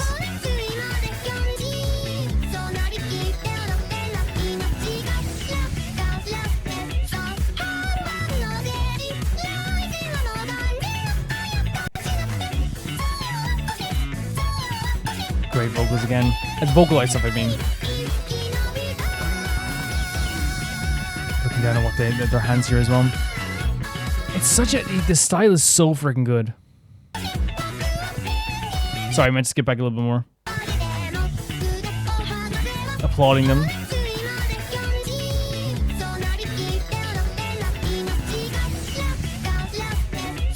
Again, smiling as it happens too.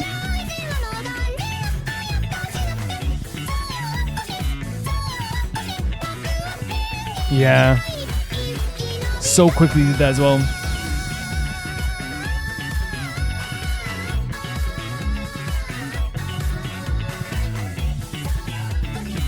Great hairstyles again. What's gonna happen here with this gun though? Did she just take it and walk away? Or is she gonna use this gun? Oh, they're running. They're running. Oh my god, no! No, and it ends there. Great way to sell the drama of the situation as well, right? Really, really cool idea. Really cool, like a really strong, like, stylish animation, right? Because again, as I said, like, it wasn't meant to be like this big, heavy, like animation. It wasn't meant to be this thing where it was like this, like, big, like, you know, fluid motion type thing. But it was about emphasizing the very cool art style that was in place here. And it was a gorgeous art style. And I think that's always like something that's very like strong about Reverse 1999. So if you're doing like an animation or like a fan video of some kind, you want it also to be very, very strong in terms of style. You want it to be emphasized in something that's like very, very strong as well. And I feel like this is what we get here is like a very strong personality, very strong art style, really, really cool stuff. Because to me, like when it comes to like Reverse 1999, as I said, like, you know, whenever you see like a trailer for it or an animation for it, the strongest thing about it is its style, right? It's character style. So the fact that they're able to translate all this stuff over to here in like kind of a very stylish, but also dramatic way as well. There's so much drama here, so much cool set pieces. Like it feels like a very much like a darker movie almost in some ways too. There's some great visuals, like say like with the church there as well. Them walking out with the car in their suits as well was such a great visual also. The rain, the way it poured down was like, so again, I was saying the animation is not this big fluid like, you know, Jujutsu Kaisen thing. What it is like it emphasizes art style and drama through like the details in such a very pretty way. Like there's characters like with their guns, sipping tea, like close-ups on characters as they're like licking a lollipop. There's like these really like cool sequences. They're looking up at the camera. They're putting on their gloves, and again, the colors are so great when they cut into the side, cut into the animation as well. Like they look so freaking good. They look so great, and that to me is like something that I always like really think is super, super strong when it comes to fan animations like this. Is that they grasp like a different style completely, understand a different style completely, and are really good at like taking like something that's already really good, like reverse 1999 designs, and making them into something like really, really sharp and stylish and like its own kind of like dramatic thing, I guess. We saw like as they were coming out of the car in the rain, like, you know, and the personalities were on so full display there. There's characters there with like, you know, baseball bats and horns on the side as well that like, again, are from reverse 1990 as well, I'm assuming as well. It looks like it could be its own like freaking like Tarantino flick or something. It could be its own like, you know, dramatic, you know, violent movie, as we saw there at the end, like with the nuns and the guns and all this stuff as well, the knives, the card. Oh, it was so cool the way she stopped the knife with the card as well. Like they are really emphasizing like how dangerous this situation is, how scary this is, and honestly, like there's a little bit of sadness there too. But I do think they did a fantastic job with everything when it comes to like animation and style and art style. The music was actually like a really good companion too, because it had this kind of like emotional Vocaloid theme going in the background, but it still had like a great bass and a very, you know, bouncy feel to it, which made the motion feel like it kept going and like it wasn't stopping. Very, very strong in that sense too. But I really, really enjoyed this. Thank you so much for sending this in. This was very, very cool, Rhea. Very, very cool. The next video is sent in by Hypernova, and we're going from 1548 to, so we're starting 1548 to 2330. Aang versus the Traveler by Death Battle. This channel is one of the most popular in the power scaling community, so when they revealed that the first time a Hoyoverse rep would be in the next episode, a good portion of the Genshin community was really excited. Read rest after video. Okay. So I'm imagining the reason saying read rest at the video is because I imagine that Hoyoverse fans got a little upset. No, maybe not. To me, my estimation of who would win this is depending on the avatar state, right? But the only thing I'll say is about that, even with the avatar state, the thing is about it is that the stuff that the Traveler has been able to harness and perform is very, very powerful as well. So we'll see exactly how it goes down. All right, the combatants are... I don't have a bias, by the way, because Avatar: Last Airbender is one of the most perfect shows of all time, and Genshin is in my top 5 favorite games of all time, so I have no bias. Run the data through all possibilities. It's time for a death battle! Great choice, by the way. 2 great protagonists with a lot of heavy-duty impacts on the world.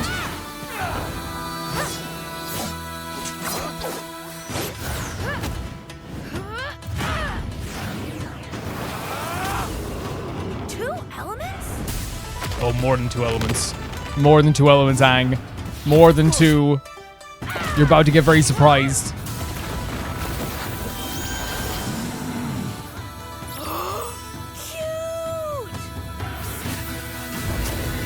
It's really cool as well, like, again, they kind of like emphasize the character stuff as well. Aang getting excited by like a creature, because again, Aang loves animals, but here, like, obviously destroyed them. But he's going to defend himself against animal. Let me take care. I'm saying like not saying he loves animals because it doesn't make sense why he'd hurt an animal. If an animal's going to try and hurt him, he will like try and curtail him to not hurting them, you know?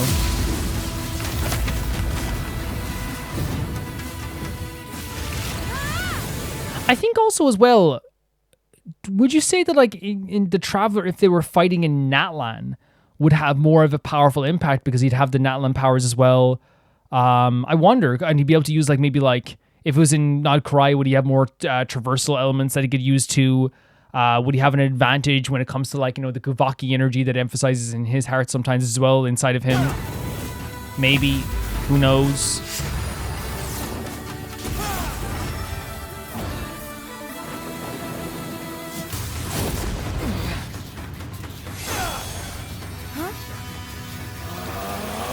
Oh yeah, the mix of elements too, right? Is that what just happened here?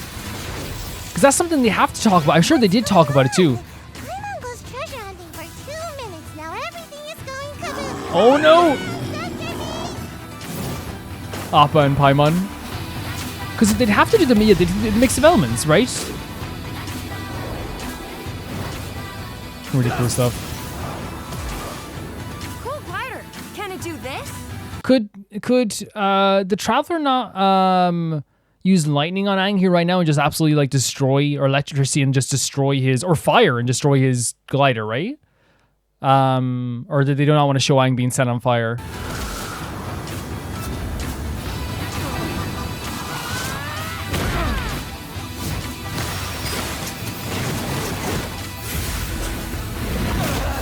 And again, it already sounds like I'm having a bias against the Traveler here, but I just think that like if you're gonna do a Traveler's like combat thing, you want to make sure you're showing everything, right? And every possibility. Because right now it feels like they're fighting in locations that are very like germane to Aang, in my view. But like again, if you're fighting in Teyvat, I think it'll be very different. But obviously that's not what they're talking about maybe here. Come on, Traveler. Get up. Never, ever, ever. No, wait. Aether gets the power of friendship? That's pretty cool. Honestly, the fact that they included that, I'm happy with that. That's awesome. They put the power of friendship into the Traveler's moveset. Very, very, very cool.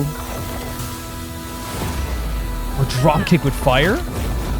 I'm surprised he hasn't gone for the Wind Glider yet, because I think the Traveler will destroy the Wind Glider in 2 seconds. Here's Avatar State. It's going to become very complicated.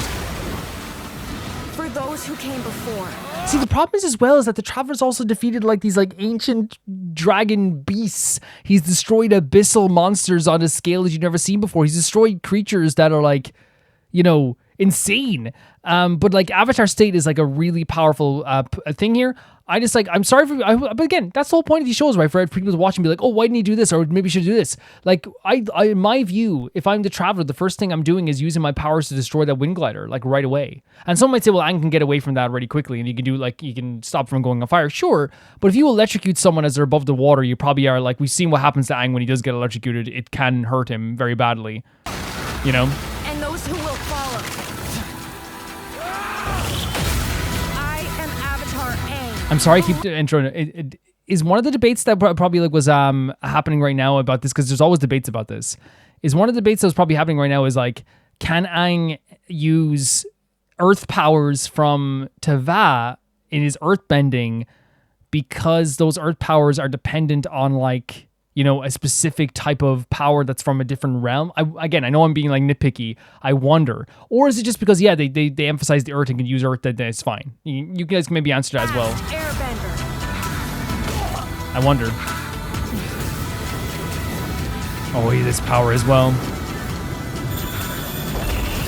Wait, he'll use this power on him, but not Sozin? Ozai, sorry, Ozai. Wait, you'll do this to Traveler, but not Ozai? Did he electrocute him? He did. Yep, exactly what I was saying. I love that they emphasized that. Through infinite dusks and dawn. So sick.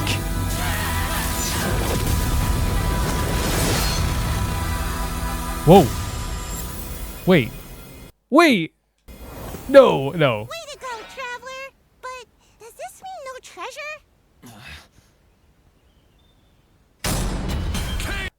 Here's the thing. Can I just say, like, I said exactly what Aang was susceptible to. Right? I'm not trying to be like I said. I'm just saying that's why I think it's fair. Like, Aang is, we saw that in the Avatar State, if he is electrocuted or lightning powers used against him during the Avatar State, it is something where he is vulnerable. He is vulnerable. He's not like impervious to damage at the time too, especially when it comes out of nowhere. We know that when he was in the Avatar State in the show, the one thing that did stop him was electricity. It was why am I blanking on the name? It's one of my favorite shows. Zuko's sister. What the hell?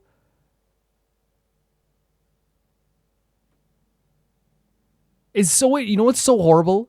I know the name, but it's blanking me because I can think of like Ty Lee and Mei. I can think of like, you know, Sozin, Ozai, Aang, you know, Katara. You know, it's like I can think of all these names, but like what, like, you know, when your brain like skips a beat? What's wrong with me, man?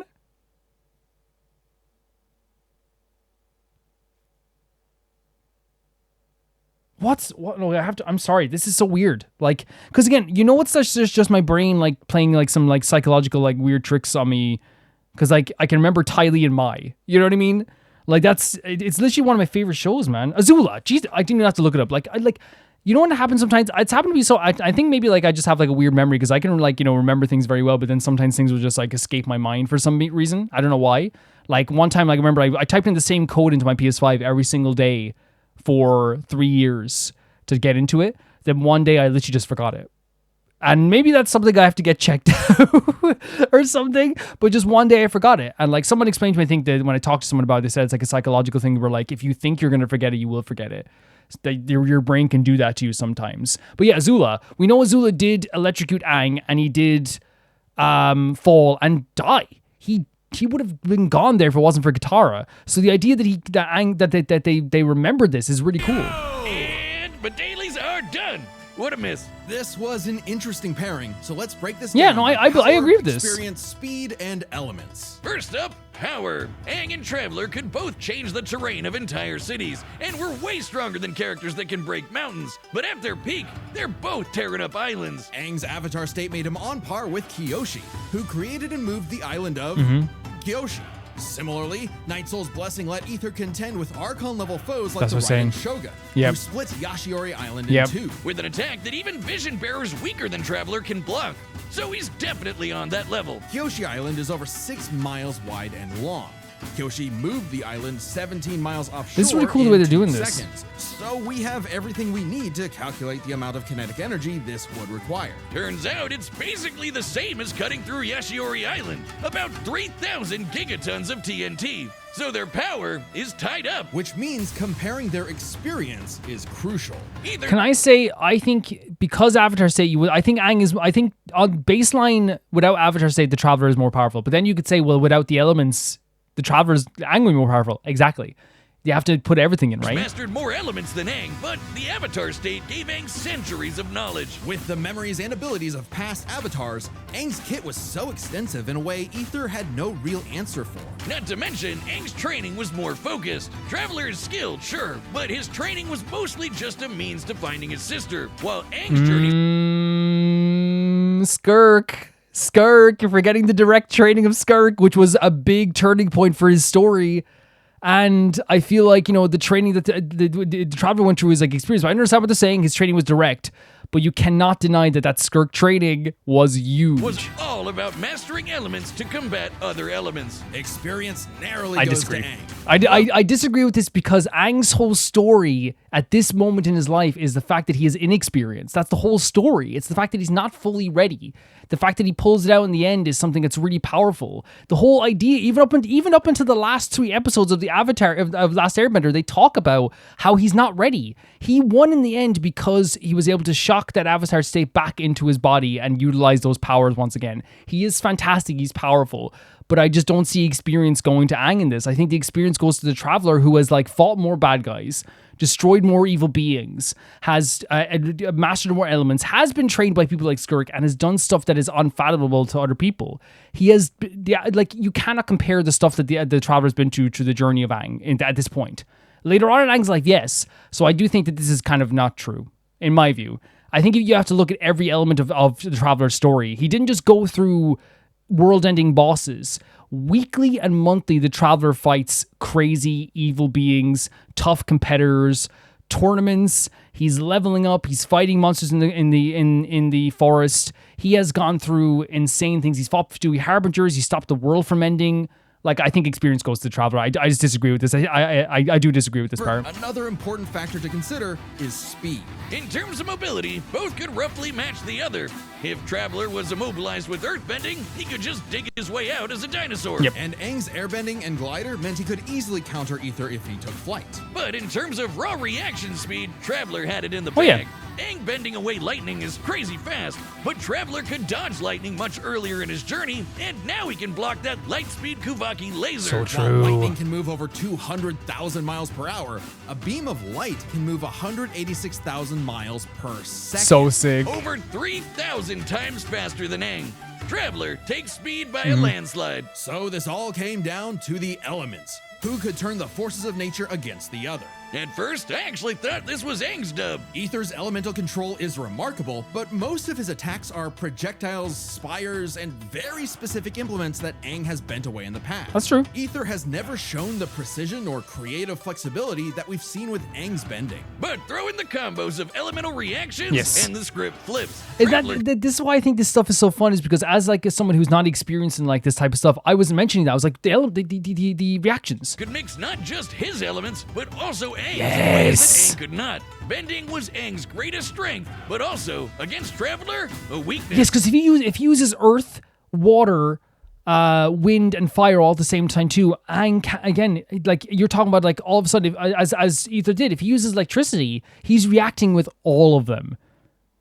He's getting a vaporize. He's getting a crystallize. He's getting a, what's the other one called? Electro, whatever it's called. Who knows? Who knows what they're called? He's getting reactions for all four of them. Because Aang usually had one or more elements around him, it gave Aether an easy access point through these combinations. That's interesting, right? Because I saw it as like just because Aang is susceptible to lightning, but they obviously saw it in a different way. So like maybe it is like one of those things where like I was very wrong about that aspect, but I still, believe that Aang is susceptible to lightning damage if he does get hit in the Avatar state. But in this way, they had a way better explanation than I did. Fire, Aether could use lightning to catch him in an overload. If Aang used water, Traveler's electrocharge could paralyze him, and so on. This isn't just a gameplay thing. Genshin characters like the lovely Lisa canonically say this is how the elements work. And unlike Aang, Aether has fought multiple people who can use multiple elements. But he's not more experienced though for some reason. Fight went on, the more Aether would trip with these combinations, some of which Aang could not bend. Aang could redirect lightning, sure, but what about electro buzzsaws, or an electrified tornado, or dendroblasts of pure plant energy? The Kavaki shield especially gave Aether a strong defense to fall back on. Since it was made of pure light, Aang had no way to remove it outside Such a cool of moment. brute force. By comparison, Aang's wind barrier wouldn't block Traveler's elements. It would actually merge with them and create more combos that would target Aang himself. Very cool to emphasize this. Situation to be in. And since Aether's powers came from external earthly sources, like those statues, Aang could not depower him with energy bending. Yes. Even if he theoretically So I didn't say this, but I was saying that, like, would he be able to bend it? Like, I was wrong about, like, would he be able to bend it? Because he would be able to bend it, but, like, again, he can't take it away. Overcame Aether's willpower. Willpower that is Very strong cool. enough to alter the fate of the entire world. Sorry, Aang, but elements goes to the Traveler. Cinching his victory. Can I read the comments to this? Either way you cut it, he was in his element. The winner is the Traveler, Aether. Okay, I'm ready for my cameo. Here we go. He said 2330. So I'm going to read the comments on this. Someone's child got slime for 10 primos. That's rough, buddy. This is like 911. Oh my god, Aang's being sponsored by Paramount. Aang might be strong, but Sweet Madame is literally a cheat code. Aang was a local legend. Everyone's joking about like Primo gems here.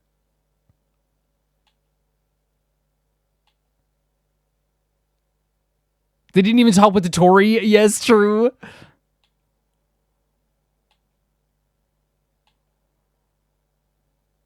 It's funny because no one's really arguing too much about it, right?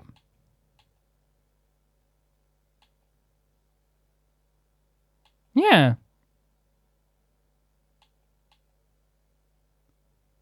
Yeah, I think everyone's being very reasonable, at least in the top comments. Your second comment was, even though this caused a lot of debates before release, especially between Genshin fans and Avatar fans and Genshin On fans, now it's out though, most of the comments are just joking about either doing all this for 20 Primo gens.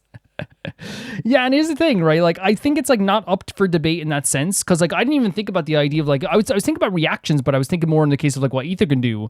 Yeah, like no matter what Aang did, no matter what Katara would do, no matter what Azula would do, no matter what the Zuko would do, no matter what Toph would do, all the Traveler would have to do is like one single move with his sword, one or two, and he is like creating a reaction to their move. To the point that like in a way, like Yai Miko, like could also in a way beat Aang. You know what I mean? Like if she was able to counter at the right moment, right? Or a Tartaglia, you know. I think the reason why the Traveler is able to win so much though is because he has all the elements possible. Not all the elements, but like a lot of elements, right?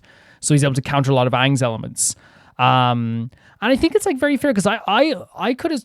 I'm so glad they picked the Traveler here because it shows like there is a credibility to this show as well. Not that it needs to be like something that's really credible about the show, but like I think the credibility about the show is very, very strong.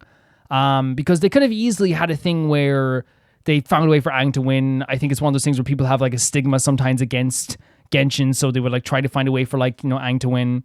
But instead what we got was like actually like a very fair and grounded way of looking at like, yeah, exactly what would happen. Like he would get like destroyed in the end, even though he has a lot of like mobility. The only thing I disagreed with, I think, is the experience part. I think that like maybe they're trying to give Aang something there, because at this point in Aang's life, this is like, to me, what, 13-year-old Aang, the whole story is he's not experienced. That was the whole point. He was rushing his experience to get to Ozai. He's literally, again, 2 days before he has to fight the Ozai, he's talking about how inexperienced he is. He's able to enter the Avatar state through luck, through Ozai attacking that part on his back that gets the Avatar state back. If he didn't do that, Ozai wins. If he didn't hit that back and like recenter himself, Ozai wins the battle against Aang. Like, and that's just the truth. And I think that like maybe they could have emphasized that more, the fact that like the whole story of the Avatar is an experience.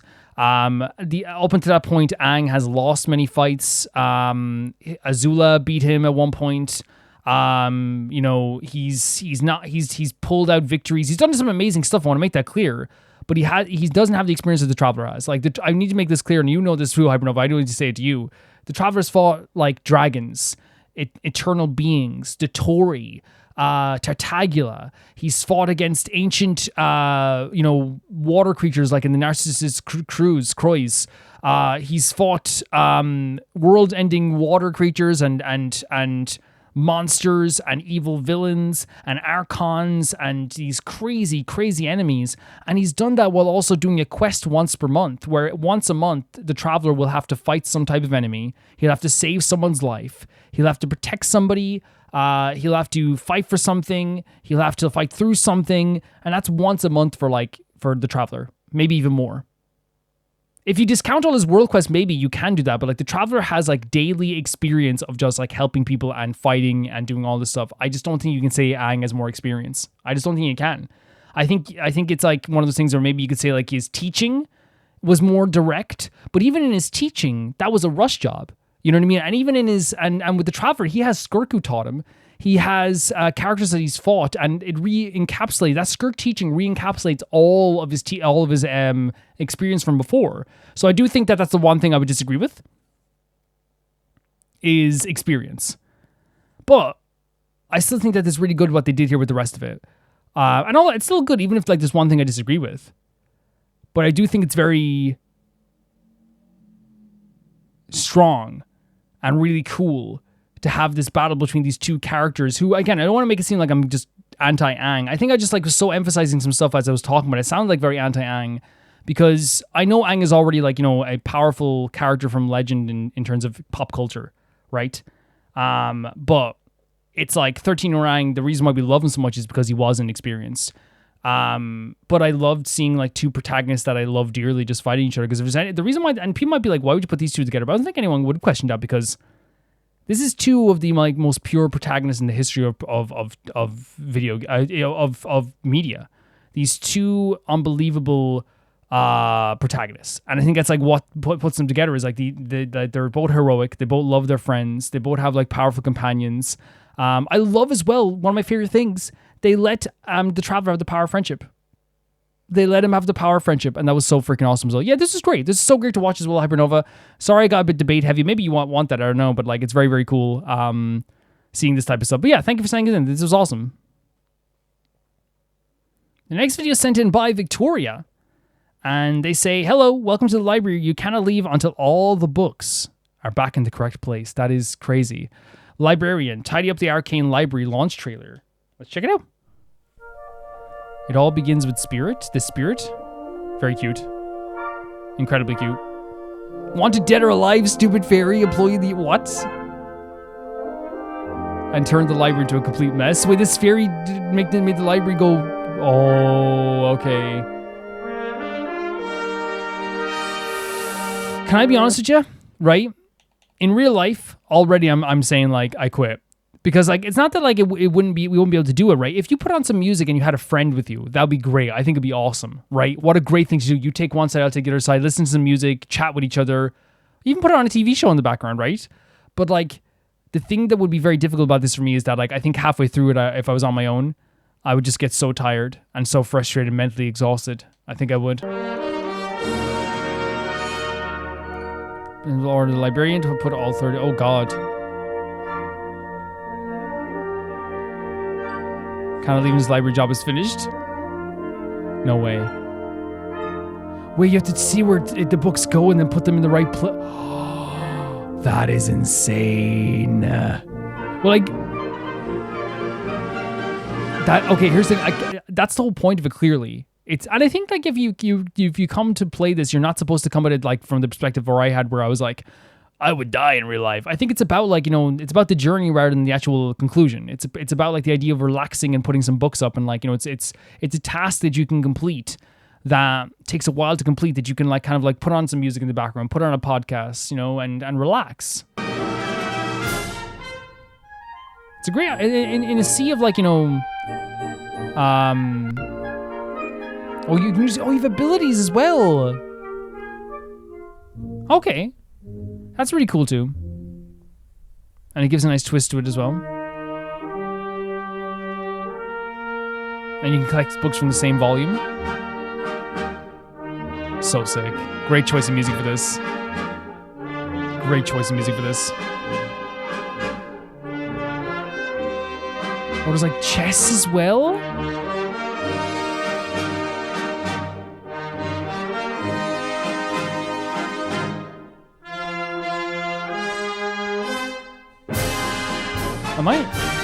I might be just stupid.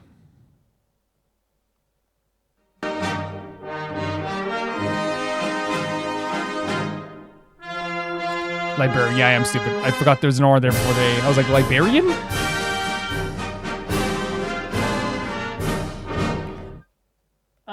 What I think is so cool about this is exactly what I was saying there as well. Because like from the real life perspective, I would not do this. But that argument can't be made for like why a game might be cool to play, right? Because if I said to you like, "Oh, I'm not doing this, man. That's too hard," right? In real life, let's say for example like let's climb a mountain, right? I would say I'm not doing that. That's too hard. I don't want to climb a mountain, right? But here's the thing. Many things in games I wouldn't want to do in real life. I don't want to fight zombies in real life, but I do it. I don't want to have a boxing match with somebody, but I do it. I don't want to like throw my opponent off at the top of a ladder through 4 tables in real life, but I do it in game. And I think it's that way too. You can't look at it from the perspective of like, that would be so strenuous and boring in real life. You have to look at it from the lens of like, no, it would be so fun to do this in real life. It would be so great. And it would be so like relaxing, not in real life, sorry, in game to do this. It'd be so relaxing. Because I think that like that's kind of the whole point of this. It's not meant to be like, oh, like, about, oh, I did it, woo. It's more about like the idea of like, oh, I did it, right? But you emphasize the journey rather than the actual conclusion. It's not about like, oh my God, that took so long. I can't believe I did that. It's more like, wow, dude, that was like relaxing. That was fun. Oh, that was really great to discover this stuff. Oh, there's like, and there's also, let's just be honest here. There's a pure satisfaction to getting things organized and getting things in the right way. There is a beautiful satisfaction to that I think is like very, very emphasized here as well. So I do think there would be like a notion of like how this would like work really well too as a game also. Yeah, I think so anyway. So yeah, this is a really cool idea. I know that you suggested this, Victoria, for me to play. I don't think it will be happening anytime soon. I'll just be honest, because there's a lot of stuff lined up. But I do appreciate the idea of this, and I appreciate that they put some like twists in it and like, different ways to organize the books and put everything together, and it's really like a fun thing to put together as well. So I do think it is like, it works really well. I think it works really well for what it does, and I'm very, very I think it's very cool. I think it's a very cool idea. And I think that they put creativity in a game that like sounds boring at first glance. Oh, you organize a bookshelf and it's like, oh, but there's so much creative stuff in it and like the satisfying aspects of it too. But in real life, it would be strenuous. In a game, it'd probably be very fun. But yeah, thank you so much for sending us in, Victoria. This was awesome to see. Really cool. The next video is sent in by Cat Sith. And they said, Last our Ateez Rebellious MV. This time we take a look at the same song, but in acoustic. Oh, really cool. Featuring two of Quinn's Entertainment's music producers, Ren Zemo and X80 on saxophone. So on keyboard is Ren Zemo and X80 is on sax. Both of them were with Anner. We're in the Anner vid, by the way. X80 acted as the role of the rival gang leader who ended up getting beaten up and sent to jail by Anner fans. And Zemo wrote and sang the ending credit song. Since one of Warner's main ways of advertising themselves is their behind-the-scenes vlogs, quite a few of Quinn's staff, like Zemo and X80, are familiar to the fans. And while Diidii did reconcile with his family, he said in a vlog that he feels more relaxed when hanging out with Warner's group mates and Quinn's staff than his family at a dinner table. That's lovely. It's sad, but obviously it's lovely to have like a new family, right? Back when Diidii was starting university, when he was packing up his things for campus, Quinn and Pink Ray bought him 4 large packs of snacks in case he got hungry and in the dorm after curfew. They and the staff at one of Quinn's Entertainment also went and attended Diidii's university graduation. And Diidii's bachelor's certificate is proudly displayed in Quinn's company meeting room. That's lovely. That's very nice, right? That's very nice because that emphasizes that they do care. They care quite a bit. And they are, it's like a family kind of feel. This is Rebellious live stage, Warner. It's gonna be interesting to hear this acoustic, right? For sure.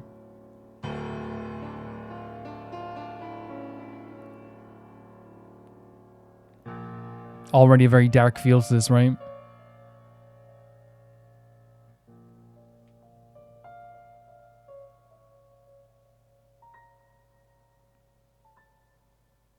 They're taking it slow as well, aren't they? Oh.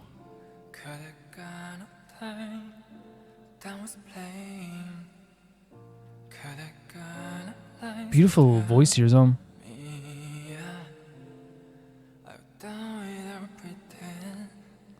Like it's very like quiet. It's whispered. It's like, but it's still very, very pretty, right? And Diidii's very pretty anyway. So like it's one of those things where like, you know, I feel like, you know, a pretty voice for a pretty face. But he has like this again, this whispered tone that's very emotional while also still being like incredibly soft, right? It's incredibly soft.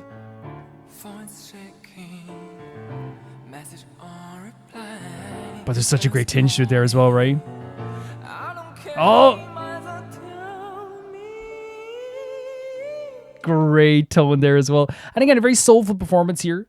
I think that, like, you know, that's one thing that's always a good thing to show off as well with these acoustic performances as well. You can do some like really cool tricks and like emphasize different things with your voice.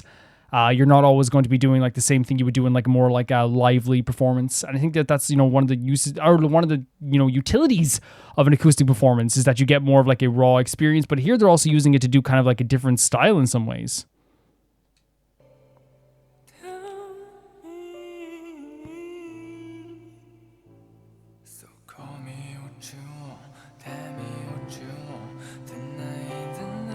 Really cool, powerful way they did it. Again, it's quiet, but it's powerful. It's strong.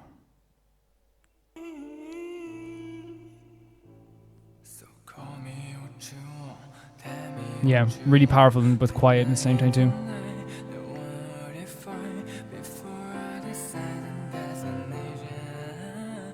It's honestly like even like I like the song even more in this version, which is kind of cool, you know. But then again, I do like acoustic versions of songs quite a bit as well because again, you get to hear kind of like more of a raw interpretation of like someone's vocals.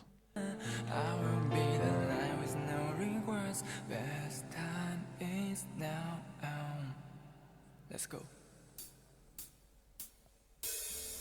Oh, kind of sexy, right? Very jazzy, kind of sultry, right? Emphasizing the bass, the sax. The drum is getting very subdued, you know, but it's accompanying everything very well. Some really kind of like, not the word we're looking for is kind of like jazzy keys as well. Great control in his voice. He is making love to that microphone, by the way. All different positions. I didn't mean it that way. I meant in his face is going on different positions. But again, like it works.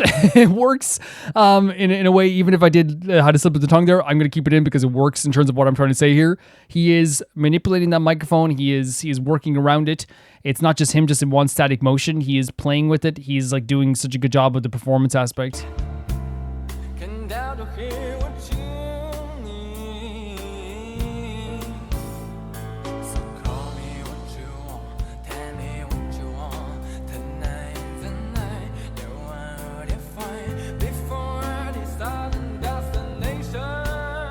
Really strong.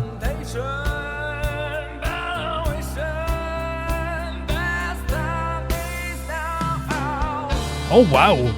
Again, the energy here.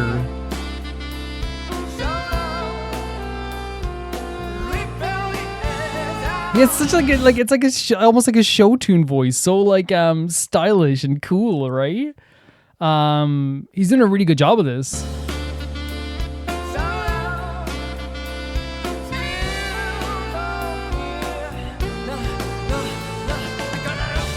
Oh, with the bit of aggression they're doing, the da-da, like, it's very cool.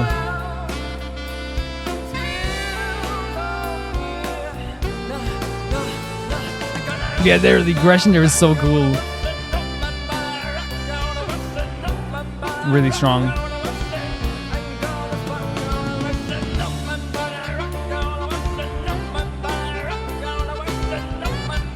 He's getting super aggressive. This is very cool.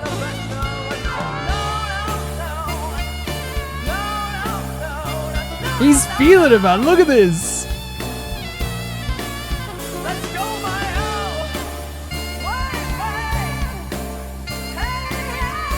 Man, like getting down deeper too.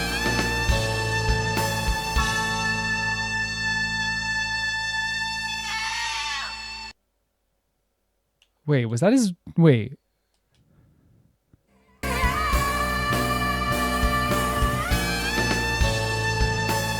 What the fuck?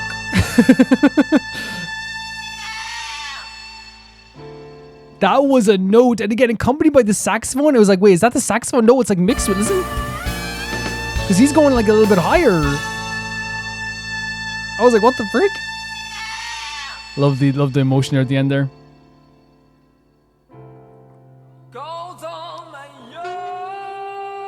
It's so showy, it's so jazzy. Oh my god, the power being able to be that far away from the mic.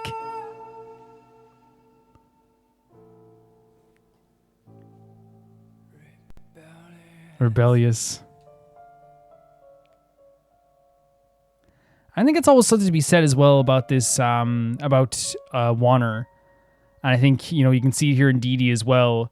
Because you always say, like, you emphasize the fact that they're not like a big popular group. They're not something that's like really like, you know, selling out like 20,000 seat stadiums every week. There's not something that's going to be like, you know, on the cover of every magazine in the world. They're not something that's going to be like, you know, the most like high production music videos. But I think it's one of the things that's always like still kind of like very like great about Warner as well, is the fact that they have like a very powerful performance to them and talent to them. And it shows that like how many like, you know, groups are so talented and so amazing, but like probably won't ever be like the most well-known group in the world.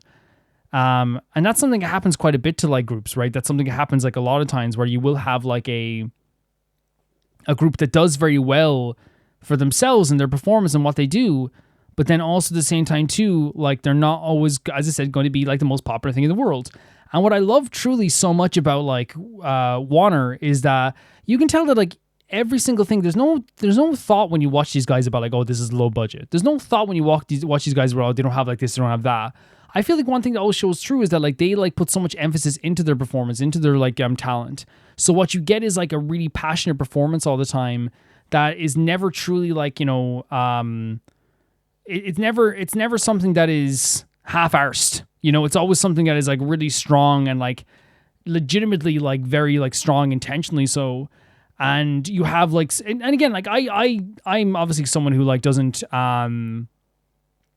you know these guys as well as like, you know, you guys, but I've gotten to know them a bit over the last while. And what I really like about them all the time is the fact that we get such a, and even like we saw the behind the scenes stuff, we saw them as they're going up on stage. They're ready. They love the performance aspect. They love that aspect. They really do.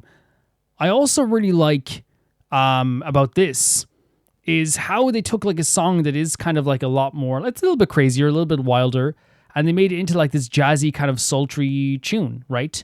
They made it into like a performance that is more cool and fresh and like low and deep, without really making it something that is like, you know, too over the top.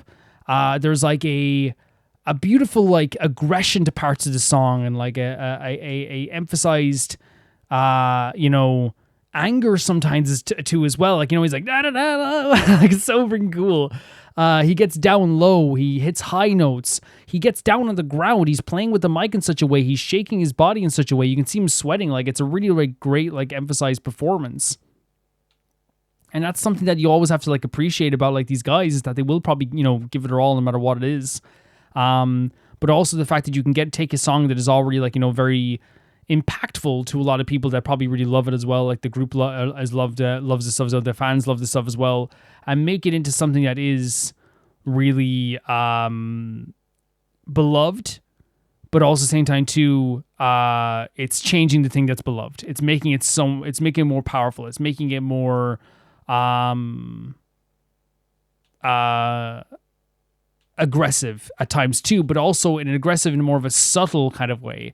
It's not aggressive in the same way you'd see like a really fast-paced song. It's aggressive in a way that is kind of like, how would I say, like beautiful, right? It's cool, it's fresh, it's sultry, it's all those things, and it's really, really fantastic. Honestly, I really like it a lot. I really like it a lot, and I like these guys a lot. That's the thing. I really think that they're like really good, a good performance, and you hear this there in this performance too.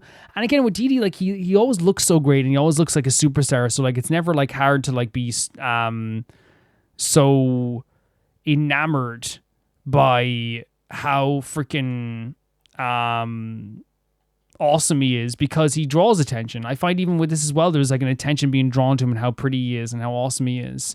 I find myself getting so like, you know, pulled into every aspect of his performance because he's so beautiful, and his beauty is emphasized so strongly through his performance. He's beautiful on the performance aspect and in the actual vocal aspect and in the face aspect, so it's really easy to follow him as well. And also the way the music accompanied this as well is really, really strong. I think having like the jazzy arrangements can sometimes like be misplaced. Sometimes people do jazzy arrangements and they make it into something that is like not that it doesn't justify how jazzy it is. It doesn't justify the feeling of how jazzy it is. But I do think that what does justify it here is Diidii's performance. I think he justifies it by making it like very jazzy and sultry and sexy and all those things as well. So we actually have like a really, really beautiful performance here from him, while also still getting a cool performance, right? For sure. And I want to say thank you for sending us in. This was awesome, and thank you. The next video sent in by Trash Bin is a winning concert, a little prayer. So let's check this out here. This is from Umusume, Pretty Derby. So it's winning concert video game inversion, a little prayer. Let's check it out. These are always very fun. The I'm guessing it is a performance.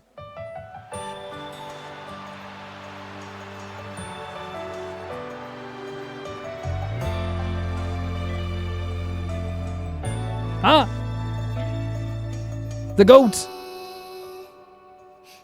All the sweet vocals. Does the moon ever question itself? Again, Rice Shower is the goat, but like what's so great as well is like that opening line already is so powerful. Something that is so strong in the sky, that is powerful, that is strong, that is something that's there every single day. Something that is a sure thing for the world, right? The moon. Does the moon ever question itself? And I think it's not about just the moon question itself, but maybe like does something so powerful question itself? Like maybe I do question myself sometimes.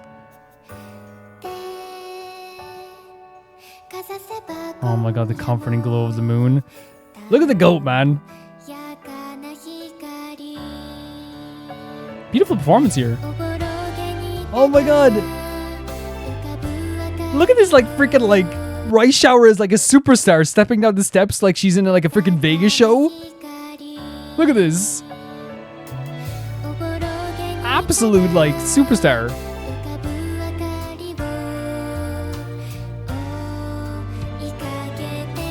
Love the lighting here. Very cool. Did you see how they did that with the light escaping them? They're reaching out to the moon, right? Trying to like reach out to the moon's light, and look what they do with the spotlight. Very cool idea. Very cool idea. Gorgeous vocals here as well. Very, very, very, very subtle, but very sweet. But then the music also is very sparkly and cute as well, and it makes it kind of like this like low emotional tone, I guess. Not low in terms of low emotions, but like emotional tone in terms of like low volume.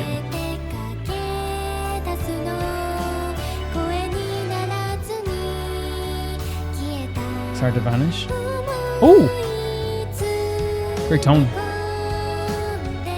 Look at this stage. Right showers to go. Whoa! Man. I'm smiling. I'm smiling ear to ear.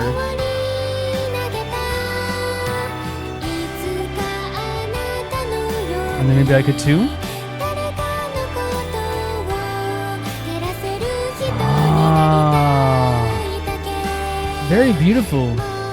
Aww. You can cry. Right, Shower, you can cry if you want to. The goat.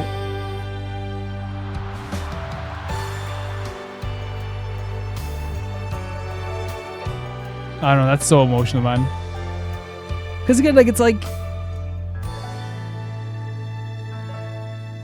In a way... Oh my god, so... What was that emotion there?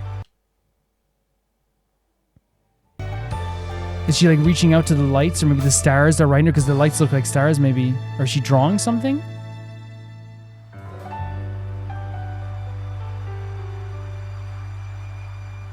Oh my god, the silent like talk to as well. Yeah, this part is really beautiful. Like the into the bright lights there as well. Because I do think like obviously the song is like about talking about the moon, how the moon like is like so sure of itself, as we said at the start. But then also the moon gives the light to other people and gives hope to other people. So in her sense, she's like, I wish I could become like that. I want to become like the moon. I want to be able to support other people. And because you're so strong and you give me so much strength as well, all the stuff that I wanted to say like kind of like disappears because I'm feeling this kind of strength and this power from you. I want to feel that like I give that beauty to someone else.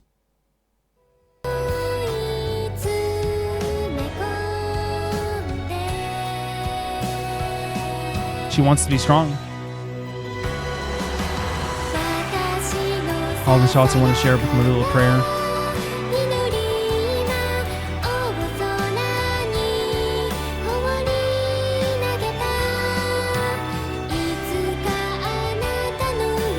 Again, this line here, by the way, sorry, we go back again as well. So all the thoughts get cast into the sky amidst the starlight, right? Is that saying like all the thoughts that I had like go into the? It's like something I can say. I can speak them into the distance, and you can listen, even if you're not technically listening. It's somewhere I can put my thoughts, and it gives me comfort. Such a soft voice. This crowd, man. You're witnessing great. That's the goal.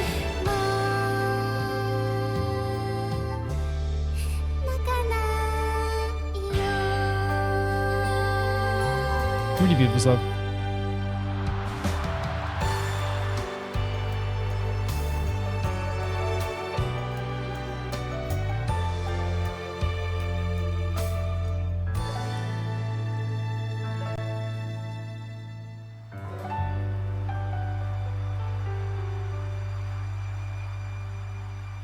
Really beautiful stuff. And I think it's like, oh, and then the moonlight shining down on her as well, which is a really cool idea as well. But yeah, once again, I think what's like so powerful about these songs is that like it's like a really like great way to like have a beautiful performance of a character that you already adore, right? And in a lot of ways, like people adore this character, and then have like a really emotional through line with the song, and still have like it's like an extra thing for something that's already really like beautiful, which is your love for the character's story and their journey, and you get to see now like this kind of like really beautiful emotion like emphasized in the song. And in this as well, it's not just about like the reason behind the song, because obviously the meaning behind the song is really powerful, but it's also about like the strength behind the performance. It feels like a big, as I said, like a big like stadium performance. Like she's stepping down the steps, she's doing like a big like emphasis on the lighting and the timing, whether it be the lights shining up or the moonlight disappearing from her, or like her doing the hand symbol as she's like standing there as well. It's all really emphasized in a great way in terms of like a very performance based thing, right? And it looks great in that sense. But obviously, like I feel like the big things here are obviously the vocal performance, which are very sweet and emotional, and then also the power of the meaning behind the song, which again, I think people probably might have different interpretations. my interpretation of the song is that it's a song about someone who looks up at the moon, which the moon is very powerful. It's something very strong and amazing that's up there in the sky. Something that is like, can be very like, is very sure of itself. And that light that shines down on her is something that gives her strength and gives her power and gives her something to emphasize. And I think it's actually a really, really stunning thing. I think it's so stunning. And like, to me, it's like one of those things where like, I like adore that idea. The idea of like looking at something that is, so something that we witness every single day that we don't notice about, like something about the emotions behind it, or like how this can be like a strong thing or emphasizes a strong thing. But it is like technically a very powerful thing, whether it be the sun, the moon, the mountains. But using them for songs can be so effective because like for her, it's like this moon shines down. It never doubts itself. It's so powerful. And like, I want to be like that. I want to shine on somebody else. I want to give someone that. And that to me is like so freaking beautiful and powerful. And again, the performance was so great. So I think it's one of those things that like, it emphasized that the vocals emphasize the emotion so well in that too. There's like also like a really a softness to her voice that like feels very sweet, but also like you kind of just want her to succeed. Like when she's singing these emotions, you're like, please, like you can feel them and you really want her to be happy and to like, to be able to come through whatever emotions she's feeling. But it's really nice. It's really nice. It's sweet. It's nice. It's soft. But then she also has like a really like powerful stage presence, as you said. Like she, would it be like, as I said, the stepping down of the lights coming up with the moonlight disappearing. But it's just very sweet. It's very sweet. It's very emotional. It's very powerful within its sweetness. It's strong because of its sweetness. And I really, really enjoy in that sense. Like, I think it's like really, really, lovely. It's really lovely. Thank you for saying this in Trashman. This was really cool. The next video is sent to my Jackal Sniper, and they say this new Sonic song was made to celebrate the 35th anniversary.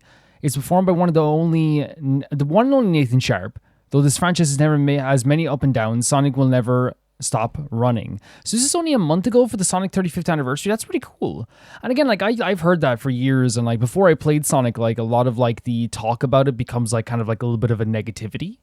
But from what I've seen from everything with Sonic, like it is just like a really great franchise with like, so many nice quirks to it. But of course there's games I've played that aren't like, considered to be the best in the world.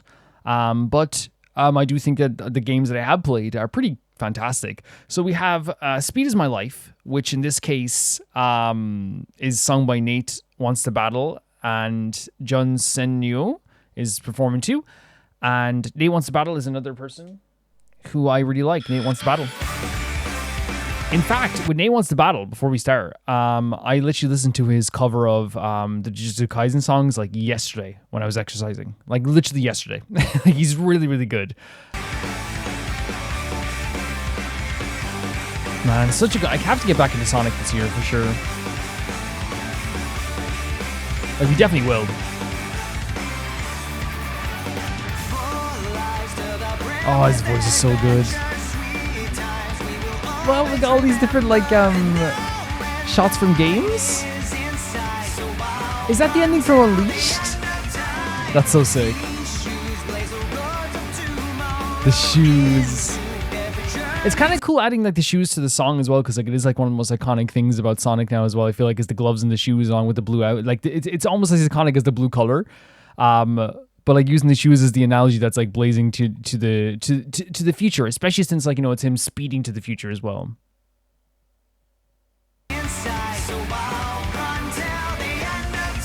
So cool. Yeah, it's a great line, really great line. Oh my god, and Knuckles. Oh, that's great. Look at Aemeath. Great guitars here. Great note there for Nate.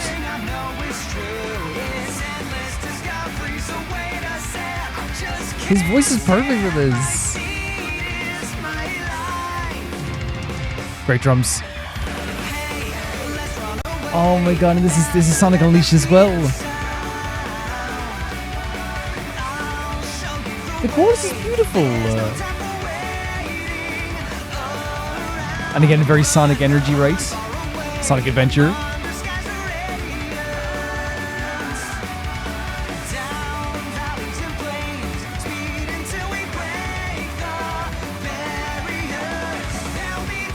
And again, it's very Sonic coded. Like, of course, the lyrics, like, about even here right now when the times it seems hopeless, but of course, like, it's like, you know, Sonic is about moving forward. Sonic is about, like, you know, keeping that energy going, about stepping forward. And again, like, I feel like it's like not only just like some people might say like it's kind of cheesy, but like, you know, it fits his character, because the speed is that he goes at is not just like supposed to be a function.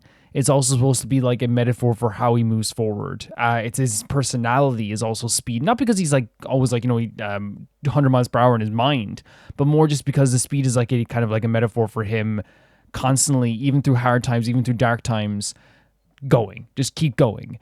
And it's honestly always very inspiring, and it's inspiring for the people in the game too as well. And of course, I said Nate has a perfect voice for this. He has such a great pop punk vibe, which I think is always like a great combination when it comes to Sonic songs, for sure. But yeah, really cool having the lyrics here as well. Really great hearing all the music arrangements here too. It's very sweet. It's very sweet seeing all this stuff too. And I think also using the Sonic Unleashed set pieces for this is a really good idea, because I think Sonic Unleashed has some really like grand set pieces. Like when you zoom out, you're like, oh my god, look where we are. It's incredible.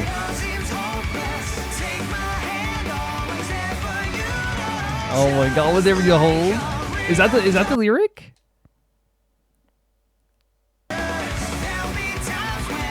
Yeah, his voice is perfect here.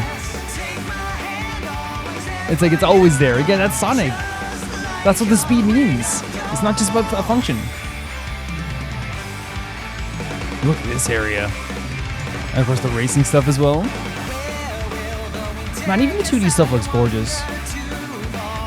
What's this? What are these games? Oh, the classic rivalry.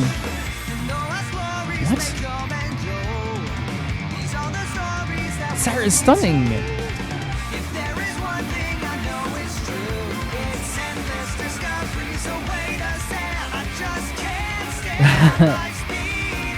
And then, that's what I'm saying. It's not just a function. It's not just an idea that like is like, oh, like you can use it in the game to go fast. It's not just a comedy bit. There's the function of the speed of Sonic is about, you know, not standing by, not letting things happen, not letting bad things happen, keeping going, even when you get hurt, keeping going as well. I love them showing all the different games here that I don't know as well, which is really cool too. But again, the messaging of the entire song is just very Sonic. It's very Sonic. Great bass. 2 Sonics? What's happening here?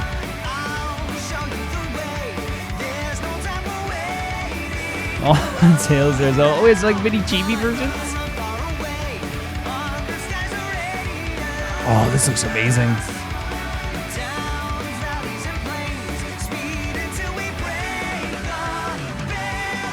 Great stuff. Oh my god, and the Sonic Adventure ending? Super Sonic, and then the Sonic Adventure 2 ending?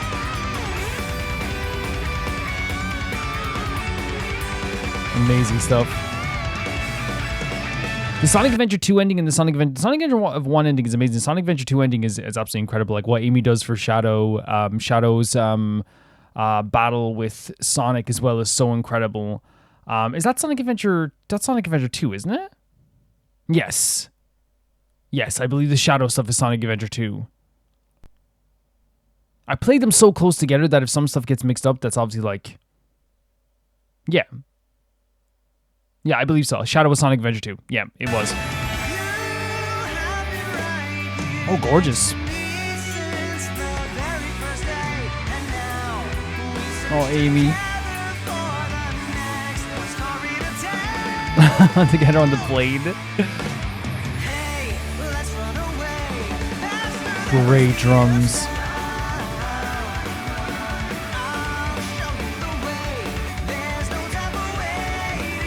Really great stuff. I can imagine. Oh my god. Yeah, this was Unleashed as well.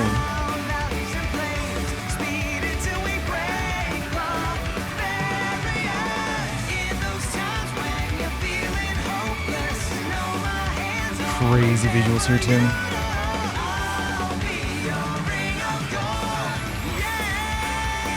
Great vocals there from Nate as well. So I love Sonic and Shadow so much. I love them so much.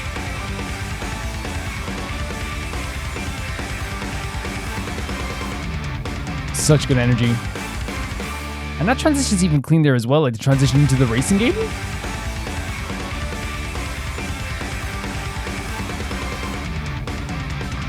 Great stuff. Really cool. Yeah, I talk about all the time how my experience with Sonic obviously like is exactly what I've gotten with you guys. It's always been like an amazing time with you guys, and so fun and so great and so like charming and fun and stuff because as well. But it's also one of those things like from the outside, like I remember with Sonic, I like didn't really know what Sonic was offering until I got to play like Adventure and Adventure 2. And I feel like Adventure 1 already showed me that this game is like beautiful and has some like amazing characters and has beautiful visuals, amazing music, and so many great gameplay aspects, and can have like a really cool like you know, deeper story that you wouldn't even expect, like how dangerous like it can actually get with Dr. Robotnik. But it's also like a thing where like with Sonic Adventure 2, like it gets like deeply emotional to a point that's like so traumatic and painful. Sonic Unleashed can have some of the most beautiful moments as well, and like has such a great like sense of scale and locations and all this stuff. So you get to like have this thing where like I now realize like how amazing Sonic is, like from all perspectives, just from those 3 games that we played. But I can imagine for people who are watching this anniversary video, it is a thing that is exciting, it's emotional, it's amazing, it's beautiful. Because I haven't been with Sonic for that long. I've been with for like a year and like a bit. Only played 3 games so far. But for me, like, you know, when I see anniversary stuff about like Yu-Gi-Oh, or I see anniversary stuff about like Tekken, or I'm trying to think of other games I played since I was like yeah, Tekken's a good example. Like, because like with wrestling games, I don't have that same emotional attachment I used to have, because now it's just like, you know, there's a big corporate feel to them.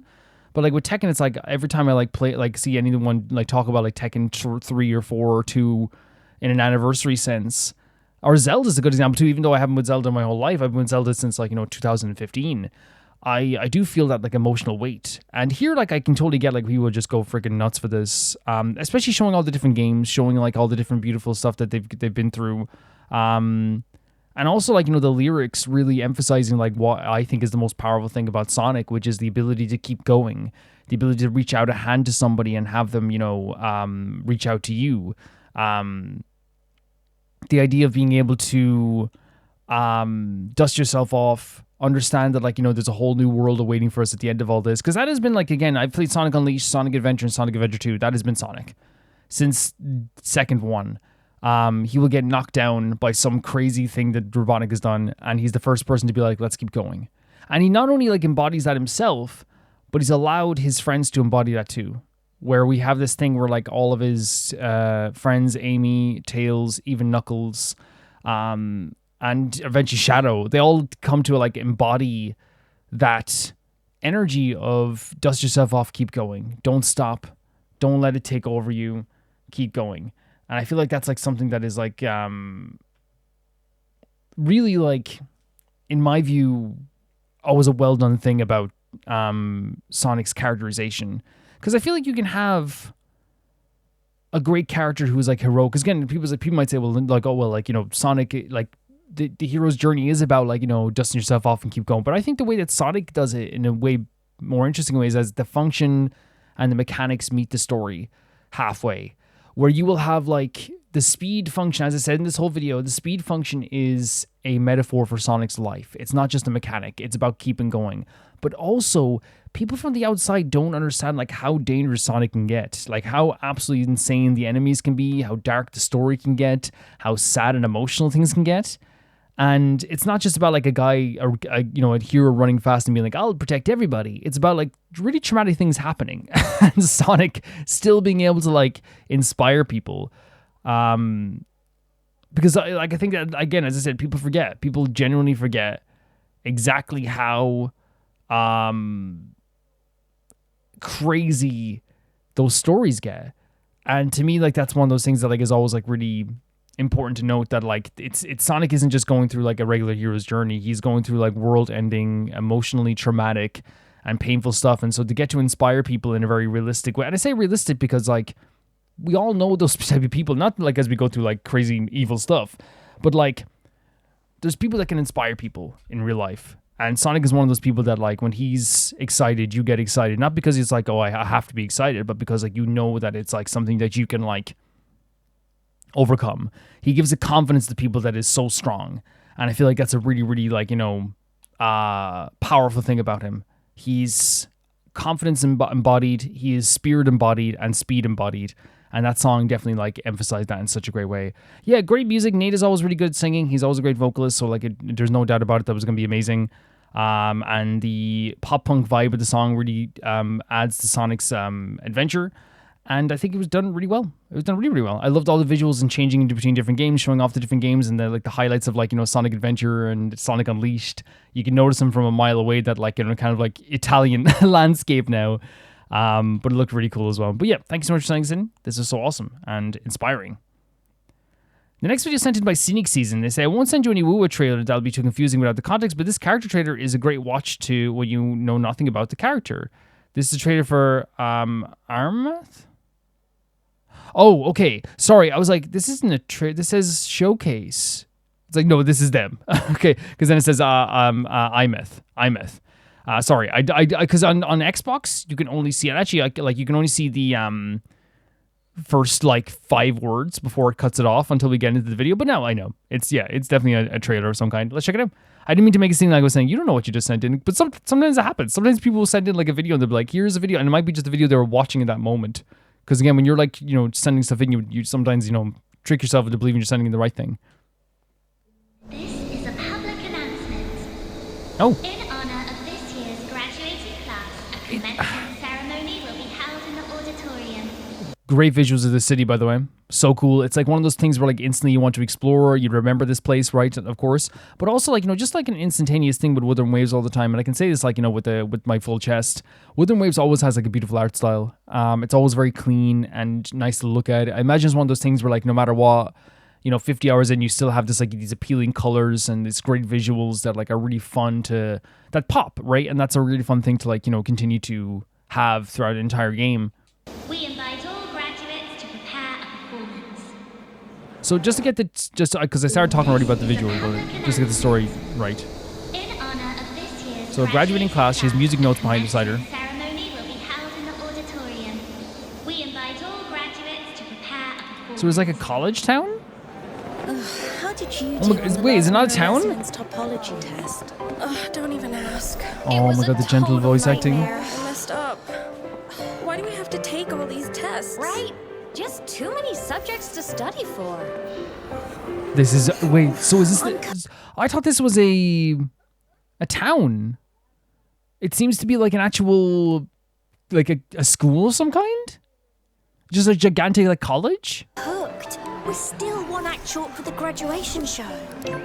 Oh, my meal's ready. It's food o'clock. Wait.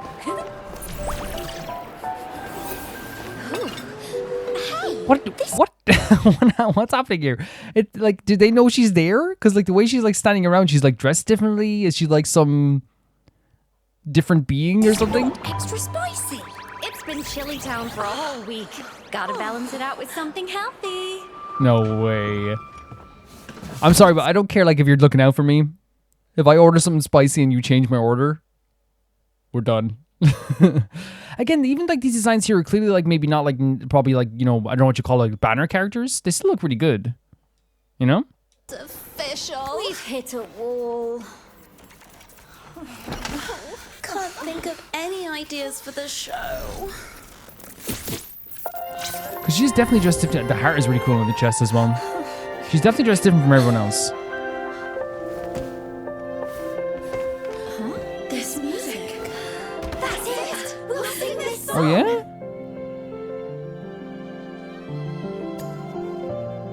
So she inspired them with the music. Again, I'm wondering, do they know she's there? Because like there's like a bit of a disconnection between like her and them, right? Obviously, it's not just the outfit that's different, but also like the feel of her being there is different, you know?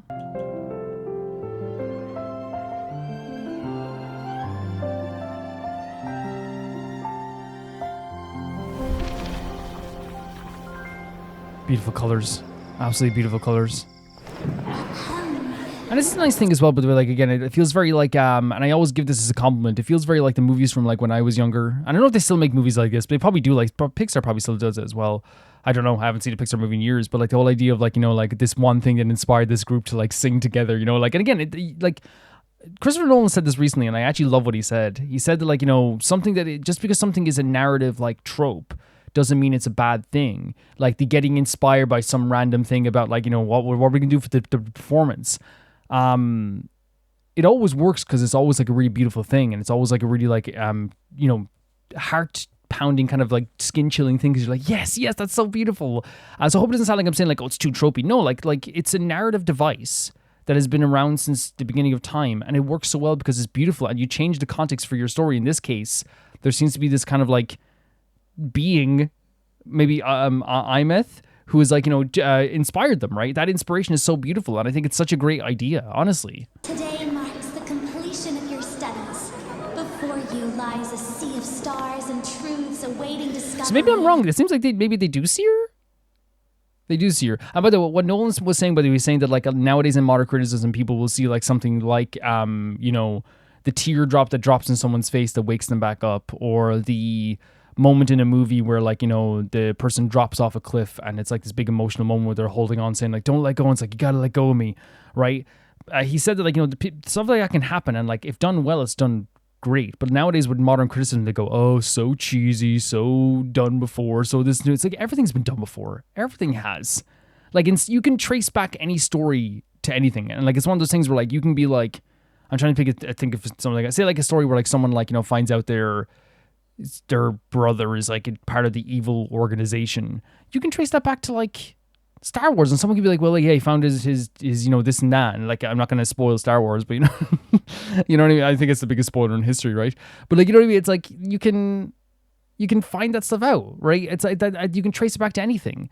I hope it doesn't sound like I'm saying that it's like, you know, like, oh, this is, no, I'm saying that like it's a beautiful thing. I love inspiration through random chance, and in this case, it's not random. It's someone actually like making the inspiration happen. But I love the type of story. I love finding inspiration through things that just happen. Sparks, right? In this case, it's a controlled spark, and that's what I love. It's so cool. They put their own spin on it. Time to spread your wings and fly. No?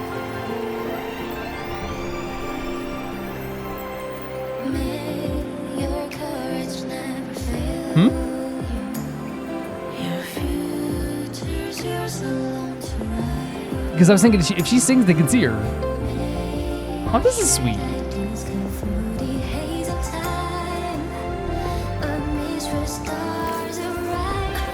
Huh? It's so sweet. What's going on? No. There has to be some way to fix it, right? Oh my god, this is how you know I'm already into like these guys. I'm like, there has to be some way. I'm like in the theater, please. That's how you know I'm already very much into the into the story and the passion behind this.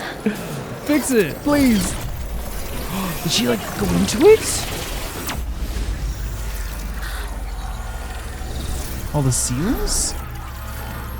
So she is clearly like some sort of electronic being. If she can do this like and go inside of like a computer screen like this. Oh, wait. The electronic current is represented by seals? Is that canon?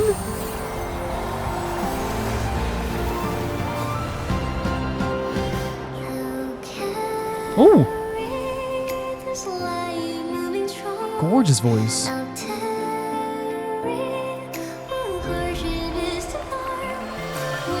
That's so lovely, man. It's so done well. I feel like crying.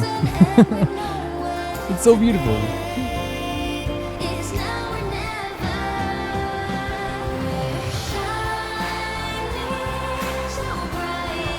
Oh yeah, me too. Me too, everything. This is so well. This is lovely. This is so lovely.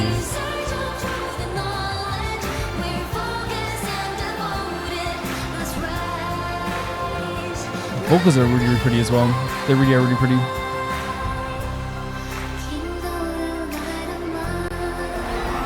Yeah, I really want. like this is they accomplished so much here. Made me want to learn more about.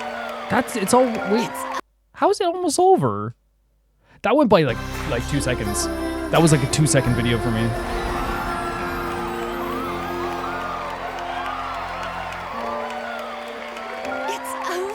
It's over. Okay, this is great. This is great. Because a lot of time when people do a performance, it's like the thing where they'd be like, oh my God, this is amazing. They do a bow and they're so happy. They're exhilarated. But it's actually so down to earth and realistic that, like, you know, because it was such like a thing where they were worried about, being able to then like be like, oh, well, I'm just glad it's over. That's fantastic. You know, it's relatable. It's so relatable. We all understand what that feels like. It's more realistic than maybe like being like, you know, we did it. We did the most amazing performance ever. It's like, no, we did it. And it's like, thank God. Because you know, when you do like a presentation in like school, or we do like a performance at a talent show, or you do like, it can be a thing where it's like, not that I've done a performance at a talent show, but I'm just saying, like, you know, the feeling, it can be like, okay, thank God it's over. You know what I mean? That whenever I did a presentation when I was like in school, I used to be like, you know, just get through these 5 minutes. You know, I didn't at the end, like, you know, wait for a clap and be like, I did it.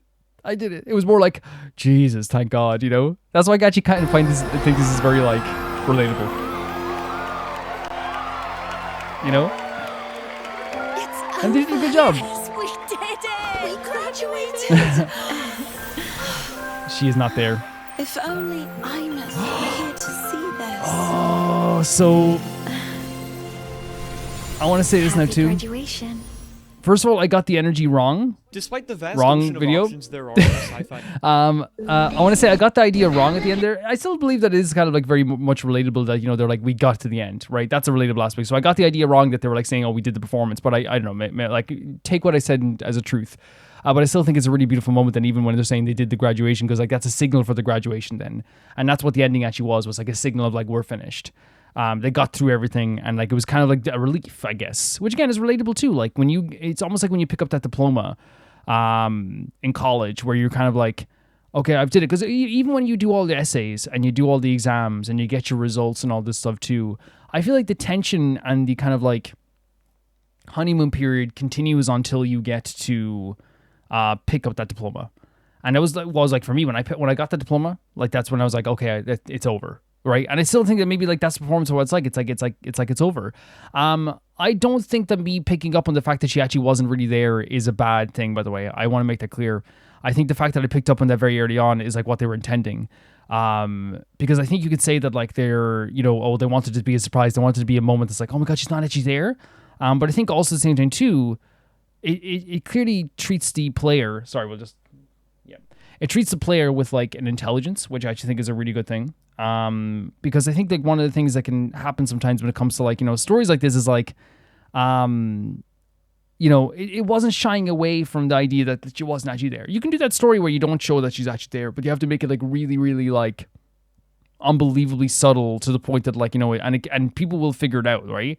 And I feel like this time they weren't trying to be like, is or not? Like they were trying to be like, make you feel like something's not exactly right here. And that to me is like why it works so well, is because for the whole time, you're like, wait, she doesn't seem like she's actually, they're not connecting with her on the same level. They're not making eye contact with her. And at first I thought they were being rude for a second, but then I was like, wait, is she actually there? And that to me is like, again, great writing for this trailer too. They did a fantastic job with the writing for the trailer. The fact that like, again, as I said, I can come here and be like, oh, something's weird here. That to me like screams a lot of like really talented writers in the group, in the team, in the writers for the trailers. And then the payoff at the end there when they find out, oh, she actually isn't actually here. There's two things. It's, yes, we could pick up on that throughout the trailer. It was really well done. They weren't making eye contact. She was like, you know, very blatantly like doing stuff that they like didn't, they you know, they got inspired by her doing the thing on the music sheet, and it didn't look like she wasn't even like, you know, acknowledged or thanked for that. But the reveal at the end is a way of them saying she actually is here. Right, so these girls who clearly like this gal, and for some reason this girl, Aemeath, was meant a lot to them, it seems. She is not actually here anymore for some reason, but she technically is still here. And I wonder if it has something to do with like her the way she uses technology, the way she kind of like is able to warp in and out of like different technological things. Like she's able to jump into a screen and stuff like that as well. That could be possibly it as well. But I'm not sure. Like I'm not sure like what it could be. But all I can say is that from the end of this trailer, As I said, like, I want to make clear because I don't want to ever like be like, you know, oh, this was like, oh, this dumb. I'm not saying it was dumb before when I said like there's like a beautiful trope to it where it's like the idea of getting a spark of inspiration. I think that's all it works. It's the same thing with like, you know, with like a lot of like, you know, tropes that work for me as well. Like, for example, like, you know, It's Right Behind Me can always work as a comedy bit. I think that like there's I'm a big believer in like the power of friendship overcoming things, you know, because it always works for me, because especially if you have good characters, it can work really well. And what I meant when I said like this spark of inspiration of just like oh my god, like we got it. That's a moment that happens in a movie that's so beautiful. It's like, oh, we should do this instead. But in this case, the way they made it their own was they took it and they had like this character who is this electronical being that they used to know apparently in some ways. And I'm saying electronic because you can go into computer screens and control technology and all this stuff too, and like change technology with her hand. To me, it's also like getting inspiration from a past friend, and the spark of inspiration comes from someone who should be there that maybe isn't there. So you actually get this like really beautiful addition to the beautiful trope, right? And I think that's what's so great about it. And I'm so glad Christopher Nolan said that recently, because it's something I've been thinking for a while. And I think that like, I know people say, well, come on, all you do is believe it, but sure. But like, I feel like now that he's like opened it up into like the zeitgeist, it does change the way people think about that stuff, because again, people will like, you know, now be more mindful when they like critique things like that, you know. And I think it was just really beautiful what they did here. Yeah, and like as I said, adding their own spin to everything, it's so gorgeous. The sing at the end was actually really, really like inspirational. When it broke down, like I actually was like, fix it. Like, and that shows that they actually had like a really good way of drawing you in. And speaking of drawing you in, I think that one thing that this trailer does really well is that like it ends on like this really beautiful note and this really somber note. You get to see all these beautiful colors, these beautiful characters, this great styling. As always, Wuthering ways, the colors pop off the screen. But then also, I feel like towards the end of it, I'm sitting here kind of like purely excited to understand who she is in the future. You want to know more about her, and that's the job of a trailer, right? And that's the job of a showcase in this case, where I can get a beautiful beginning, middle, and end to this story, right? Where it's like these girls are like worried about graduation. They try to find the best way to figure out what they're going to do for the graduation performance or showcase. And then at the end of it, they accomplish this through their former friend who's, you know, somehow fixed everything for them and got the seals on the right path again. It is a beginning, middle, and end. A start, middle, end to a story. You get that full thing. So you get a full feast, and by the end of it, you're satisfied. But then also at the end of it, you get a feeling that you want to see more. And that to me is a good idea for a character. Full story, full start, middle, and end, but then also getting to want to know more about the character. And the music in it was beautiful. Like it was gorgeous. It felt like, as I said, like very like 90s movie, the movies I grew up as like when I was younger. It felt very like that peak of a movie that you really want to see, and like you get really, you know, emotional about it. And I was getting emotional as I was watching it too. Like you could feel it. And I love the crowd, like, you know, cry their eyes out. Because again, like they did play it for comedy a little bit with the crowd as well, which I think was really charming too. That you know, they knew the song was really beautiful. And of course, like I said, the addition of Aemeath into this is a really intriguing part of it. It's really cool stuff. Really, really cool stuff. Thank you for sending us in. The next video is sent in by Malcolm Kunde. And they say, almost no game gets space right. And I'm not talking about the fun aspect. I love upgrading my ship and traveling between planets in No Man's Sky and Outer Wilds. Gets close, but still simplifies the systems and scales between planets. You don't have to think too much about it at all. There's one game that doesn't try to hide how complicated space travel is. You have to actually learn real rocket science, fuel to oxidizer ratios, aerodynamics, and orbital transplanetary movements and mechanics within space travel at a real-world scale, with missions that can last real-world decades. Although there was fast forward button, Kerbal Space Program taught me how to space travel really works. I wouldn't really call it a game as much as more of a sandbox. You build rockets, they blow up, you learn something, then try again. You accidentally pointed your rocket at 2 degrees too far. You misreached another planet by 2 kilometers. Were you going 2 milliseconds too fast while landing? Blown to smithereens. You can get more rocket parts than the further you are in the solar system you explore. But really, there's no story, aliens defined, just purely rocket science and love of the game. So here's a video about what I wanted to share. So, my history with Kerbal Space Program is that like a lot of YouTubers played it in the era that I was like big into YouTube, which was like I think like 2012, if I'm not mistaken, 2012, 2013, 2014. I'm still not big into YouTube, but like I think that was like one of the times that was like really massive. That was Kerbal Space Program was like YouTubers were playing it left, right, and center. So I definitely did see probably like 1 or 2 YouTubers play it. I don't think I watched it for the science aspect or like, you know, how interesting it was. For me, it was just like literally a sandbox, as you said, for like YouTubers to do funny stuff and blow up stuff and try stuff out. So yeah, let's check it out. Despite the vast ocean of options there are for sci-fi games, only one game captures the magnificent essence of what space is, and that game is Kerbal Space Program. Now, to the listeners that aren't familiar with Kerbal Space Program, this may sound surprising. After all, what could a 15-year-old game have to offer in today's market? What does it do that so 15, so it must have been 2015 when people were playing it then. Yeah, sorry. I got the timeline wrong, but I was I remember it was like there was like a lot of YouTubers playing it at the time, or at least like maybe like a few, but like, yeah, it must have been 2015 it said. But yeah, that's bound to happen. I don't play the game.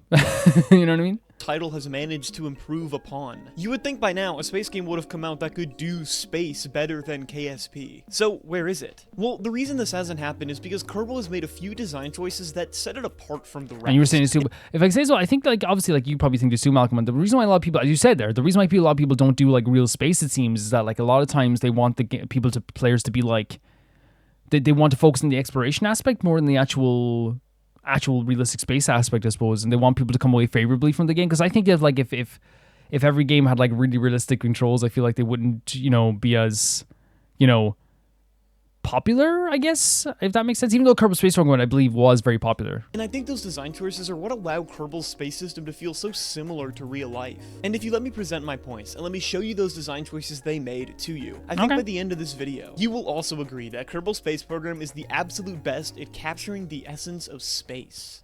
Ask any 5th grader what the planets are in the solar system, and they can rattle them off. Yeah. Mercury, Venus, Earth, Mars, Jupiter, Saturn, Uranus, Neptune, and Pluto. It's an image almost everyone is familiar with, even if it's been years since we've been in elementary That is true. school. I mean, yeah, like, I'm not very good with this stuff either, but like, you know, just like me, who doesn't think about that stuff all the time, it's in your brain forever.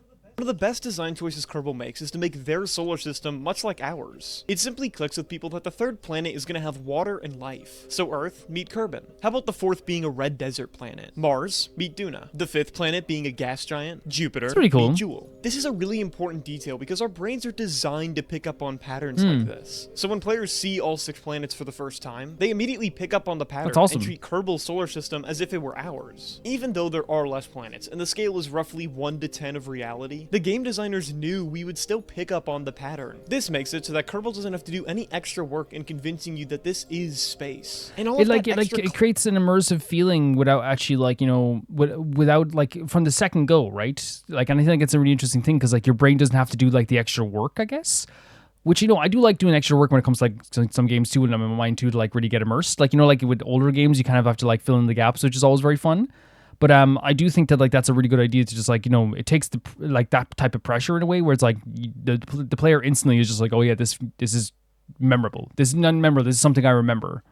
Water being cut out of the game makes it so much more approachable for newcomers. In most other space games, you're given a ship, and flying is as simple as pressing W. Like in Starfield, landing on a planet is literally a cutscene. Or in No Man's Sky, where landing is automated and is essentially easier than parking a car. These aren't necessarily bad features. Realism being ignored is often what makes games fun in the first place. Exactly like, what we're saying. People enjoy Pressure Washing Simulator more than the actual chore, because the bad features of being hot and sweaty are removed from the reward of a clean patio. But it makes those games feel less tangible, often fitting better into the category of an adventure game with the scenic background of space. That's fair, and I feel like even like KOTOR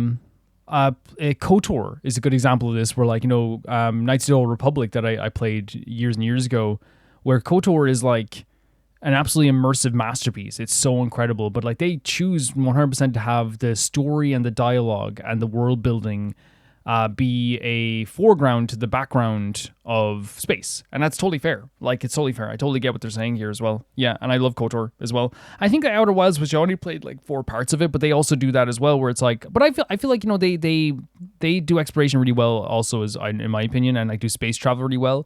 But obviously, again, they do cut out some parts to make it more fun, right? So cut out some middleman parts, which is totally fair.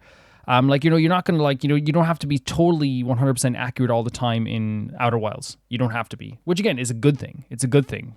Instead of being an actual space game. Even KSP simplifies some of the real-world physical problems with spaceflight. You don't have to feed your Kerbals and they live forever. No, instead what sets Kerbal apart is that it embraces its realistic elements, and places a special emphasis on many of the real-world challenges of space. Ultimately, you are still at the mercy of space, where things can go catastrophically wrong, and goals are difficult to accomplish. That is exactly what makes the gameplay so enticing. Every new mission you launch risks exploding on the launch pad, running out of fuel right before you get home, or missing a crucial heat shield or parachute on re-entry. Even the little details that can be easily overlooked can result in total failure. While that may sound tedious and frustrating, and at times it definitely is, it only serves to make your accomplishments more rewarding. That difficulty curve makes every sequential accomplishment feel great. And the thing is, well, like I do believe this as well, because like I know it's a maybe a bad analogy, but like, or a bad comparison, but I remember like I played.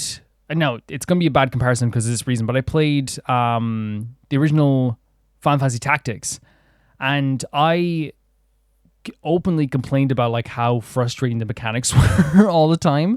But what's so interesting is that like towards the end I did stop playing, but I played 40 hours of that game, even when I felt like I wasn't like really like, I felt frustrated a lot of times, because the game was enticing through its difficulty. When you won a battle, it felt like the most amazing thing you've ever done in your life.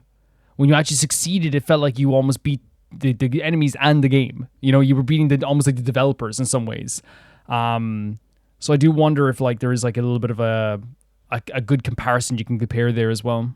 Because you, through time and effort, accomplished something hard. You, while even being at the mercy of space, still reached orbit and landed on the moon. But you know, a battle is an RPG battle is so different from, you know, calculations and stuff like that as well, right? There is calculations in RPG battles, but like you're talking about something that's like, you know, night and day in some ways. Things were hard, but you did it anyway. You beat space. That's an incredibly realistic and addicting feedback loop that brings you back into space and Kerbals into orbit.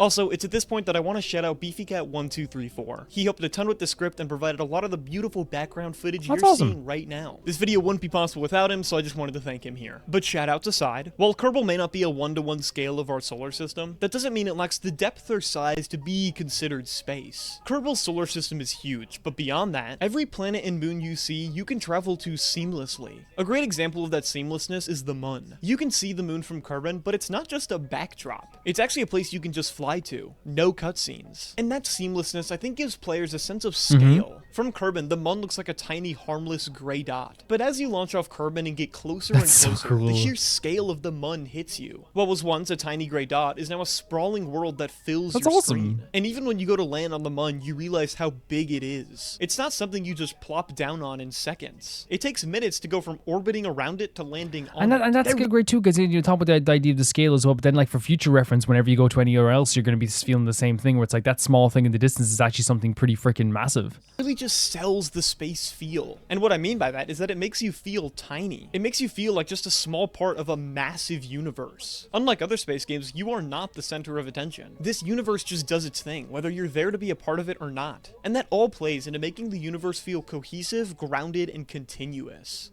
But to really I've talked about that before as well, even in like Genshin. It's one of my favorite features about Genshin is the fact that like, yes, you are the hero of the world, but like I like that the world keeps turning, and the fact that any game that can make the world feel like it keeps turning even when you're not there, perfect. Honestly, just really, really well done stuff. Kerbal executes incredible sound design, specifically though through smart audio transitions. Let's go through an example because all the Kerbals are named Kerbin. Is that something that just happens? Can you name them? I really do love that though. They look really cute.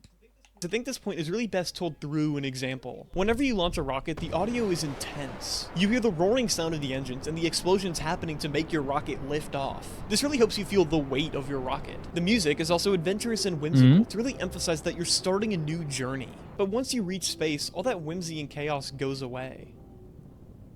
The music transitions to beautiful but almost daunting ambient music. You escaped one of the hardest parts of space travel, and you are now in space. And I really like that idea, like where it's like, and using music changes to show that you have changed into a different level of either fear or a new task or someplace you shouldn't be. That's something is like, you know, a very classic thing in video games, and to use that here, like to show like the difference between space travel and how far you come with that too, it's really cool. Like, you know, leaving Firelink Shrine in Dark Souls will stop the music and you go into more serious tone with that as well. Like, you know, in a horror game, if you like try to traverse into like a place that is much darker than before, the music is going to get probably a little bit more eerie. And using that here again, as I said, to show space travel is such a cool idea. Now have the perfect view of the beauty of Kerbin from above. What you feel here is something similar to the overview effect, which is something real astronauts feel. When astronauts see Earth from above, they get a profound sense of peace, beauty, and how fragile our home is. It would scare me. I think when you enter orbit around Kerbin, especially for the first time, this sort of feeling kicks in. You get not only a sense of peace and beauty, but a sense of just how small you are in this universe. The music and sound effects do a great job at encouraging this feeling. And even further than that, they strategically get you to reflect on your place in space and your place in the game. That's so cool. While there is that silent beauty of space in both Kerbal and real life, space also never stops being terrifying. Kerbal knows this better than anyone else. I like that he definitely has a passion for the scale, because again, I do imagine like that's how what would feel like as well, especially when you're like up above, even in a game up above Earth. I mean, we like recently felt that in a game that we played in the channel as well. Like I know it's completely different, but I'm saying that like even on that level, when we look down on the place that we came from, and you do realize like, you know, how like, you know, your perspective changes just from like one location to another. Again, I feel like that's the same thing if you like if you left your body and you saw your body and where you were, like it puts things in perspective. But in this case, it's about like, you know, a gigantic rock that took ages to figure out how to just get off it. You know what I mean? And now you look back and you're like, oh my God, like look how far I've come.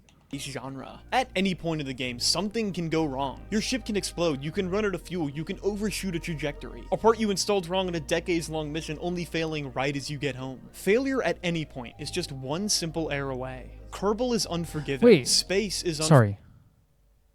Shoot a trajectory. A part you installed wrong in a decades-long mission only failing right as you get home. Failure That's that at YouTuber any guy, point the is guy who just does one the simple backroom error away. jokes. Kerbal is unforgiving. Space is unforgiving. He's been showing up on my but feed the a game lot. is just as beautiful as it is unforgiving. And that's what space is. Space is magnificent, desolate, splendiferous, but cruel, grandiose, and genuinely terrifying. This is the lightning in a bottle the developers caught. This is the essence Kerbal captures. It gives you just a small inkling of what it's like to be an astronaut in space. It shows you how humbling, lonely, and scary space is. This should, right? To me, the fact that the game developers were able to see this vision, develop it, and then release it 11 years ago is an astounding accomplishment. But that's the thing as well. Like I think that the fear is is actually a cool thing that he's leaning into here, because for me, like again, it's like I know it's a different game, but like I remember playing Outer Wilds and going out into space. The first thing I feel whenever I'm in the vastness of space and the emptiness of space, and that's this world that's way smaller than obviously this world. There is a terrifying feeling of like, I don't know, like the unknown, like this feeling of like, you know, it's maybe I'm wrong in saying this, but space feels weirdly claustrophobic while also at the same time feeling like too big, if that makes sense. I think the vastness actually makes it feel like more closed in because there's like barely anything when you see it in the distance. So it feels like it's like one like backdropped wall around you, and there's constantly like a wall around you. Maybe that's just me how I felt about it too. Yeah. Deserves the highest praise. At the end of the day, Kerbal Space Program does space better than any other sci-fi game. It makes so many smart design choices that when put together, reflects how space feels in the real world. It lets you experience how humongous space is, and how challenging and scary it can be. It lets you see how awe-inspiring these massive celestial bodies are, and it lets you experience how beautiful the silent void of space is. And at the end of the day, Kerbal Space Program is a reflection of our solar system and our relationship with it. And above any other space game, it perfectly captures that relationship and the essence of space. I hope you enjoyed this video. I hope you have a great rest of your day. I'm out. Oh. My name is Orpheus. When does the next video very quickly there? Despite the vast ocean of options. Yeah, like I think this is a great video. First of all, the fact that the video is 7 minutes long means that he wasn't doing this. He was doing this for the love of the game. Because an 8-minute video actually gets you a second ad. So 7 minutes long, this guy was like, you know, love of the game. I'm doing this because I love Kerbal Space Program, not for anything else, which I think is pretty great. And again, like it's one of those things where like I totally love the passion that comes off this too. And like you can always tell like when someone like is really passionate about their the topic that they're talking about, because like there was like I know like it's obviously written down as well, but like it felt like everything that he was saying was like completely honest and real. It never felt like he was like, you know, just saying it for the sake of saying it. And I feel like when it comes to Kerbal Space Program, obviously, as I said, like from my perspective, Kerbal Space Program, when I was like, you know, younger, when I was a wee lad, was a game that I just saw funny people, you know, blow up stuff in. And when they launched out, you would see it get destroyed and you'd laugh, right? And it's so interesting as well, like, because from that perspective, you know, the game's accomplishment changes, or the meaning of the game changes from person to person, I feel like. Where, like, for years, Kerbal Space Program was just, like, a game that the Let's Player blows up the ship by accident, and you laugh at their reaction, and then they try again. And so, from my perspective, for years, not because I thought this is what the game was, it's just like how you perceive things. The YouTuber was probably playing the game thinking, if I fail, I know it's going to be a better video, you know? Which I think also does add to, like, what this guy was saying too, where it's like, that dramatic feeling, that, like, feeling of, like, working so hard and then something getting destroyed, and then, like, trying again the next time and trying again the next time, that generally makes YouTube videos better. You know, I like, legitimately, if I can say, like, for Half-Life, right, and it's a weird comparison, for me, like, the video that did, like, really, really well one time was when I decided to, instead of reloading the game, I fought through a bunch of enemies. I think, maybe you remember this, Malcolm, where I fought through a bunch of areas with, like, 1 HP just to get some health.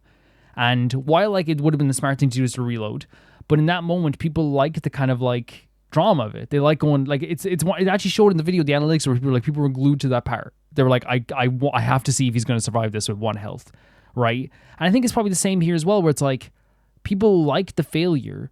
People like the reacclimation and the creation of new stuff, because they actually want to, because again, even if you fail, even if I got shot dead in that moment, which I did probably many times with that 1 health, there is a feeling of, like, I want to see if he can get by it, and also I still enjoy the moment of death, because then it's like, okay, how is he going to recover from this? How is this, you know, like, or even it's funny watching someone fail over and over again. And I think that's why, like, you know, it does so well for Let's Plays too, is not just about, like, you know, the destruction of the ships that you have, or the destruction of, like, all the stuff that you're doing. It's also like that it's fun to watch someone try and try and try and try and try and try and try again. It's fun. It's super, super fun. And that's why I think, like, at first I was thinking to myself, like, oh, maybe, like, my perception was wrong of what the game was, but I feel like it's right? It's like, that's the fun of it. It's fun watching someone destroy their ship and try again. It's fun. And obviously, like, you know, with Let's Player, it's going to be different. But yeah, like, I never knew just how realistic it was. I remember, like, seeing, like, YouTubers do it, and they'd be like, they would be doing a lot of calculations. And it would be really, really, like, I wouldn't really know that part, but then I'd watch them, like, launch, and it's like, and then it gets destroyed, and you're like, oh, okay. You know? And that's kind of, like, a really, like, fun thing as well. But I think I more, like, just watched it for the love for the, you know, comedy, right? But yeah, like, I think that, like, I never knew about the calculations. I never knew about, like, you know, how, like, you know, vast the world actually is, how hard it is to get to a world. And again, I love the discussion they had here about the idea of scale, and the idea of how enormous the world can feel, about how at a split second you could fail at any second, about how when you're up in the space and you look down in the world, you see this, like, vastness that you're like, oh my God, it puts everything into perspective. The music changes, and, like, the danger that this world feels. And I think that is so important to say, because, like, cute games can hide really great meat, right? And that's what we see when it comes to this game. We see it sometimes in other games that are kind of, like, cute but have, like, a bit of meat on the bones. And, like, that is for sure a how do I say it? Like, it's a common thing that will have people, like, maybe doubting your game, because I feel like if you showed someone, like, a game that is into, like, space travel and stuff, because they probably know that already, but they don't know what Kerbal, if they knew about it already, if they knew about, like, space travel.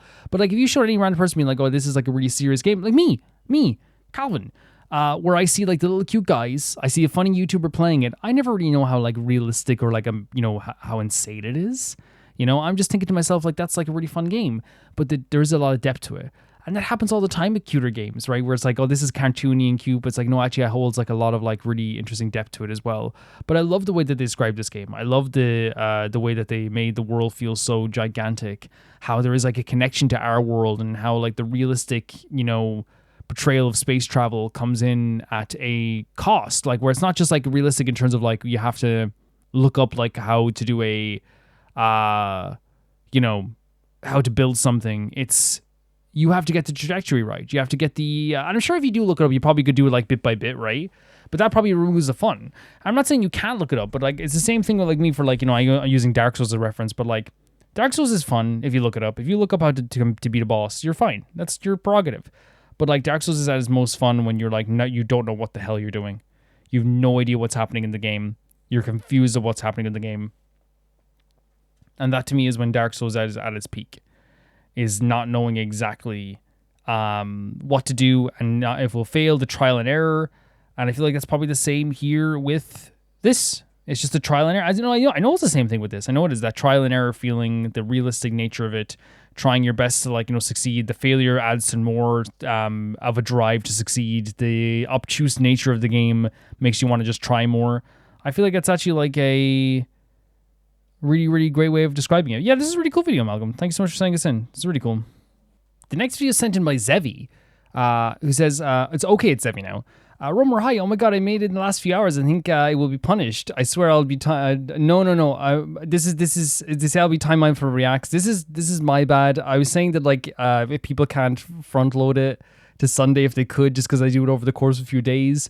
But I have to be mindful of my words because I don't want people to think that they can't put it up on Sunday. Like, I have to be mindful. It's not fair on people as well. I'm gonna put out a post like that as well. Hopefully, because it's not about I know it's not nice. I do feel bad. I feel bad that I was like, hey, please don't front load it Sunday. But reality is the timeline is Thursday to Sunday. You can put in your video. So I worded it wrong. I'm sorry. I definitely am sorry. For sure. So I hope you don't actually feel bad whatsoever. Everything will get done, and everything always does get done. So please don't feel bad about that whatsoever. But still, happy August. May this month be kind and exciting for you and everyone. Someone recently made a breakdown of Identity V's story, not in the game sense, but in the story sense of why it looks like a game from our side. Why do survivors have abilities and some may seem almost like fantasy-like? Why would hunters look scary or grotesque even when they're human in life? And death. Why can us players keep playing the game? It's because the game itself laid down the foundation that the manor holds and witnesses. In a psychological sense, a collection of memories that Orpheus, the game's first protagonist, is trying to piece together, no matter how unreliable or questionable may seem. The Identity lore, Identity lore, the basics beneath the mystery. I do recommend turning on auto captions. There's not official captions. Also, it's above 44 seconds, but you can stop at the 10-minute mark. Perfect. Absolutely perfect. Let's check it. Identity V, the basics beneath the mystery as well. Yeah. And just in case you start here, Zevi, you said at the start, I'm sorry I wasn't time mindful. I gave the schedule until Sunday. I'm going to put out a post about it, as I said, in the thing, just in case you start at the timestamp. I have to be more mindful of my words. I know that me being like, hey, can everyone get him in as soon as possible and not front load it to Sunday, makes it seem like I'm saying that whoever sends in Sunday is bad, and that's not the truth whatsoever. So I do feel bad, and I apologize if that made you feel pressured. It's never my intention, but I will. It's obviously maybe how it came across. I'm not sure, but I always appreciate all the stuff you guys send in. It's always really amazing as well. So once a novelist. But after losing my memory, I couldn't complete any valuable writing. Now I'm just a private detective with my clients. Until I received this strange request. Investigate an infamous estate and find a man's lost daughter. Besides the check, was the name on the letter that intrigued me. Not Orpheus, but an alias that almost nobody knew but me. It's interesting. Have I seen this trailer? I think I've seen this probably before, right? There's a vibe. Maybe it's just the vibe is familiar to me.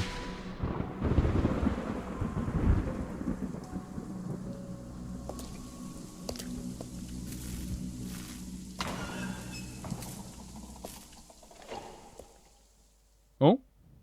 The man you just saw is Orpheus, a novelist drawn into the heart of Identity V's mystery. I always say Identity V, man. Zev, are you too nice to correct me? Have I been saying it wrong this whole time? You've just been too nice to correct me? Is that what's happened? The man you just saw is Orpheus, a novelist drawn into the heart of Identity V's mystery. A man led onward by missing pages, missing people, in a story that refuses to stay buried. He comes to the Illit Manor through a letter tied to a missing person inquiry, a lead that seems simple at first, but one that soon unravels into something far more. That's the best one, isn't that? Those are the best type of stories, right? Where it's like, it seems it's like a simple story at the start, like, hey, find this or like even in a video game, you know when they say like, hey, find your sister, find this, or go to the capital, something like this. So it's a very simplistic mission, but it unravels and becomes something, as you said, complex here as well. Period 4. Orpheus is not stepping into the manor for curiosity alone. He is following a trail of absence, trying to piece together what was taken, what was concealed, and why so many details around the case feel incomplete. The letter does not just invite him to investigate, it pulls him toward the place where the story begins to break apart. But the moment he crosses the threshold, the hair shifts. Is this actually the game itself? Like, is this actually like the style of game for Orpheus as he's entering the manor? I actually haven't seen this style like right, in terms of like in motion, which is interesting. Silence tightens, the house exhales. All of this manor is not empty; it is waiting. Its corridors feel swollen with memory. Whoa, what a line! Shadows linger as if they are listening. Swollen with memory is a great line, and like the idea that like everything feels like it's like overflowing. It's like, you know, when you say swollen, you're talking about something is like, you know, it's too much, right? It's expanding. Swollen with memory is like a really scary line. Every step Orpheus takes draws him deeper into something ancient, wounded, and half-remembered. A place where truth has been broken and left to echo. That's such great lines. To understand Identity 5, you must start where the story begins to fracture. The manor, the reconstruction, the rocket chairs, the survivors, and the hunters. This guy writing the video is fantastic. Of Identity 5. Everything else, every disappearances, every experiments, the ruined lives, rises from them like fragments of a dream that refuses to fade. The manor stands alone, wrapped in forest, mist, and a silence that feels almost deliberate. People once spoke of it in whispers, a place of locked rooms, unanswered questions. I wonder if like the oppressive, like, you know, weather surrounding and nature surrounding the place is also like maybe like a like it almost feels like it's otherworldly, like you step into another planet at this stage or step into another universe at this stage, I wonder. And guests who entered under one name but never left as the same person. It does not feel abandoned, it feels occupied, not by the living alone, but by memory itself. Great writing. The guy wrote. Is this part of the lore? Like, is this him writing this, or is this like he's reading this from something? Because this is really good. Like the idea of something not feeling like a place being empty, but it's not actually empty. It feels like it's full of memories. Footsteps. It sets a tone where you're like, you instantly know, like, okay, this place, something happened here. You can feel the energy of something happening here. There's a feeling of like there's too much that went on here, and it's kind of like, you know, like what you see like in you know, if you ever go into a place that like something happened before that to you or something, like even if it's something where you had an argument with a friend, you go back into that location, you go to that place for the first time in a while, and you feel that argument, you feel like that feeling. You're like, not that you feel it literally. I'm not saying like it's actual. I'm not a spiritual person, but I'm saying like in terms of like a mental thing where you're kind of like, oh yeah, that's where it happened, and it feels oppressive. It feels like different, right? And you have to like kind of like come to terms with it in a way. Still seem to press against the floorboards. Rooms feels as though they remember the pain that passed through them. Such good writing. The silence is not empty; it is burdened. Is this from something? Because this is really poetic. It explains exactly the feeling. I feel like I'm there now. I feel like I'm in that manner when he's talking about this. I feel that oppressive nature. I feel that feeling of like the burden of like the silence. I feel the feeling of like the memories. You can understand exactly what they're getting at here. Every tragedy leaves a mark here. Every disappearance leaves a trace. And when Orpheus arrives, the manor does not simply hold its secrets, it reshapes them. Reality bends, space appear where they should not exist, paths lead into places that feel pulled from half-remembered pasts. All these different creatures as well. Return in fragments, as if the manor is replaying what it cannot forget. Hospitals, factories, villages, estates, all surface like shards of something shattered and gathered back together by unseen hands. So interesting. These scary are though. Histories. They are memories. Memories of calamity and these visuals. Look at this. That never closed. The design of these creatures as well. Again, I like the ideas as he's reading this book, he's getting like these flashes of memories. Because again, he can literally feel what's happening here as well. But again, the designs of some of the characters in Identity 5 are always so freaking good. So good. Reconstruction is Orpheus's attempt to make sense of what remains, Not through a single clear account, but through fragments, testimonies, impressions, and the weight of objects left behind. He doesn't walk into truth, he assembles it, piece by piece, memory by memory, like a jigsaw, scar by scar. So interesting. And because the truth is broken, what emerges is not a perfect record. It is a version shaped by fear, distortion, and the mind's desperate attempt to give form to what it cannot fully grasp. That is why the world of Identity V feels unstable, why details repeat, why scenes shift, why appearances feel dislocated, as though borrowed from another moment.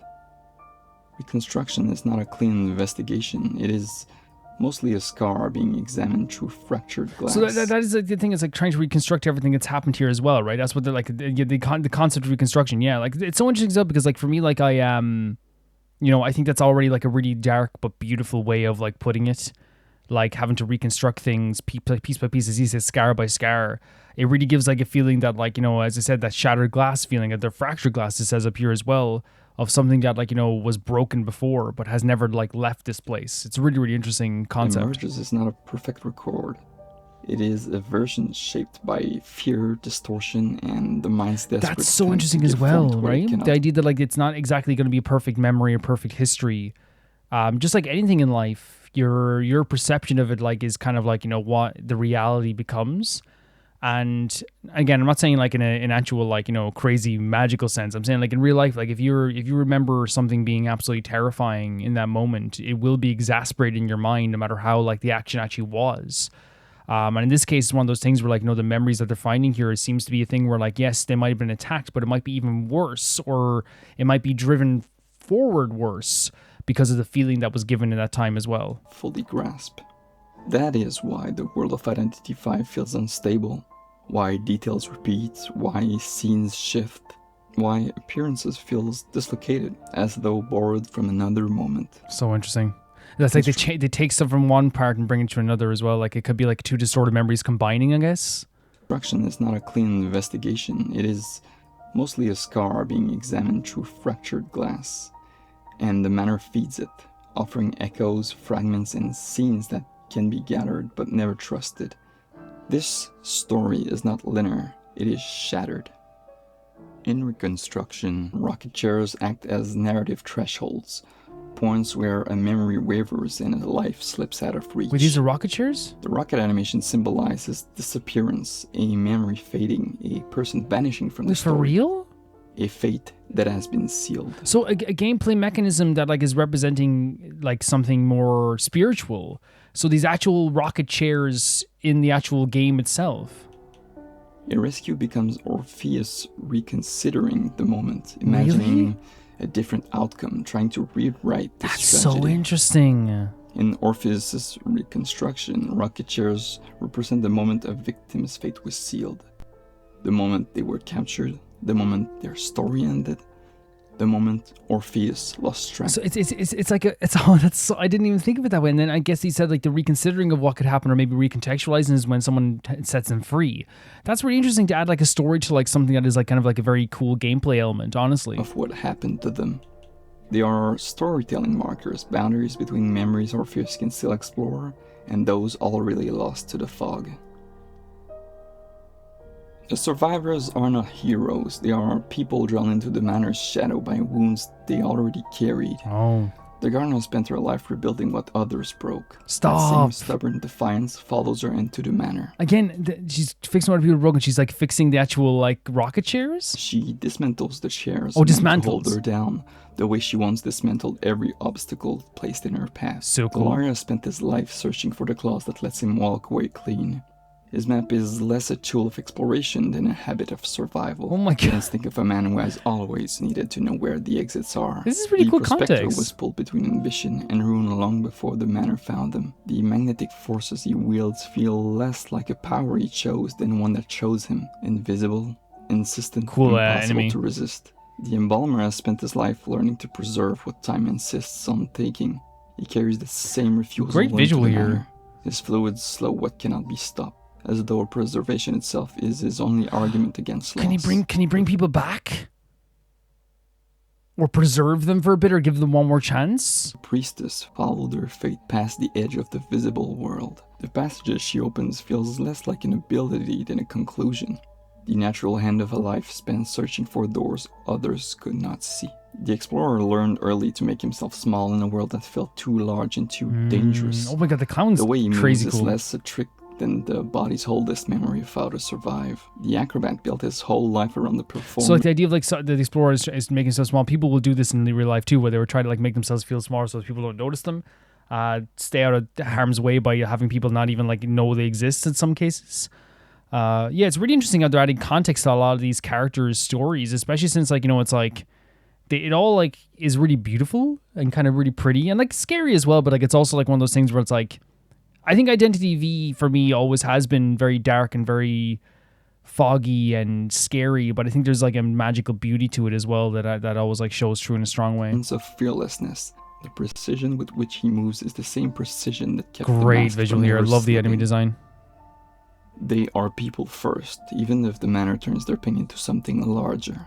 And in reconstruction, they do not walk through history in a clean line. They move through remembered catastrophe, a world rebuilt from fragments of pain. And he referenced that earlier how like there will be like, you know, one memory will be added to another memory. It's not always like perfectly clean.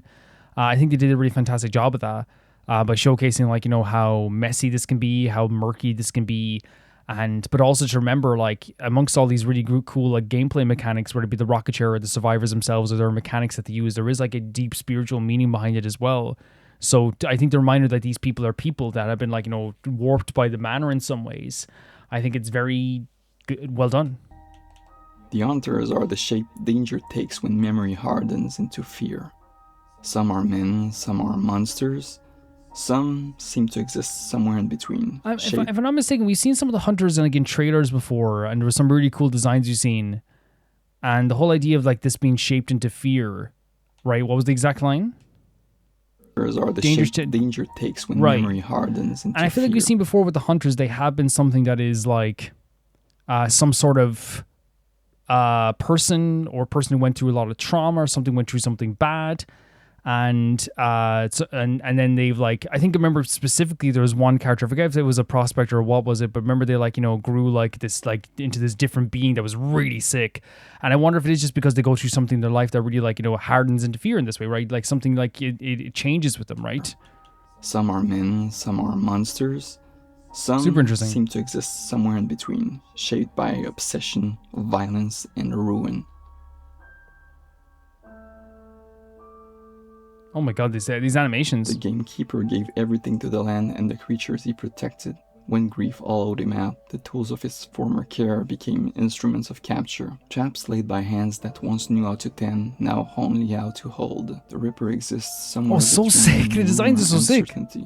A figure of quiet elegance whose blades emerge not from rage, but from something far colder. A deliberate, unhurried precision. Just dragging the body behind him. Before the strike, the most terrifying part. I do like the designs a lot because they do feel like very cartoonish, but also still having kind of like a Halloween tint. And I feel like Identity V is very good at doing Halloween like stuff as well. And I feel like they have this dark element to them while also still having like a cool stylistic part of them, you know? The photographer could not bear to watch the world he loved dissolve, so he turned his camera into something that freezes time itself, trapping others in moments they cannot leave. The way grief trapped him in a life he could never move past. That's really cool. The idea of like a photographer literally trapping people because he cannot move on. It doesn't want to move on. Because everything else moved on from it. That's already like poetic as hell, but scary as hell. Tragic. Soulweaver was shaped by isolation and cruelty. What broke in her eventually became what defines her. The threads she cast to bind and slow others are the physical shape of every tie that was used against her. They actually like repurposed now by the one who learned to hold the other hand. The dream which does not... Really cool design-wise, like seeing someone get spun up into a web, but oh my god, like that would be worst fear ever, right? I know spiders are technically an irrational fear, but I don't care, man. Like, I don't mind I actually don't mind big ones, but ones that are this big, I'd be done, right? Others are the physical shape of every tie that was used against her, repurposed now by the one who learned to hold the other hand. The dream witch does not need to close the distance between herself and her prey. She reaches through the minds of those around her, turning followers into extensions of her will, a presence felt before it is even seen. Very cool. Very, very cool. They are not merely threats, they are echoes of what these the animations, man remembers as danger, pressure, violence, corruption, the thing reaching out from the dark. A manner that remembers, a reconstruction built from broken pieces, rocket chairs marking the point where life fades from the narratives, survivors shaped by tragedy, hunters shaped by fear. By the way, I'm never surprised that they do great animation in Identity V, because they always have like good animation. Like even in the 3D animations, it's just always really, really fantastic. They put like a lot of money into like making sure that their animations and their story behind everything and like their trailers are done really in a good way, that are an art form themselves, right? And Orpheus, standing at the center, gathering fragments from the dark and trying to give them shape. Oh my god! Before they vanish again. Beneath the manor's quiet and the fractured echoes of reconstruction, Orpheus is not chasing a simple answer. He's chasing the missing edge of a much larger truth. Yeah. One built from absences. From stories that were broken before they could be understood. Okay, honestly, pretty good way to end it. Like, I was so worried about it was going to cut him to a sentence there, but it's like, no, it's actually like a really fantastic way of ending that video. I do love getting more context to this as well. Zevi, you're in the comments.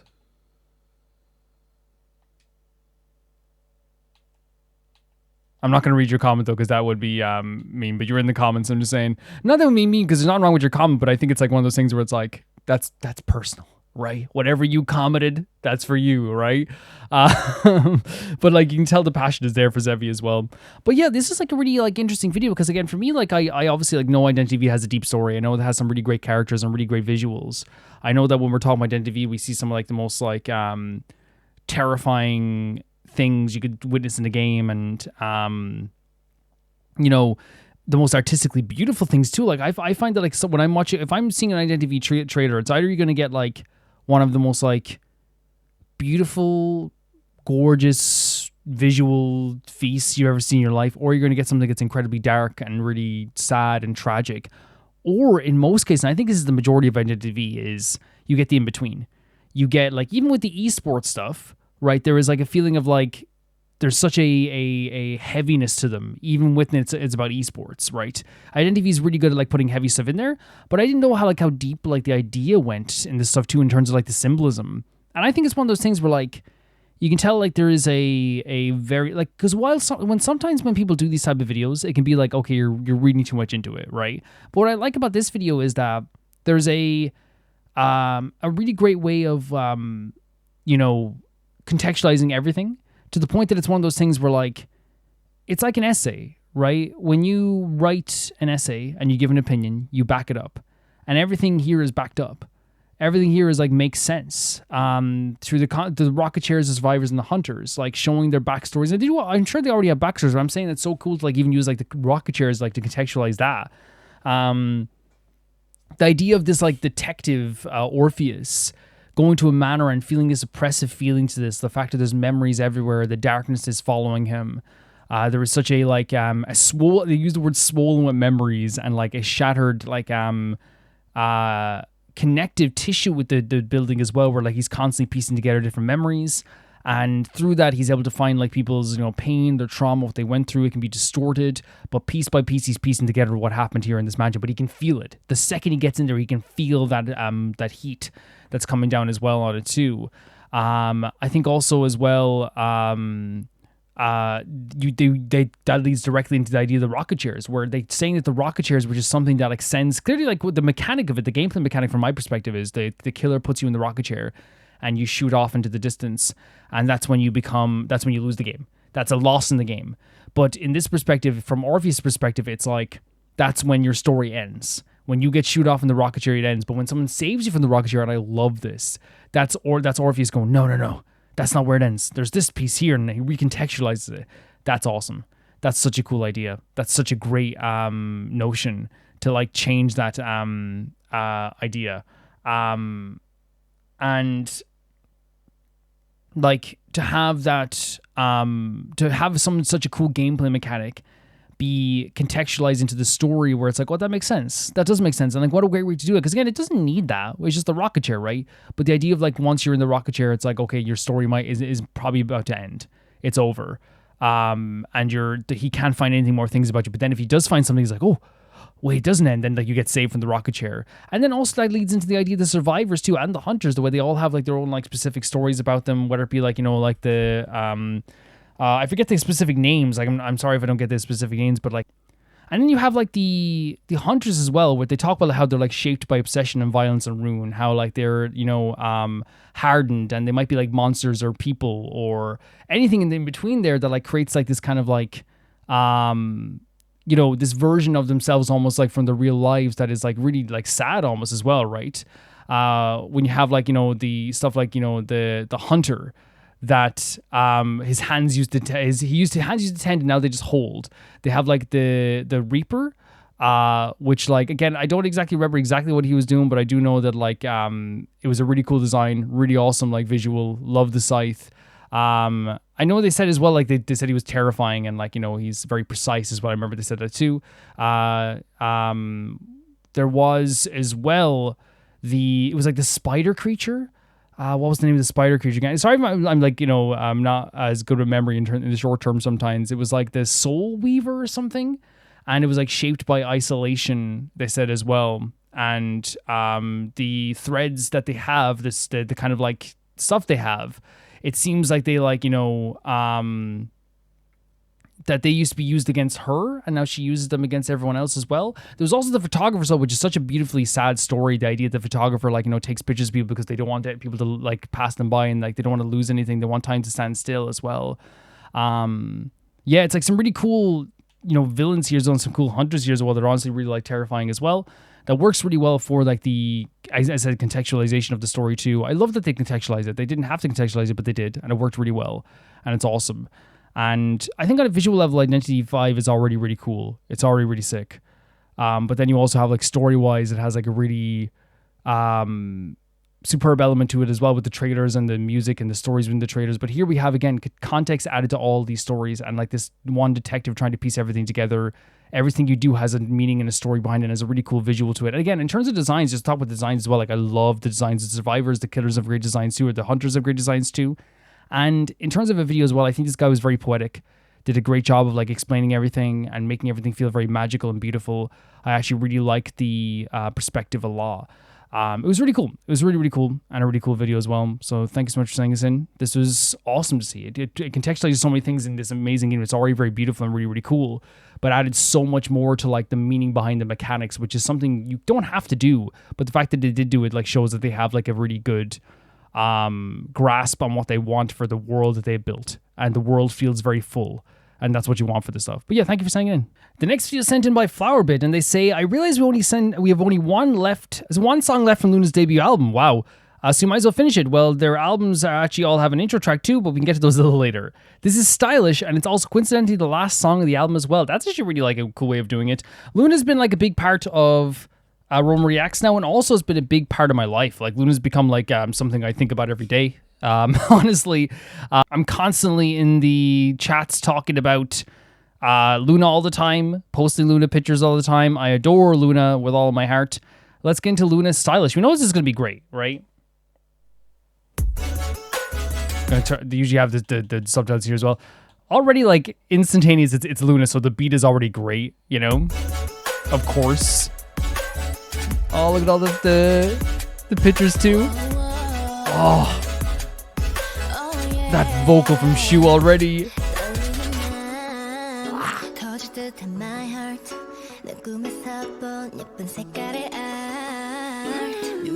Oh my god. Before we go any further, right? And I hope this doesn't sound like I'm insulting Yojin, right? But like, you probably know in Loona, like if you watch the Loona reactions, how much like I do. Jinso is like one of my favorite. She's my Artemis bias, right?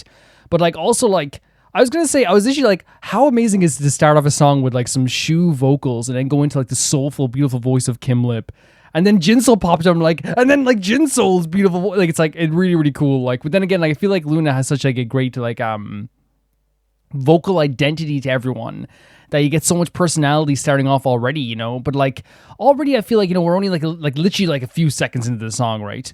And there's already like in my view, like what Loona brings forward to the table in such a great way too, is that it could be a song that like Loona could write a song about cookies. They could write a song about a family member dying. They could write a song about something like really silly, but also like has like some heavy emotion to as well. And what I'm saying is that like in those lyrics, because the girls of Loona have such a beautiful vocal identity, as I said, whether it be personality, their style, all this stuff too, you always get something so full out of it, right? There's always like I'm already feeling like, you know, I'm being fed with the talent. It's so like, even, you know, hearing Kim Lip's soulful voice, you said as well. I think you described Jinso's voice as slippy, which I love that term as well. Like it's very unique in that sense too. And then she was opening vocal as well. Like I already feel like no matter what the content of the song is, I'm being fed with some beautiful, gorgeous, fully realized, personalized vocals, and that's freaking Loona, man. It's only 25 seconds in, and already I feel like I've been fed. You seen the art in your dreams. And Jinso's inflection is always great. Yojin's deep voice is always great.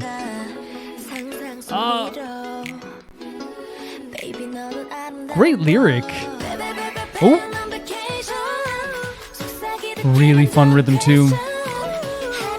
Oh, Yeju. Oh, wait.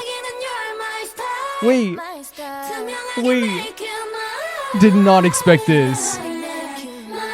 Did not expect this. Whoa. And then the music's building up as well. Gorgeous vocals as always. Oh my god. Is that the... Again, I know like Flowerbit's gonna be like, you pause on Vivi. Of all people, you pause on Vivi. I know that's almost like, I feel like, you know, there's like two people, like, because I think that like, you know, I don't want to say like, you know, anything about like the Orbit fandom, or that's not my place or whatever. I don't really like, I try not to like interact with like most K-pop fandoms at full, you know, at all. But like one thing I do notice like with the Orbit fandom, maybe you can like confirm this, when it comes to like Vivi and Go On, no fan plays about them. Right? As soon as there's like haters that crop up about Vivi and Go On, the fans are like, do you want to die? is it death? You know what I mean? Because like they might have like a criticism like, oh, I didn't like this part of this vocal with another member, and they're like, okay, that's fine. But even if it's like fair or something, someone being like, I wasn't really a fan of when Go On did this, they're like, oh, so you're an idiot and you're dumb. And I love that about the Orbit fandom. But yeah, like I wasn't expecting this for the chorus. It has like such a interesting style of like stopping the music kind of in the background a little bit, letting the vocals be the instruments, letting the vocals be the patterns, letting it kind of just play out like as it was there. And especially I think choosing Heejin and Eve to start off the chorus, or that maybe not even the chorus, might even be a pre-chorus, but starting off that part of the song is perfect, because I feel like they're always like really good at like doing like the very like, you know, strong pop vocal, right? They're really good at that stuff. So when they jump in there, like you hear the voice clear. It's clear, it's vibrant, it's all over there, and it's perfect for that too. And then you add more layers to it, bringing in like, you know, Cherry and Hasul and everyone as well. Who, as I said, like Cherry and Hasul are two of my favorite singers in the world. I would say top two in my, like, you know, it's Mion, Hasul, Cherry, or like if you made me name a top three vocalists in K-pop, they're it for me. I would say I'm getting better at my wording, because last time I said that Hasul was the best singer in K-pop, but Cherry's the best singer in Loona. But when you said, you understood it too. But yeah, such a great, interesting star. It lets the vocals speak for themselves.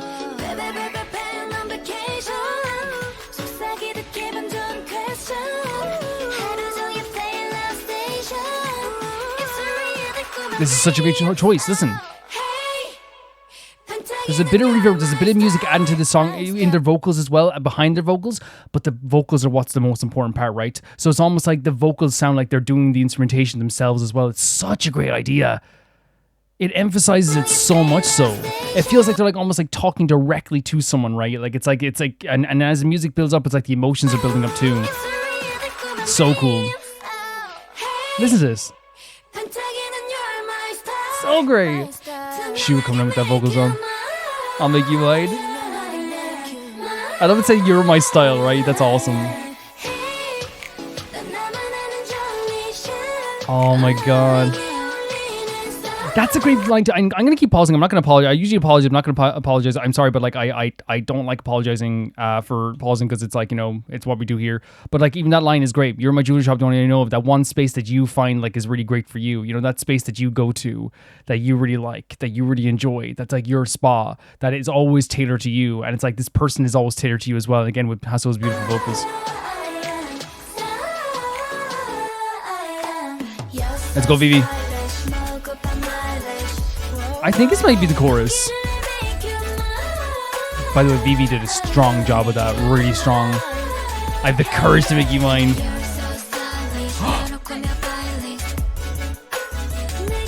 Oh my god, I'm being fed so much so. This is gorgeous.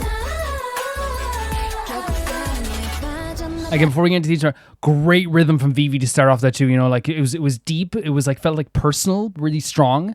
And then I feel like, you know, I know I'm singling out Go On as well, but like Go On has such a beautiful, like cute but like heavy attitude in her vocals too. And then when you accompany that with the beautiful vocals of like the soulful vocals of Kimlip and like the very unique vocals of Jin Soul in between there as well, and like all the stuff in between, it like makes such a great contrast and also like emphasizes each other, right? It emphasizes Vivi's vocals. It emphasizes Kimlip's vocals, Go On's vocals.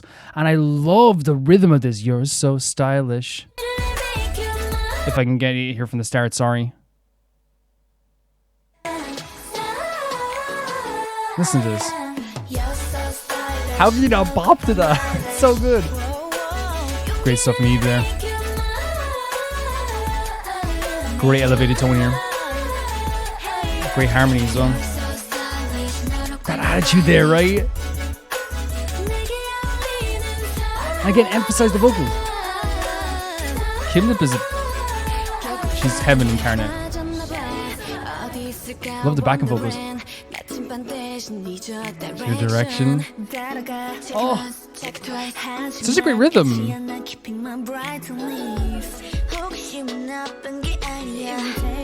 Again, I'm not sorry, but like, again, because this is such a great rhythm, such a great flow. But again, this is why I love Jin Soul's vocals, if you can hear this again.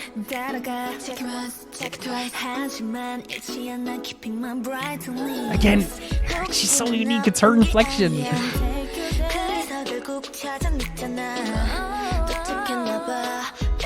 Shu getting those backup vocals. Oh my god, Tamarind to cry like this. I love the passing back and forth of the vocals here.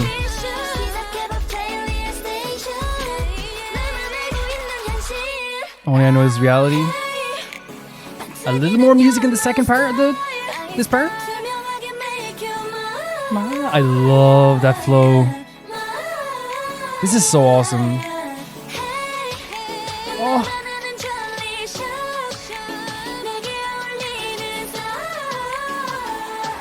Kimlip is like the queen of like the back end stuff, like the inserts, right? Oh, with Shu's back vocals behind Vivi this time. And it's very doubled over. There's so many vocals going on at one point. But again, I think that's like the style here as well. They're trying. It sounds so beautiful again. Like, and when I said Kimlip, I don't think Kimlip's the queen of the inserts. I think she's the queen of like a great strong back end vocal. I think Shu is as well. Like that really accompanies the rest of the song, because I think the queen of the inserts to me is like Go On. Right, I think when Go On like inserts something in a song, like it's like usually like that's what they use Go On for a lot in Loona, and that's like something that's a pattern. Like Go On will have a lot of like lines where she'll be like right in the between each and every line. She's like a bridge singer, right? And in the same way, I feel about like I think Soul is a different singer and a different style to Go On, but I think Soul from P1 Harmony is also like a bridge. He like bridges the gap between two parts sometimes, or inserts lines in there as well that like bridges it between everything. But it's always like make sure like to make an impact in every single thing they say as well. In my view. Vivi's killing this. Perfect tone. Shu. Gorgeous flow from Shu here. Get it going. Great subdued tone from Go On as well, right? Oh, and again, Jin Soul do like a really cool sharp line there. Together as well. Great stuff.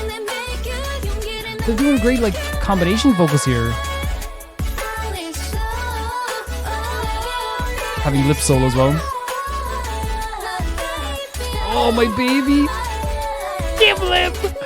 No way, is that... Oh, because usually they do... Yeah, they do. Yeah, I thought it was going to be a longer song.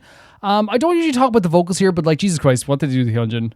I mean the lines here. I don't usually talk about the line distribution, but Jesus Christ. They couldn't have put in a bridge for Hyunjin to do her beautiful, like, soft thing that she's able to do. You know? They couldn't have had like a slowed down part where she just like inserts it in there, you know? But again, I don't want to insult, I don't want to go on harping that too much because I feel like it's like you Loona fans have lived through that pain a million times over. So me bringing it back up and in reaction to where it's about joy about Loona as well isn't always a really fun thing as well. And we're aware of like line distributions in K-pop. It's not always the prettiest thing in the world. I mean, Jesus Christ, I'm an All-Star Hall of Famer fan. Like I know what happens to Shaibo, you know?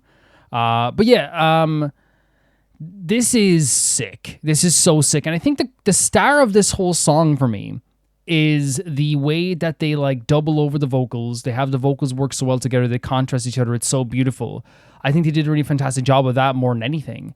And I think it's one of those things where like, I feel like, you know, Loona's always very good at doing like the, you know, one person sings a line or says something kind of cool and then Kim Lip or Shu in the background are doing the whole like, yeah, you know, because that's their thing, you know, like they do, whereas as I said, like the very like gorgeous flowing vocal from Shu and then like the very soulful deep vocals of Kim Lip, they're perfect to go in the background of someone else's vocals sometimes too. And they also like, by the way, Jinsol also like was doing a lot of that too. I feel like as well, she was like adding like little inserts here too. But I feel like it's one of those things where like they always do something like that. But this time it was emphasizing even more where there was like doubled over vocals. There was a pass back of vocals like you go, you go, you go. It was almost like it was like intentionally this rhythmic thing where it was going with the rhythm of the song as well, which is so cool also. And so pretty also as well. And once again, showing just why the Loona gals are such great singers. And again, as I always say, personalized singers. And personality is so important for me. Because, and it's more and more when I've listened to K-pop, I realize that like, you know, there's like the groups that like really stay in my mind the most are the ones that have like the most like personality singers. Because I feel like it's like when I listen to, I use P1 Harmony as an example as well. Jeonsub is so personality driven. So when you listen to his raps or his like softer vocals, it's like that's him. That's so emphasized as him, right? And it's the same thing why I love Jinsol, why I love you know, Hasul, why I love Cherry, why I love any Loona gal, is that when they sing and you close your eyes, it's like, oh, that's their style. And I have to believe that when they were assembling this team with the vocals and the visuals as well, of course, but all the stuff as well, but I think with the vocals as well, they had to have had a vision of like, I don't want anyone who's exactly the same. Because you could say Heejin and Eve like have like very high, vibrant pop vocals, but you cannot say new. And what's the song by Heejin? Is it Yes? You know, the oh my god, yes. I don't know the name of the song, but like you can't compare those two vocal performances, right? But they are very vibrant pop vocals, same descriptors, but in just different ways and different personalities, right? Because I think even like Eve now, because like she's doing a lot more like maybe underground style pop as well. Because she's working with Pink Panthers, and I have heard her collab. Because I listened to Pink Panthers and I heard Eve's collab with Stars. You know, the Stars version of the song, and that's what I've heard from her. And in that, like, she's very, her vocals are, as I said, very vibrant, very cool, very, very, very classy in a way as well, you know?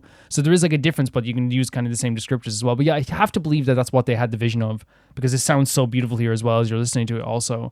I feel like from second one, when you hear Shu's vocal, it sets a tone once again for a Loona track where it's like, oh, we're getting fed. This is going to be so gorgeous. So gorgeous. The beat is great too.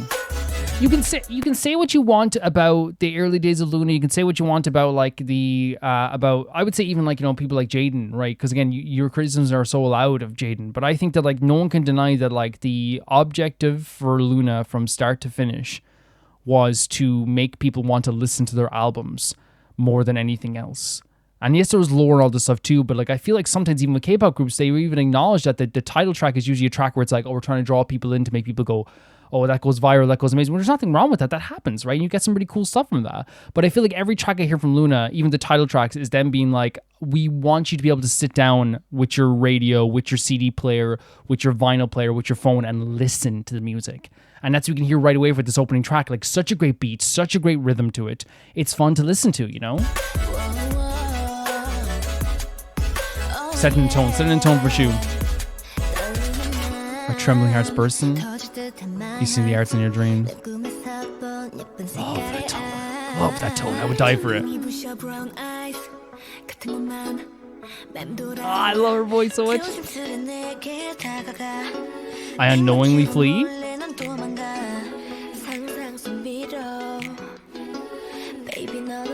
So Inside the Maze of Imagination, again, Cherry with a beautiful voice as well. She did a cover recently that's so gorgeous. But Inside the Maze of My Imagination, baby, you're a beautiful world. So like, because it's like, you know, they talk about the line of like how they're like connecting with someone, how the eyes are only on them. Inside the Maze of My Imagination is basically, it feels like you're saying like, hey, like, you know, right now in this moment between me and you, it's you are your own world. You are my world. You are a beautiful world. Oh, so good. You see what I mean? You can describe both Heejin and Eve as vibrant, beautiful, clear vocals, but I feel like with Eve you get more of like a more of a kind of like, I don't know what you call it, more of a slick kind of style, whereas with Heejin you might get like the same kind of like clear type of vocal, pop vocal, but it's done in a way more, and it's not a bad thing whatsoever. Classic pop vocal, right? They're both great pop vocals, but like I think Heejin is like classic. I think Eve is like more like kind of you know, cool underground type style, you know. And of course, Heejin here, he's such a good personality for vocals as well. This is great. It's perfect. This part is perfect.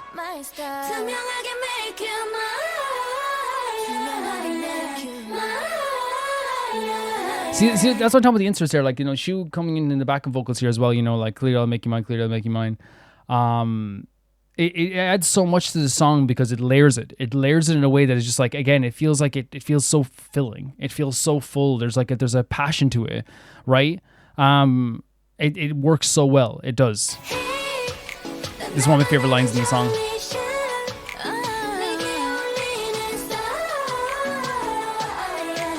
If not my favorite line in the song. Love this. Vivi killed this.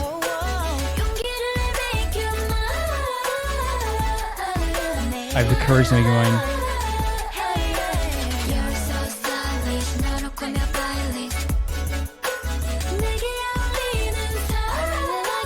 Again, Jinsoul and Kimlip, I think, were destined to be together in terms of vocalists. And I say that about like destined vocals. I think Kimlip and Jinsoul are destined to be together with their vocals. I really do.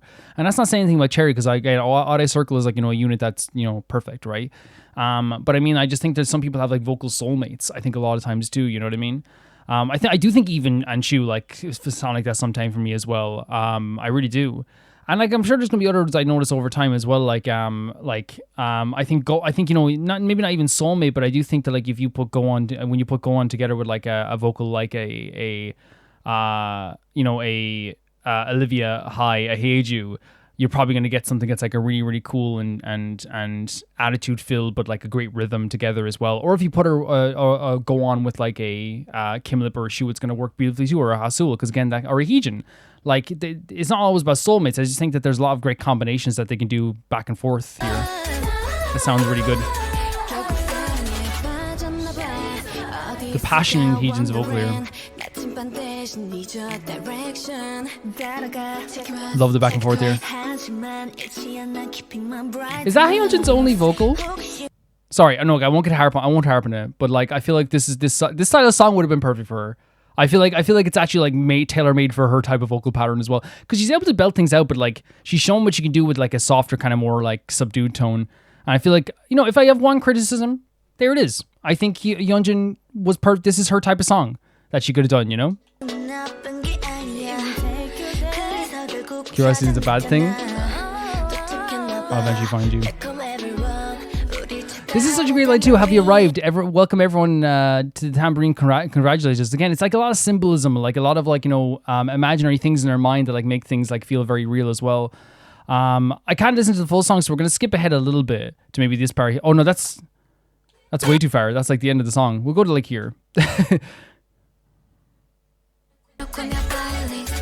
Again, love that subtle tone from Go On. It's very, again, attitude filled, but there's a subtle nature to it. Jinsoul, cause I like a style. Like, again, it's the way she says things. Her pronunciation and her inflection is so Jinsoul. And I've even seen her do like, you know, one-line songs where she's like doing like someone will share a clip like, you know, What's the song? Da, da, da, da, da, da, da, da, da, da, da, da, da. And like the way she sings, no one has her inflection, no one has her pronunciation, and no one should, and again, it's one of those things where like I always like worry whenever you hear someone who does speak a different language when they're singing in English. Sometimes people aim to change their way they speak in English, the way they sing in English. But both in English and Korean, Jinsol has this beautiful inflection where at the end of every word, she kind of like has like a very unique pronunciation. And instead of anyone ever trying to criticize that, I'm so glad that everyone's clearly nurtured it because like she's her own self. And it's not me saying like she gets it wrong. She gets it right. She's pronouncing it right, but it's her way of pronouncing it. There's like a little tiny way of doing it. It's like her own accent like that she's created, and it makes her vocals so pretty and stand out so much so.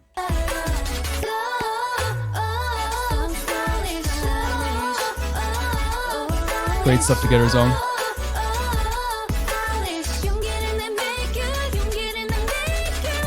Oh, that vocal is where as well too.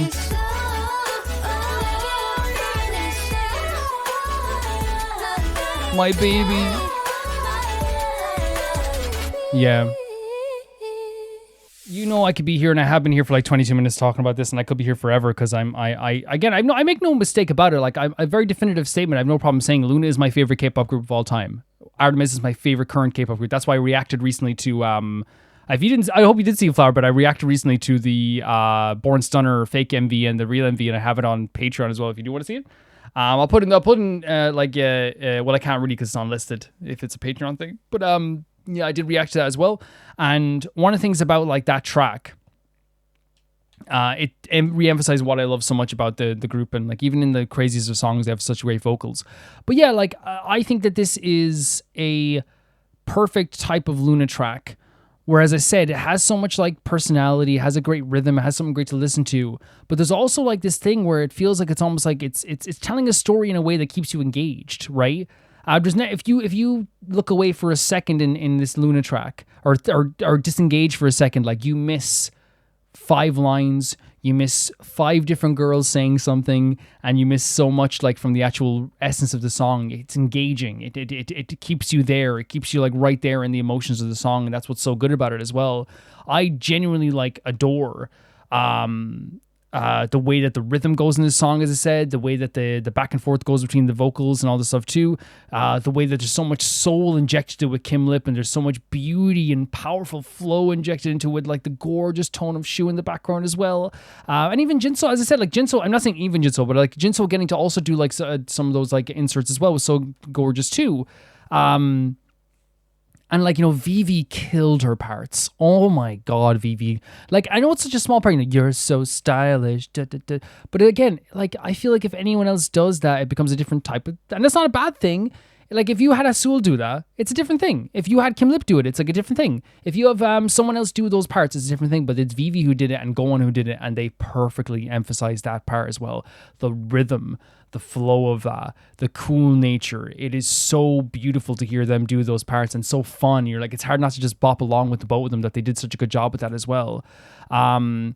There's just a great vocal presence throughout the entire song. It's gorgeous. It's as I said, personalized and so pretty. In terms of the actual song, like the actual music as well, like I love the beat in the background. It goes so well with their vocals. I love the way they subdued the music in the background, kept it there, but it made it sound like it was part of the vocals more than anything. So you hear like, and they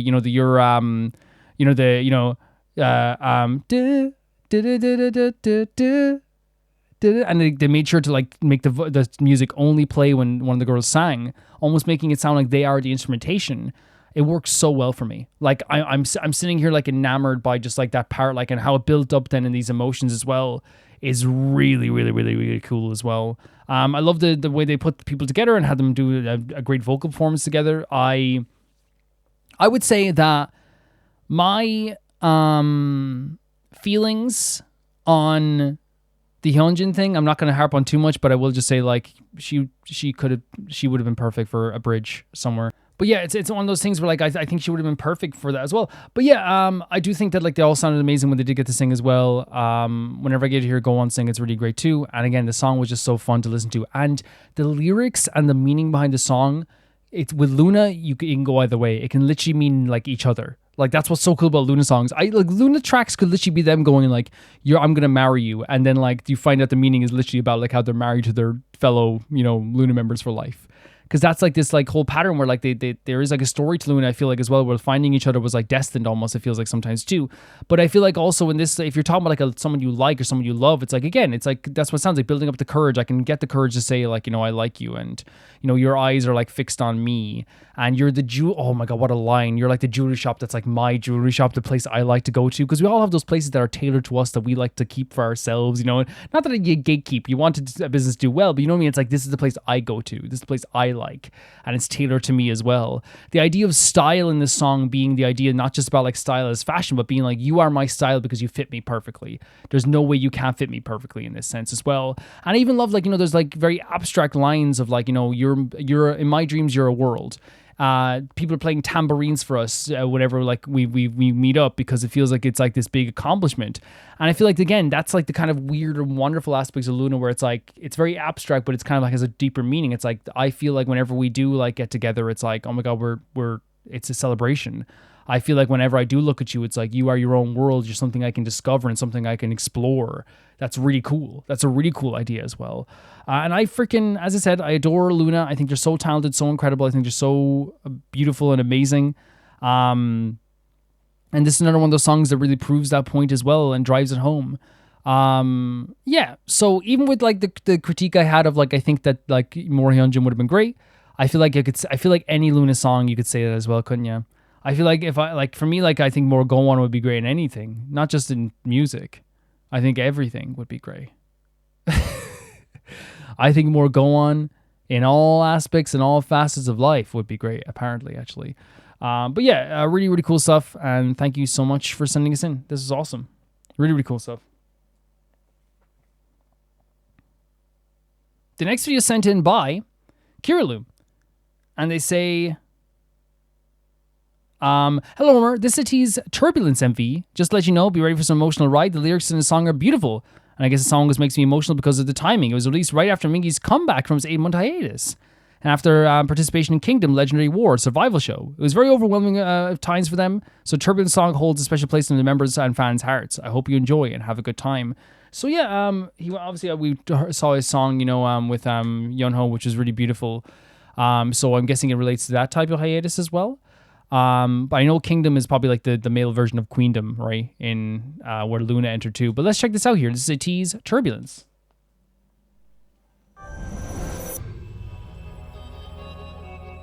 This logo always like gets me prepped. I always feel like I'm preparing for something here, you know?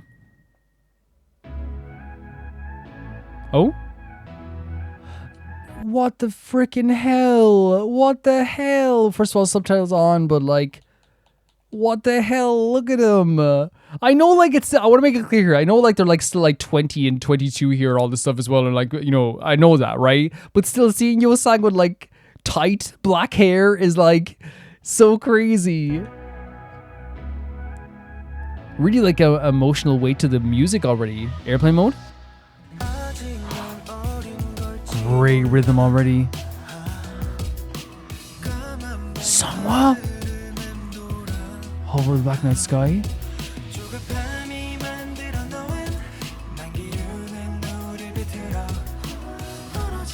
Oh.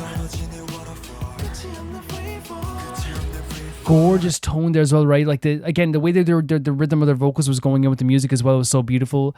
Very emotional performance already. I love how they used like the very high notes of Yo-sang, but then also like added the deep notes to contrast Yunho's more high vocals there, emphasizing each other so beautifully. So, and Yo-sang has a deep voice as well, and they do emphasize, I think, a lot. Like, you know, Crazy Form is a perfect example, right? Da da da da da da da. Is that correct? No, is that? No, that might be. It is. Yeah, it is. Where they emphasize that a lot too as well, which is really cool. Such an emotional flow. Great contrast. Oh my god. Whoa. Such an emotional performance here from Mingy as well. Oh, Woo-young. Woo-young. Beautiful flow. Are you kidding me? Oh. Is anyone listening? Stop. Son. I think it's painful to hear, and it's emotional, and it's heavy to hear at any point anyone's asking for an embrace, calling out for an embrace, and I feel like they emphasize that so well here too. And when I said there's a beautiful flow to the vocals, like the way that like it feels so like free flowing and gorgeous. It feels like it's something they need to say, right? It feels like they're expressing themselves in a very beautiful way here. Mingy's performance here in the pre-chorus is something that I think is so. I understand now, Mingy, like as I go forward, he has like such a weight to his raps and such a weight to his vocals, where it's like almost feels like there is always like a power, but it's power that feels layered in sweetness and emotion, and it's like it never feels. It's like if you took like a dumbbell and covered it in like icing. It's like yes, it's like it's heavy. It's so tough. But there's like, in terms of performance, but you can feel there is like a sweetness there. There's something like there that like contrasts so much in his vocal performance. It's probably back here, isn't it? Sorry. And it distorted us and patience made it to, okay. And you can't stop, right? Is on? This part here. You hear the heaviness? There's a heaviness, but there's an emotion to it, right? You can. It's so good. He's so good at this. By the rough wind, by the wounded heart. I know we're young. Such a soul to his voice. Like asking, what will I become? This is so. I'm gonna cry at this line.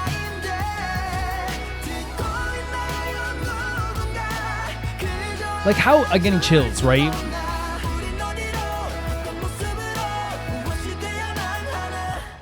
I want to say this now as well. I think like for me, like Ateez are like in my top 5 favorite K-pop groups. They are ultimates to me, right? They're becoming more and more every single week. But it's also, I want to say, like there's like such a beautiful emotion to all of their vocals. It's not just Mingy, and I want to make that clear. Like everyone is so good at expressing emotions that are so vulnerable. And that line there that got me was the idea of like the chorus to me sounds like they are expressing the idea of like, what am I going to become in the future? The future is scary. Right now it's already hard. Right now it's already overwhelming. Sometimes it's overwhelming to just do the normal things in life, which is just be myself. That's freaking difficult to hear. That's emotional. That's heavy. And the thing is about like these guys is like, as I said, they can express emotions better than most people can. And not just sad emotions. Energetic, party, aggressive. They can do that, right? And I think it just comes from the fact that, like, for me, Ateez are one of the most popular groups in the world. They're outselling major artists worldwide. They literally destroyed a Kanye freaking West in sales recently, and Post Malone. They destroyed them, like legitimately. But that's not what we're talking about here, because I think even with all those sales, people don't acknowledge what they're good at all the time, and that frustrates me, because people will say, oh, they're so gorgeous and they're so pretty, which they are. You can call, I do that too. Oh, they're like really good at, like, you know, doing really energetic raps and stuff like this too. Also, yeah, they are. They're so good at that stuff. But they convey emotions in their songs, whether it be, as I said, energetic, aggressive, in your face, beautiful, sad, vulnerable, all those things, and they do it so well that I don't think they ever truly get appreciated for their musicality. That's my view. I think they don't get the credit for it, because a lot of times they go viral for the very understandably so.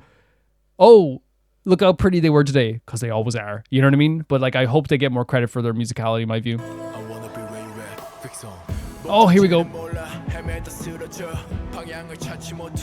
Wander for the right direction. Ah.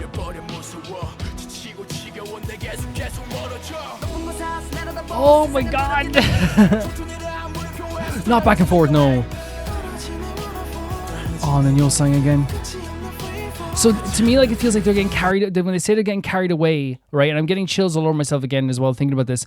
When they say they're getting carried away, my wings are broken, I'm getting swept away. It's like the thing that used to help me to fly, the thing that I thought would help me to fly, is now being the thing that is like making my direction and my looking for the right direction much harder. The waterfall that is something that's supposed to flow so beautifully and gives life to new rivers and lakes, is now the thing that is, like, you know, dragging me so further down that I find it hard to fight against it. It's like a free fall. I can't control it. It's such a beautiful line. Get it, son.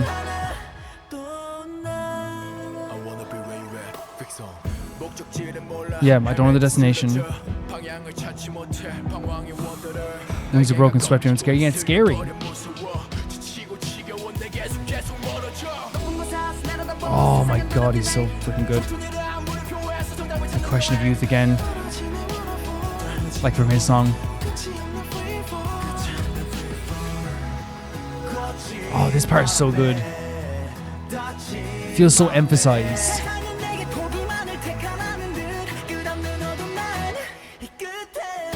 Oh my god, son. Put that vocal in the background too. This line is killer. It's killer. Again, asking someone to hold you. How sad is that?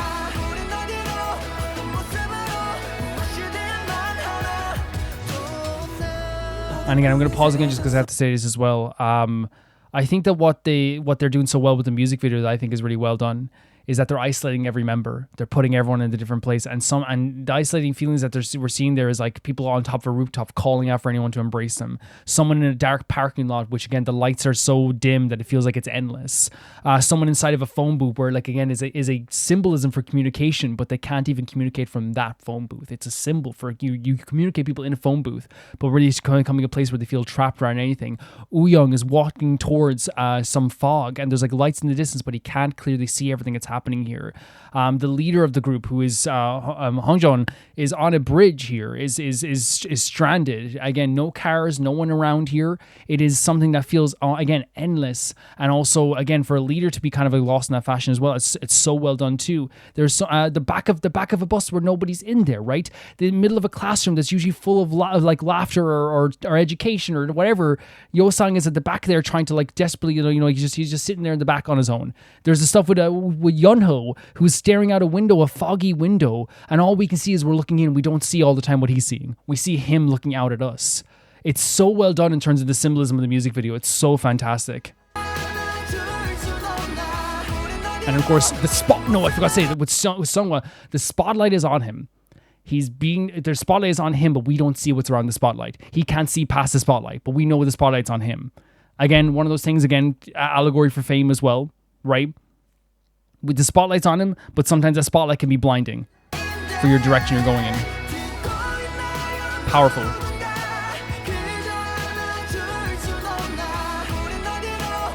Again, wondering what you're going to be, right? What should you become?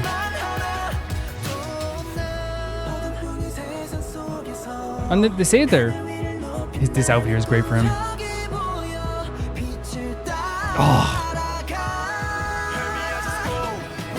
Oh, young. Mingy's voice here is so good. See everything changing? Is that the direction you have to go in? Yeah, the lights light up. Oh. Yonho. There it is. No.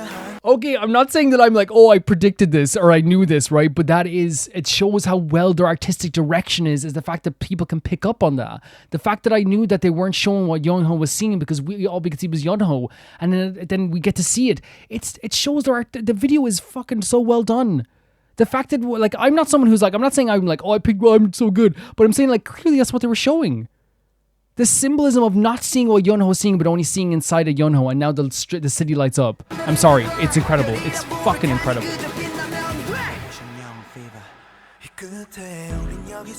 Look at it, it's so good. The light of the for Wooyoung. I hope you feel the same way. The lights for there as well. Oh my god, look, he's found the path. So beautiful. Oh my god, Yonho. Oh my god, oh my god! Embrace me with your warm arms. Get it, Yonho, oh my god. Hongjon, get it, Hongjon. Again, that's a mistake on my part, sorry. So freaking incredible. Hongjon, right? Love the emotions here. Oh, Yo-sang. Yo-sang needs to get a lot of credit for emphasizing the start of this too.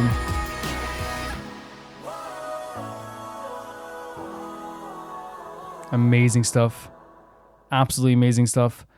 And again, the emotions that come for this, I want to make it clear, I have a heavy heart here. I have a heavy heart as I'm watching this because, again, they've emphasized the emotions so much in this stuff too.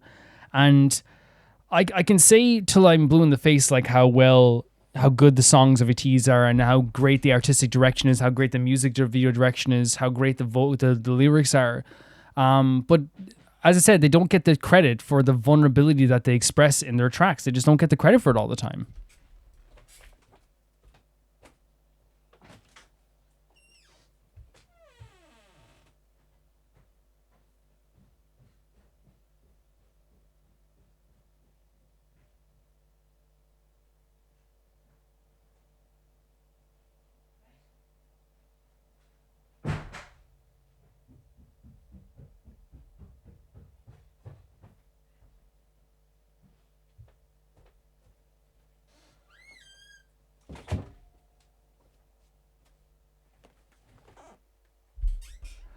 And I don't have to defend Ateez, by the way, because Ateez are like beloved. And I think a lot of people from, Ateez have become, even in like 5th gen, they're your favorite group. I'm not even old, not even nearly, but Ateez are your favorite group's favorite group if you're a 5th gen fan. Like, Zero Base 1 is Ateez Stan Central. You know what I mean? It's just the truth, right? So I never have to defend them because, again, people know how good they are. But I feel like it's just like, I always have to say, like, I want to emphasize just how good they are in all facets. You know what I mean? They really are good stuff. And the reason I said I wanted to give Yosang credit is because I think him and Yonho did a good job of, like, emphasizing the first part of the song to set the tone for how emotional this was going to be. They did a fantastic job of this. And we'll see it here, just exactly what I'm talking about. Right here, right? Alone. All the seats are like pointed in like different directions, right? It's very abstract, it's very wild, right? Yosang's acting is amazing here, but it's not just the acting here. Paper airplane, another form of communication, right? You can write a message on a paper airplane. But he puts everything on airplane mode, which sounds like it's like one of those things where he like maybe like feels like he either wants to be alone at the moment, or he feels like maybe communication is hard right now. This is what I'm talking about. Look at this distorted view. And this is another thing that Ateez emphasizes all the time, the idea of youth, right? Because a lot of times and Mingy talked about this too, when he went through his hard times, people said to him, "You're just young. You'll get through it. With time, you'll feel better. What do you have to worry about, right?" And I think like it's also like really like honest and open to him to embrace the idea of like being like, well, what if I am? But the whole idea of like, what if I am too young and I don't understand everything that's happening right now? That's probably even scarier because it's like, well, right now I find it hard. They say in the song, right now I find it hard to be myself. So what is it going to be like when I'm older? If you're saying that this is what it's like just because I'm young, well, I'm scared about the future, right? Songwoo as well. Sorry for getting Songwoo as well. That's not right because again he's such a beautiful singer as well. But I think I'm talking about the back and forth between Yonho and but the waterfall. That's what I mean. I didn't mean to like separate Songwoo because you guys know how amazing I think Songwoo is. He's a generational talent, a generational stylist when it comes to his outfits. He is one of those it people in K-pop that is you can't deny. He's undeniable.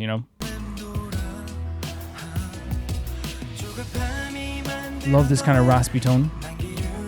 So wait, can I see this line again here? So hover the black night sky, and then Yosang says, "Impatience made a turbulence, and distorted us." So the idea of like, I'm guessing again, his hair here is so interesting. It's so different and nice. And his hair now is amazing too, by the way. I love his hair now. But the idea of like turbulence, like impatience made a turbulence. I wonder if it is because they were young and they were working so hard to get to a certain point. Is there like a feeling maybe as well that like they blew up too fast, and because of that they didn't get to like really embrace the slow growth, because I know they worked really hard. They were like a very small company. They were like such a small company that they had to like literally like do crazy campaigns on the side and all this stuff too, and like to really get people to notice them. But once they got big, if I'm understanding correctly, they got big. They were like, oh, people started noticing them like crazy. So I do think it's one of those things where like, because the impatience of like wanting to get bigger and wanting to maybe get, not bigger, maybe wanting to get better, or maybe wanting to like, become that K-pop group that they want to see in their vision, it can make a distorted view of like what is actually important, maybe. Yeah. and they can't control them once they go too fast. Yeah, I love Miggy's voice. He's so good. And hearing Miggy's voice here again, it hits me hard in the heart, and also like I feel in my throat, because like it's one of those feelings whenever Miggy like sings nowadays, I just feel like I'm about to cry. But if I can say this as well, like, and I want to be clear about this, like I'm not sugarcoating words, I'm not saying anything different. My favorite group of all time is Loona, right? My current favorite group in K-pop is Artemis. I have no problem saying that, right? But I will say this right now, that I do think that for me, like, if you said I could only like have a few K-pop groups in the world, like it'd be very difficult choices, but like I feel like, you know, Artemis and Ateez are there, where it's like I couldn't not, you know. And there's other groups there that'll be in that list too, but I don't want to like start listing off stuff because then people will feel left out. You know, you can just assume you're one there too, but I just want to emphasize that like Ateez would be like something that like I even not just in music, because the music is beautiful, but also just like in everyday stuff. Like I don't want to go on Twitter and not, and people can say that's really like power. So it's not about being like I know them. I don't know them. They're not my friends. It's more of a thing of just like I enjoy seeing like what they're up to and seeing their the funny stuff they do, the pretty stuff they do, the photo shoots. It's just like one of those things where it's like they have like literally like through everything, music, funny moment videos we see in Rome Reacts, the antics they get up to on a daily, the quotes that they have, or the pictures that they take, and all this stuff as well. It's like I really feel like I've embraced the full Ateez fandom and or embodiment of a fandom, where I feel like, you know, my day is better because Yeosang is on my feed. You know what I mean? It just is. Sorry for getting sidetracked there. Again, really great rhythm, great flow. It's almost like pouring out. Love this part too. And I said like Jungkook's like one of the best singers in all of 4th gen, easy, in all of K-pop. I think that you can't have a conversation about how good a vocalist people are without having him there. But I think what's so great about this line as well, just it emphasizes the whole song to me. I'm already overwhelmed to be myself barely, right? I want to be myself, and to me, like it screams the idea of like, well, like if this is hard now, what's going to happen in the future? And then of course the way that it's like, you know, the da da da da da da da da da da da da, and then da da da da da, like it's a great flow. It's a great melody. It's really, really fantastic, emphasizing the emotions, the passion there too. Yeah. What should we become in what form? And again, as I said, the shots are really great here as well, because there's a very claustrophobic feel while also feeling like everything's kind of like a little bit closed in.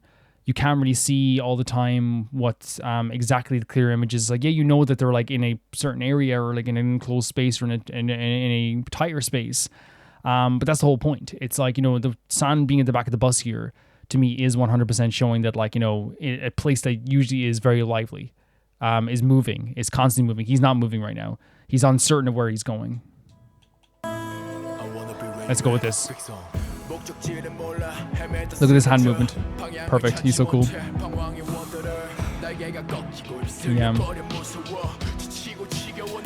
And I said this, well, like I think that's what's so good about them as well, is like, you know, the way that they can embrace emotions while still also being like very cool and very fresh. They can make a good song and make it vulnerable, but also still adding like a very stamp of Ateez in there as well. But like I said, Ateez isn't just cool and fresh, and they aren't just like, you know, slick and, you know, breezy all the time. It's also like, you know, heavy emotions, heavy power in those emotions. And you can see that here, like with the transition from Mingyu to like Hongjoong, I think they chose two very perfect people here, because like while Song was also like, you know, one of the best rappers in the group as well, and they have like really good rappers in the group too besides them, I do think that, like, you know, these two are really, really good at walking the line of like cool, heavy, and emotional at the same time too. Because I think, like, you know, the leadership thing with Hongjoong, like what actually is like really gone really cool to me, is that like I've actually like embraced it not just as like a slogan or an idea. Like I really do I think they emphasize it like a lot too, and his energy, because he was the first in the group and he's the leader of the group and he's like someone who like takes care of the group. Whenever he sings like really emotional lines too, like it's like I'm always like on the edge of my seat, because I'm like, oh, this feels like he's like, you know, it's almost doubly emphasized because of the leadership role. I feel like he's like a true leader, really. Love his rhythm here, the speed, and the back and forth is awesome too. This is a great transition between the two of them. And I think I want to go to the emotional through line here, because I think that what happens here, which is so cool, is that like there's thousands of papers around Hongjong, and he can't find maybe the right message or the right thing to like get him out of this rut, but then it kind of guides him himself to finding the right message. See? It lights everything up. The way this, again, I keep saying this, everything stops, everything's lighting up. Great aggression there, and then it goes into Yono's beautiful vocals. That's such a great scene as well.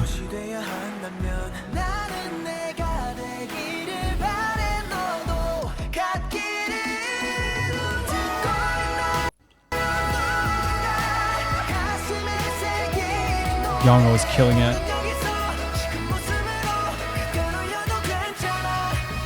This is crazy.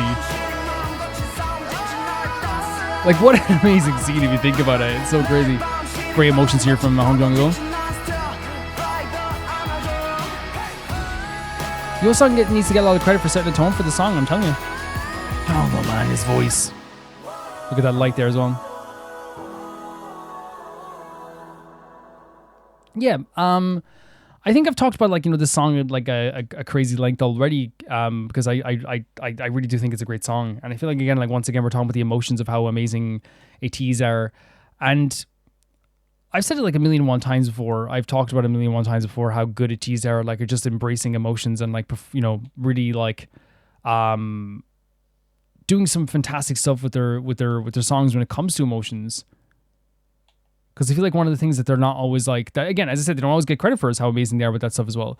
Ateez is a group that has proven time and time again to me that they can do the cool, fresh, really slick things, and then also get the really like emotional heaviness out too.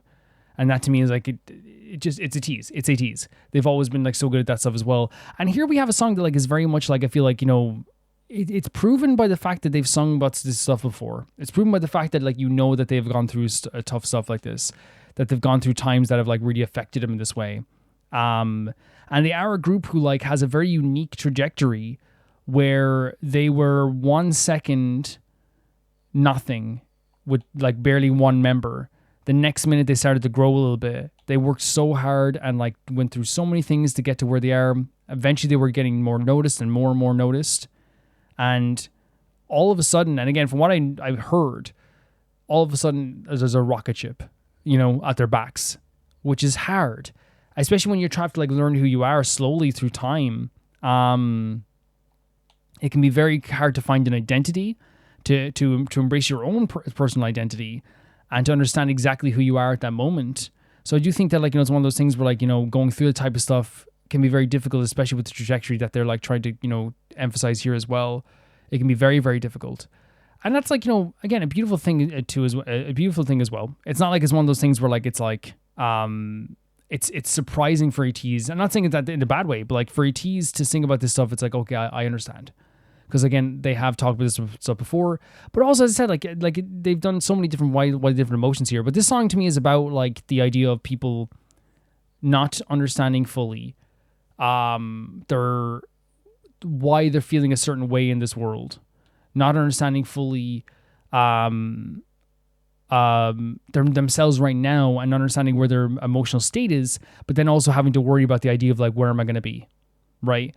And they emphasize that with the music video, with the vocals as well. And with the music video, they show everyone kind of feeling kind of trapped. Everyone's kind of like locked in like one certain place. It's harder to see. It's harder to get past certain things. And they use the idea of turbulence as saying that, like, you know, because they like, you know, were so impatient, and because they went so far into this stuff too, which again, I believe this is something that, like, you know, Mingy was talking about as well in his song. It's like it felt like it came too fast at certain points. Even though they've worked hard, it took a long time for them to work really hard.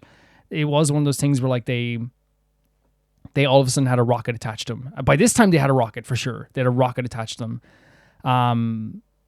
And you hear that in the vocals where they're talking about the idea of like, you know, I barely can, like, you know, I barely feel good as myself right now, right? Mingy talking about the idea of how his wings are like basically like cut or damaged, and he's not able to like fly anymore. It's kind of just sending him wherever, like like he can't control it. Wherever he goes is where like the wind is taking him.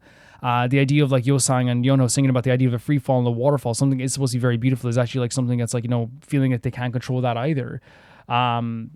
calling out for someone to embrace them is like saying that, like, can someone subdue this? Can someone make me feel good after this? Can someone make me actually feel like I'm actually, like, you know, in a controlled space? And I feel like all those things like lead to the idea of, like, again, yeah, it's like there's a turbulence. There's a feeling of like that they're out of place and they don't know where they're going to be. In, like, right now, they don't know where they're going to be, but they definitely don't know where they're going to be in, like, you know, how do I say, like, you know, 10 years from now, 4 years from now. If right now hurts, if right now sucks, if right now feels bad, if right now is feeling kind of terrible, then where are we going to be in a bit?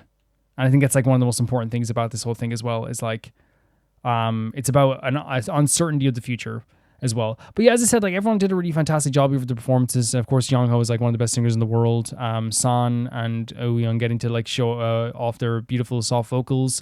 As I said, the contrast between Yunho and Yosang is perfect. Mingi and Hongjong having a great back and forth as well. And I feel like, as I said, Mingi and Hongjong do a great job of showing like a heaviness, but also a vulnerability, especially Mingi, who's so good at, like, you know, again, as I said, like showing a sweetness to like a very much of a heaviness of his vocals as well. Sungwa is always incredible, and I feel like it's such an amazing style even here as well. And I think I've like talked about. I want to make sure I'm always like talking about everyone I can here as well. Yeah, I definitely did talk about everyone. I think I definitely did, because I think they all like had their own part to play in this song. I think that, like, as I said, Yosang probably wouldn't get a lot of credit for this, but he did like set the tone for this too, and it was a beautiful tone that it was set to as well. Gorgeous vocals, great rhythm and flow, a really like powerful vulnerability to every aspect of the song, and of course the music video emphasized all that as well. It was really great stuff. Thank you for saying us in. That is going to do it for Roma Reacts this week, and that was honestly like a really great bunch of stuff that we got to react to this week again. And it's always really fun to see what people are going to send in and what people want to send in as well. And I'm always very appreciative of people expanding my horizons as well. It's one of those things where I always get to watch like really cool videos with you guys. And yes, I'm going to read out my patrons and my YouTube members of the highest tier of both YouTube memberships and the patron as well. First, the patrons, that being Typharo2, Jamie Bull, Janet the Banana, The Ghost of Inazuma, Felicious Felix, Yuld, Anusta, Assassin, True Peanut Butter, Peter Shelson, Leon, High Kasperian, Neo Shaurite, Leo 200, Malcolm Kunde, Axler21, and the highest tier of my YouTube members, Blasco, Lusanagi, and Zay. I'll see you guys very, very soon. Bye-bye.